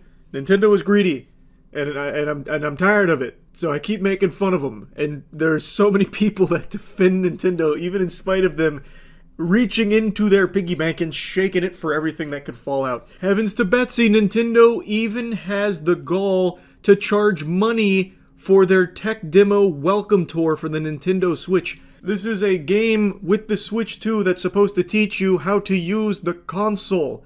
It is a tour of it, and they didn't even have the common courtesy to let it be free like other games of that kind, like Astrobot back on the PS4. It doesn't get more pathetic than that. How do you even defend that? How do you even begin to rationalize why they would charge money for their tutorial of the Switch 2? It's craziness. That is an actual Mr. Krabs maneuver. Like that episode where he was charging customers for air inside of the restaurant. Like, Nintendo is so beyond greedy, and I believe it is just truly indefensible no matter how hard people jump through mental gymnastics to, you know, wave it away is not a big deal, and like they're totally right for increasing the price of their games and all this and that. I don't know. I don't understand the desperation to suck the Nintendo wiener this hard and defend them like this, fight their PR battles for free. It is very valid criticism to make fun of them for their pricing, because it's just ludicrous. And keep in mind, Nintendo never drops the price of their games, ever. Games that are like 10 years old are still being sold for full fucking price by Nintendo. So these games that are coming out that are going to be $80 occasionally for the Switch 2, they are going to remain $80 till the day you die. Occasionally they do like a deal where they drop the price temporarily on some of their titles, but that comes once in a blue moon. You are more likely to see Halley's Comet again than you are to see a Nintendo price drop on one of their properties for any meaningful length of time. And they charge out the wazoo for every single fucking thing that they can possibly even imagine. Like game chat in their games is a paid service, which means since it's a paid service, your C buttons are going to be locked behind a paywall. If you don't pay for it, those buttons on your controller aren't even going to work. It's ridiculous. Their game chat is also just reskin Discord, but with technology that's ancient compared to modern Discord. So I'm just going to show you clips from today's Yap session on Nintendo where we're going over Doug Bowser's most recent interview, and they showed more from game chat. It looks so laggy and so old, it is insulting they would even consider charging for it. And in this interview, Doug Bowser gives no good reasons why they increased the price of the games. The reason he gives, I think, is trash. Did you watch the Bowser interview over their $80 games? I didn't watch the interview, I just saw the statement. I'll watch the interview real quick. I'm assuming it's not a long interview. It's 17 minutes. Wait, this man actually like opened up his whole heart here. I thought it was just going to be another classic Doug Bowser where they bring him out of cryosleep for like a 3-minute appearance and then he goes right back into battery saving mode. Like, this guy is only ever seen like maybe 2 or 3 times a year. That's it. Outside of that, he ceases to exist. He just goes to the back rooms. I guess the question now is, with the Switch 2, how do you avoid that trap again? What makes the Switch 2 a worthwhile upgrade so you don't kind of fall into that Wii U moment again? Yeah, I think... Oh, he just said the forbidden word. He mentioned Wii U. CNBC bringing up Wii U directly to Nintendo? Oh, wow. Oh, wow. Doug Bowser's even surprised. Like, what'd you say? Nah, these are clearly pre-screened questions, but I'm surprised they're willing to even mention what kind of failure Wii U was. I was one of the victims of that. I got scammed by it. Is happening behind us right now. It really, I did buy a Wii U, yeah. Creating that next generation, but then added very powerful What did you see in it? features In the and Wii U? social features. So it's that understanding. Okay, jeez, I can't believe I always have to defend myself about the Wii U. The reason I bought it is because I missed out on the Wii. I never owned a Wii. I only ever played it at friends' houses, and I felt so weird about that. So when the Wii U rolled around, I was like, not this time. I'm going to get it. So I got it. Turns out I was weird now because I was the only one with a Wii U. But without the Wii U, I would have never created Big Moist, because the name Big Moist came from the Wii U. I bought it. I then brought it to my dorm, and we used it as a communal Wii U for Mario Kart. And I made the name Big Moist on it. So, while the console was a scam, 100% that shit was ass, got some good memories from it. And then there's the CPU and GPU processing power that allows for much deeper game development, and I think an ability to bring even more developers onto the platform. And then laid on top of that is the social features that we haven't talked about. Don't you dare. Game chat. Don't you dare. Feature that lays on top of any game that you play. With the push of one button, seamlessly you can connect with your friends. You can chat with them via audio. Doug, you've made Discord. Doug, don't you dare try and use that as some kind of justification for crazy price increases. Well, you see, we invented this thing called chat. Now listen, bear with me. I know it sounds like a ludicrous idea, but what if when you played games, you could talk to your friends while doing it? Hey, people criticized Isaac Newton with gravity. Trust me here. Just stick with me. Stick with me. It's ridiculous. I'm glad it's finally coming. Like, it's cool, I guess, but the way they hype this up is ridiculous to me. You have literally just copied Discord's homework 5 or 6 years ago. Oh yeah, and you have to pay for it. That's right, and you have to pay for it. Forgot about that. It's not even like a free thing. Audio, or with 4 of them, you can have them on a video camera and have this opportunity to interact and talk about the games you're playing. Now we're sitting here. I also love in their own demonstration how choppy this looks. You are just better off using Discord with your friends. It's free. It's better quality. You are just better off if you're playing Switch with your boys. Hop on Discord. You are so much better off. Now we're sitting here on April 2nd. It just so happens as we're Not even this, Discord, the actual President of the 2010 United States Connect right now is technology. announcing his tariffs. I won't go that far, but You it and is so it many is other executives dated. are pulling their hair out, We didn't consider tariffs into that equation. We felt that that was going to be the right price point for our consumers and the right value proposition, if you will, for the device that we're creating. A lot of news today. We're still all trying to really understand it better and understand what possible impacts, may rise from that. But nothing I can really add to, today's discussion around pricing. I will say, while the initial price point pre-tariff analysis here is higher than most people expected, myself included, I could almost understand that. Like, I could almost be like, you know what? It is an upgrade. It is finally modern. Okay, that I can stomach. I'm very curious, and I already know from the headlines where he goes with this, how they could possibly justify not only the increased price of the hardware, but the individual game price increase as well. Add-on. But if you buy the game itself, this got a lot of attention. As you've seen, $80. That's a lot for a game. I know it's typically not what Nintendo charges. And then we look at the Donkey Kong game that's coming out about a month later. It's $70. Can you talk a little bit about how the gaming pricing strategy is $80 kind of the benchmark for a AAA game from Nintendo? What should we be expecting? The camera's $50. Hell nah. What do you mean you don't want this piece of tech from the late 2010s? Well, how are you gonna talk to your friends on Nintendo Switch 2 Discord without the Nintendo Switch 2 camera, bud? All right, tough guy. What do you know about high-quality 480p cameras? So we believe, based on the depth and breadth of the play and the repeatability of the play over time, the pricing that we announced is the right pricing. But again, other games like mentioned Donkey Kong Bonanza, it's going to be at a $70 price point because that is what we feel is the right price point for that particular gaming experience. I love that. Well, Donkey Kong Bonanza, that's a worse game. So we're charging less money for it. That game, it's nothing compared to Mario Kart World. That game actually really sucks. So we're giving you a great deal there. Mario Kart World, though, think of all the hours of gameplay you get. So many hours. So we had to increase the price. We did so much work, we needed to increase the price. And when the next Zelda game comes out, I'm going to be honest with you, we might go up to $120 on it. We put a lot of tender love and care into it. It's an incredible game, and we think that's a good price for it. It's so fucking stupid. Basically, they're saying, these are great games. You're going to get a lot out of the games, so we're charging you more for the games because we know you're going to buy it because you already like the properties. I had already read the headline. I knew that's what he said about it, more or less. I just think that's a really dog shit argument because it doesn't apply. Schedule 1. I've gotten so many hours out of Schedule 1, more so than most Nintendo games in recent memory, paid a fraction of the price for Schedule 1.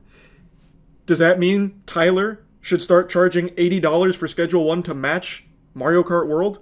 Fuck no. He'd get eaten alive, even though it offers the same amount of fun and the same amount of hours. It's dumb. It's a stupid statement. Like, yes, they'll get away with it because they're Nintendo.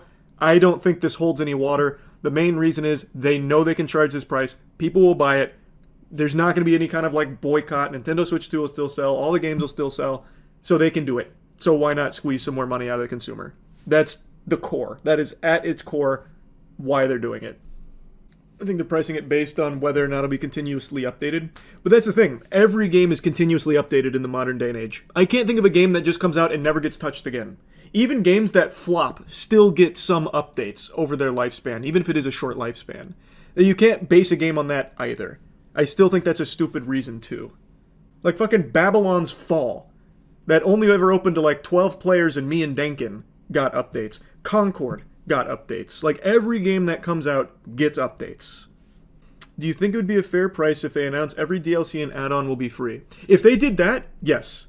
That would make a lot more sense. They will never do that, but in your, like, fairy tale Candyland hypothetical, if they said, we're increasing the base price of these games, and you will get our feature updates later down the line, like our DLC packages, you will get that included, yeah, that makes sense. That then I'd be like, okay, I see what you're trying to get at. You're basically selling the game plus the full lifespan season pass. Okay. That would make sense to me. You'd basically be selling like the Game of the Year version. They're never doing that, but if they did, I wouldn't be upset. Oh, I see what you're saying, Archive. Like, Mario Kart is a multiplayer game, so it'll get more stuff. Donkey Kong is a single-player experience, hence why it's cheaper. Not saying it's right, just figuring out their logic. I see what you're saying. Okay. Maybe that's how they base their pricing then. You have to have a Nintendo account. You're going to look at how many hours I play before you determine if I'm worthy of buying a Switch 2. Are people going to be able to go out and buy it? That is cute. Day one? Innovation there with the number of hours played was really to reward our most loyal players and to give them a chance to queue up first and have an opportunity to purchase the product. Tomorrow we're going to be meeting with our retail partners, and our retail partners will have their own pre-order programs. So our and I promise you it won't be that. The demand that's going to be out there for Nintendo Switch 2. Yeah, they did announce this. I did know about it. In order to pre-order the Switch, at least through them, you have to verify that you're a Nintendo fan, fundamentally. Like, you have to verify that you engage with Nintendo products. You have a certain amount of hours. It's basically a fucking background check, like you're buying a gun. Like, it's like they do like a check to make sure that you are qualified for a pre-order. It's so good. I actually don't even hate that, because anything that takes a stab at scalpers, I'll at least give it a try. I'll at least say, cool, why not give it a whirl? So I don't dislike that. Obviously, the other retailers outside of Nintendo will not be doing that. No chance. There are still going to be scalpers. It's not going to beat scalpers, but anything that at least takes a shot at it, go for it.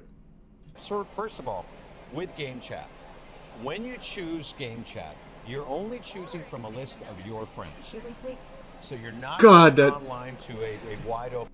See, if this was my product, the last thing I would want people to see is this. You're not going online. That looks like right out of Skype from back in the day. Oof.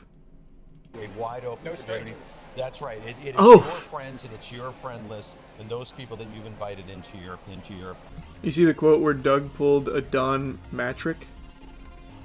Who's Don Matrick? And what quote? Are you talking about the one where he said, if you can't afford the Switch 2, get the Switch 1, or that's why the Switch 1 is here?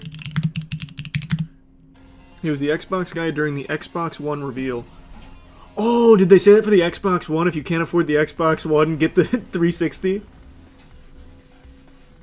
History was not kind to that console. That thing was a super flop. Up there with the Wii U, really. But yeah, here. If you can't afford the $449 Switch, don't expect much help from Nintendo. The company executive is suggesting budget-conscious gamers simply settle for the first-gen Switch. Doug Bowser said the company recognizes there are some people that may not be able to afford the Switch 2's price point. That's why we wanted to make the other Switch platforms available so people still have an opportunity to come into our gaming universe, be a part of these characters in these worlds, and see value, if you will, in whatever rung of the platform they come in. Yeah, so, can't afford it, stay broke, get a Switch, basically, is what it boils down to. I think they are still developing every game for Switch and Switch 2, so I don't think anything is Switch 2 exclusive. So I don't think you'll miss out on any games by not having the Switch 2. Never mind, I'm immediately proven wrong in the following paragraph. Wow. A growing crop of Switch 2 games such as Mario Kart World, Donkey Kong Bonanza, and Donkey Kong Bonanza won't be offered on the Switch 1. I'm wrong. That was quick. It was in the following paragraph. You didn't know that. No, I was under the impression this was going to be like when the PlayStation 3 launched and they still like co-developed games for PS3 and PS2. But even with the PS3, they did have like a couple of PS3 exclusives like Resistance, Fall of Man. Oh yeah, and here's the mention of Xbox One. Comparing it to Don Matrick, who tried to justify the Xbox One internet requirement, saying, "Fortunately, we have a product for people who aren't able to get some form of connectivity. It's called Xbox 360. Great quote, Don. Crushed it. Don Matrick got fired 1 month after the Xbox One reveal. How? Why? What did he do wrong? I'm sure he's probably the CEO of a Fortune 500 company now, because you can only fail upwards in this industry. Why do you hate Xbox? They've been doing so many good things recently. What? I don't even really hate them. They just have nothing on there. And Phil Spencer constantly reminds people of that. He's like, yeah, we lost the console war. Yeah, we still don't have games. But I've always said I think Game Pass is a great deal, and I really appreciate that Xbox games aren't actually exclusive because you can play all of them on PC. I don't even necessarily hate Xbox. I just don't see any reason why you would ever buy that. Unless you just already have one or your friends are on it. There are two things in this world that never work under any circumstances. The McDonald's ice cream machines and gaming boycotts. Gamers have an insatiable appetite to consume. To reject that urge goes against their very nature. Anytime something shiny comes out, you can bet your sweet bippy it will be purchased and played, no matter how vocal people are about abstaining from it and not buying it. Like, the most notable being Modern Warfare 2, there was a big hoopla and a huge movement about boycotting Modern Warfare 2, and then if you went into, like, the Steam group from the big boycott organization, almost every single person in there was currently online on launch day playing the game. And that's just kind of been the song and dance for gaming boycotts forever, really. Interrupting this broadcast real quick to give you an announcement that Starforge is doing an absolutely massive sale right now, so if you're looking to upgrade your PC, now is the perfect time to do that. You can click the link in the description. Of course, there have been some outliers, a few exceptions, where people really did vote with their wallets and voted no. That has happened. It's just not common. And right now, there was a huge push against the Nintendo Switch 2 for a lot of bad business practices, and people were talking about how they're definitely not buying it this time around, they don't want to support it. And I'm sure you can already guess chapter 2 of this story here, the climax. The Nintendo Switch 2 releases, and that shit has been gobbled up like a bowl of cereal by a ton of people that were very outspoken against the Switch 2 and talking about like they won't be purchasing it, which was all very easy to say before it was available. But now that it's here, they have jumped on that opportunity to own one enthusiastically and are playing it furiously and enjoying it too. I didn't expect the Switch 2 to flop. It was very predictable that everyone that was rallying against it was going to inevitably purchase it because this is like clockwork. It happens all the time in gaming. It was always going to be a super success. And I talked about that numerous times over my coverage of Nintendo and everything that's been going on there recently. So I'm not surprised that I'm not angry or anything either. I just find it very silly. And unfortunately, it's putting me in a pickle where a lot of people think I'm going to cave and buy a Switch 2 any day now. Because I'm sure a lot of you know I'm not the biggest Nintendo enthusiast in recent years with a lot of their behavior against the community that loves their games, as well as their litigious nature of going after things that they believe is some kind of threat, like Pow World, and really overreaching there, mind you. And their pricing, I think, being abominable and a huge blemish to this whole industry, trying to normalize the $80 first-party titles, paid services for things that are currently free, like the Discord equivalent in the Switch 2, which is just a much worse version of just using Discord. I could go on and on. I've already told you these things. I don't need to just regurgitate them, fucking, baby bird them into your mouth again. Point is, I've made it very clear that I had no plans of getting the Nintendo Switch 2. At the time, I had absolutely no desire to get the Nintendo Switch 2. And I still don't. I still didn't buy a Nintendo Switch 2, and I don't even have, like, the slightest semblance, like, not even, like, the one molecule in my being is tempted to buy the Switch 2. And that's not even because I'm someone that like calls for a boycott of Nintendo or anything. I really don't care. There's a lot of people that bought it, they're really enjoying it, and a lot of people are reporting that it's a great console, and I'm very happy that they're having fun with it. At the end of the day, that's the most important part. So it doesn't bother me whatsoever. I have never once tried to, like shout out a rallying cry to stand up to Nintendo. If you want to buy it and you're having fun with it, all power to you.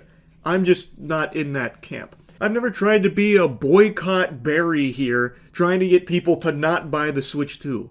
All I've been doing is just talking about things that I personally don't agree with the way Nintendo's been doing things over the last couple of years.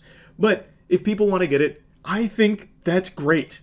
And have fun doing that. I've seen some really cool videos too from like the midnight launches. It felt very nostalgic because I remember being a kid going to like midnight launches for Gears of War 2, for example.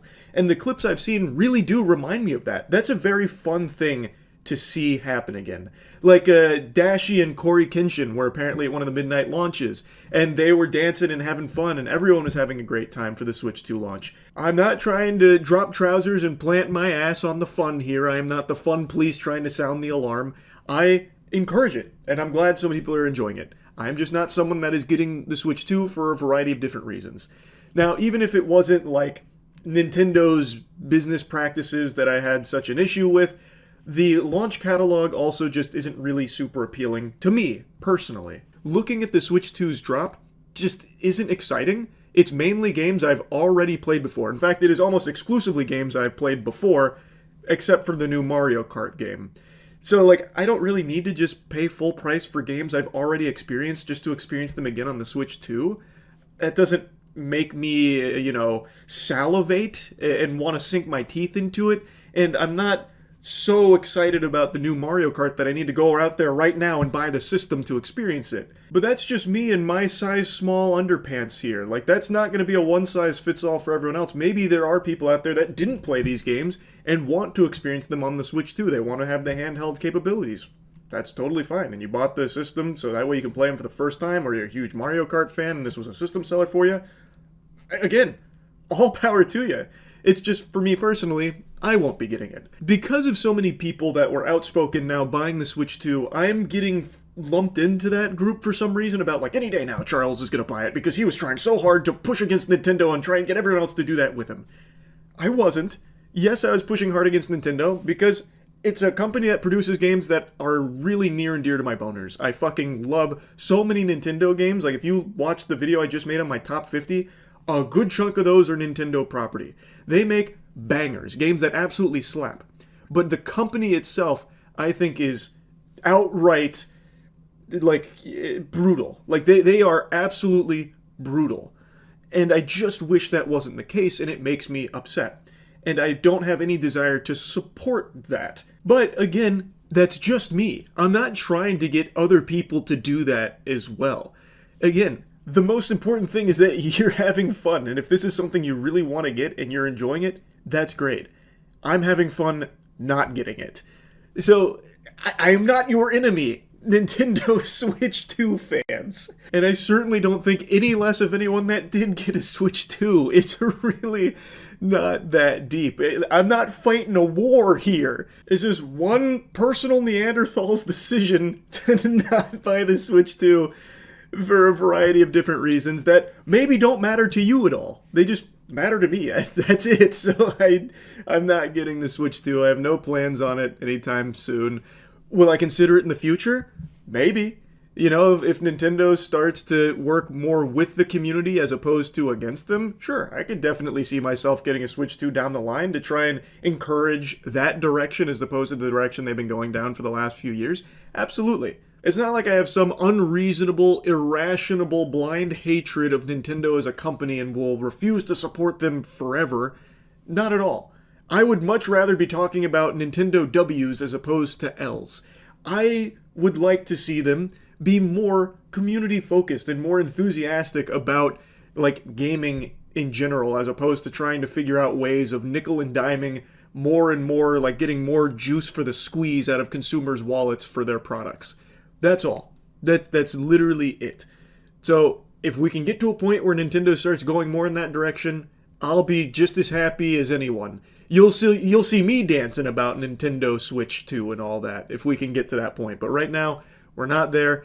Maybe we never get there. Who really knows? Hopefully at some point it does, but currently, and at least for the foreseeable future, I won't be getting the Switch 2, but I don't expect anyone else to follow that. I want you to do what you'd like to do. So that's really about it. It's not that deep, I don't think. That's it. So yeah. There are plenty of things I don't like. Traffic, bad drivers, green eggs and ham, and of course, Nintendo's business practices. That last one I've moaned and groaned on for years, because I love their games, but the way the company is run is the most unfriendly corporation in the gaming space. I don't think they're the greediest, nor do I think they're like the most degenerate or anything. That still firmly belongs to Ubisoft. They wear that crown proudly. I don't know what happens over there at Ubisoft. I guess their workday consists of going in and huffing paint thinner and then eating glue. But it is crazy how out of touch that company is, and everything you could possibly do wrong as a business, they do with a smile on their face.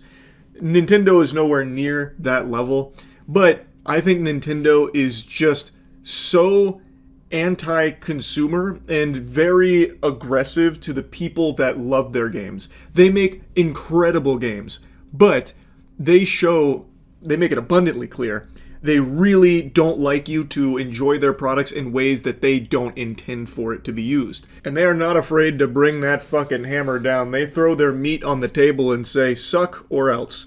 They have many times over the years shut down community events for a variety of reasons. And recently they've put their peepers on a speedrunning charity event called RTA, where they gave them a warning that unauthorized use of the Nintendo games would no longer be permissible by this event. They need Nintendo's permission for them, but they gave them that warning way too late, thus they couldn't get that permission in time. Now, this is an event that's been run for almost a decade now without hiccups. They've run Nintendo games for all these years, and now all of a sudden, Nintendo puts up a big stink about it, saying, whoa, whoa, whoa, scoundrels, you can't do that, you fucking hooligans. You need our permission for each game here. I guess they just had the itch. They were scratching at their neck looking for something else to shut down from people that love their games, so they went out of their way to target this charity event. And while they're not shutting it down per se, they did just put a big damper on it by forcing the event to have to omit Nintendo games because they didn't get enough time to get Nintendo's permission after receiving their notice. This event's been run for the past 9 years, and then suddenly this time around they received a warning from Nintendo about using games without permission. They do still have hopes that they'll be able to bring Nintendo titles back into this event in the future, but this came so suddenly, way too quickly, that there's no way they can get permission in time for it. Thus, they've had to pull the titles from this upcoming RTA, which starts today. RTA in Japan made the announcement on their website explaining the absence of the titles. Apparently, Nintendo pointed out to the nonprofit on June 13th that organizations require prior permission to use Nintendo games, adding that RTA in Japan's previous use of Nintendo titles was unauthorized, as permission was not obtained in advance. Oh no! That's a big-time crime right there. Unauthorized playing of a Nintendo game. Oh boy. That's some big potatoes right there. But anyway, immediately upon receiving the notification, RTA in Japan began negotiations in the hopes that they could use the titles again for future events, but as of right now, it hasn't really gone anywhere. It's been decided that RTA in Japan will apply for permission on a per-event, per-game basis, basically having to ask Nintendo every single time one of their contestants wants to play through a game, even if it has been featured at previous RTA in Japan event. In their announcement, RTA in Japan revealed that they were unable to establish clear guidelines on this process in time for 2025, hence the omission. They also apologized to everyone who had applied to speedrun Nintendo games for the event. This article then goes on to explain the reaction to this. So at first glance, this seems like overprotective Nintendo picking on a small charity event. However, the majority of Japanese-speaking users commenting on the matter took a balanced view of the situation, or even sided with Nintendo, with many saying they understood why Nintendo had taken this action now. RTA in Japan started off as a small volunteer-run effort. However, over the past few years, it has grown into a large public event with major sponsors, and the organizers now registered as a general incorporation association with all the bureaucracy and responsibility that brings. The event's growing prominence is likely what made Nintendo sit up and take notice. Some commenters even said RTA in Japan should have been more responsible and proactively taken measures to ensure that they had Nintendo's permission to avoid disruption to speedrun events. Oh my god. I hate this corporate dick sucking.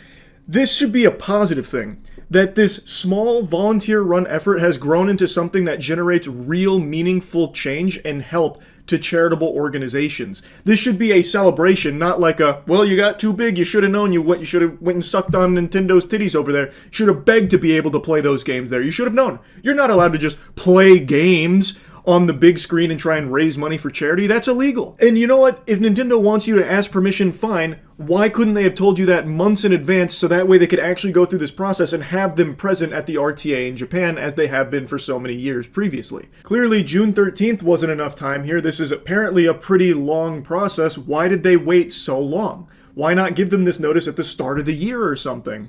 Why did they wait until there was no time left to possibly get the negotiations settled and get permission to have them played? Why did they wait so long? Why didn't they make that clear explicitly earlier? If this has become so big and it is already so known that Nintendo games are integral and have been woven deeply into the event, why wouldn't that have been made more clear to the organizers way before it was like at the deadline? It doesn't make sense. It's just so unnecessary to begin with, by the way.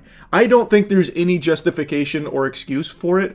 Like, it's not that big of a deal. They are playing your games because they love them and they want to use them as a way of generating positive change in the world. I will never be able to wrap my noodle around the Nintendo perception of every player being an enemy. They treat everyone that touches their game as a threat to their company somehow. Unless you are playing that game privately in your own home at all times, you are viewed as like an actual adversary to them. If you play this game in like a public manner in any way, they will put you under the microscope. It doesn't make sense to me. This is a fucking charity event. Again, if Nintendo wants them to ask permission, fine, but maybe just have that be more of like a collaborative effort at that point. Like, hey, we'd really love if you asked us permission so that way we can be like a big part of this. We love what you're doing with this charity speedrunning event. We love that you love our games. Let us be a part of it. Just talk to us first. As opposed to be like, you need our permission for each individual game, and if not, you cannot have us there. We will come after you. Like, that is such a different tone. If they want this to be more collaborative with permission, fine.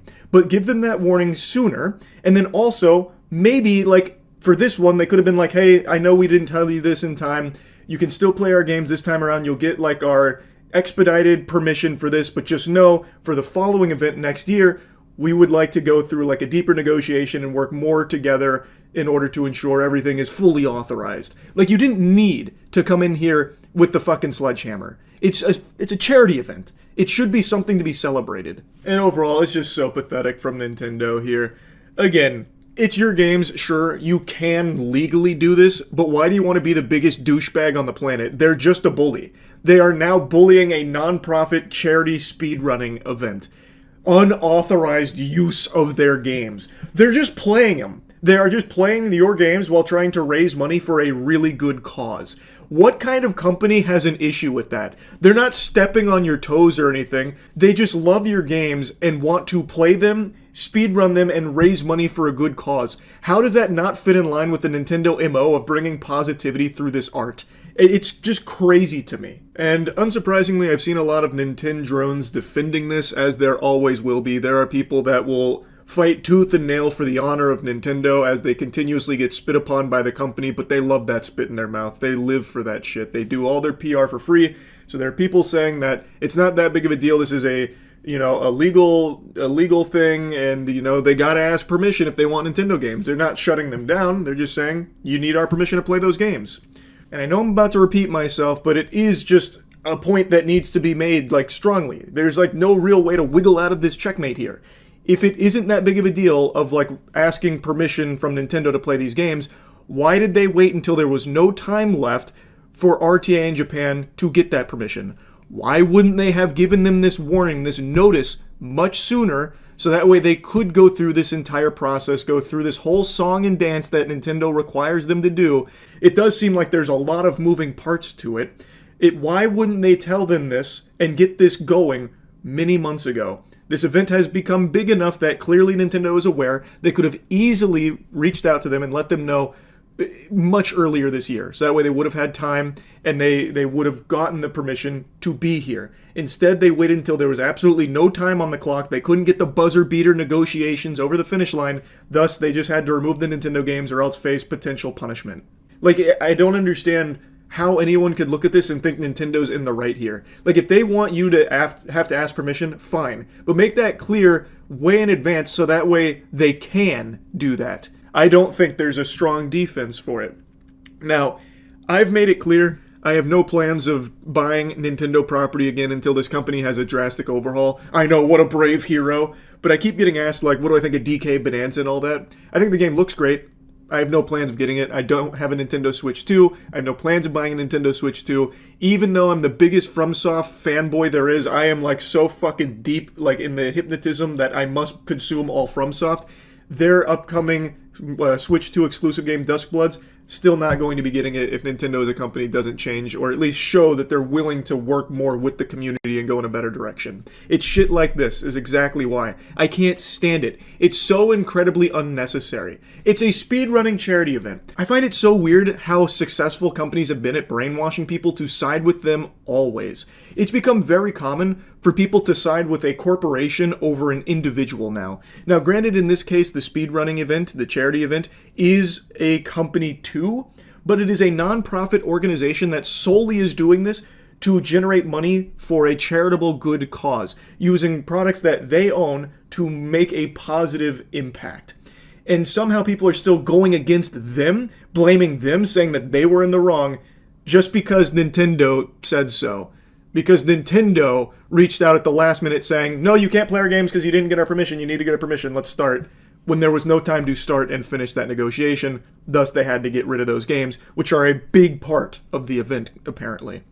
I just don't know how people can be at this point where all of a sudden they look at that and be like, yeah, Nintendo was super right. It's just super weird to me. Anyway, just wanted to yap about this a bit. That's it. See ya.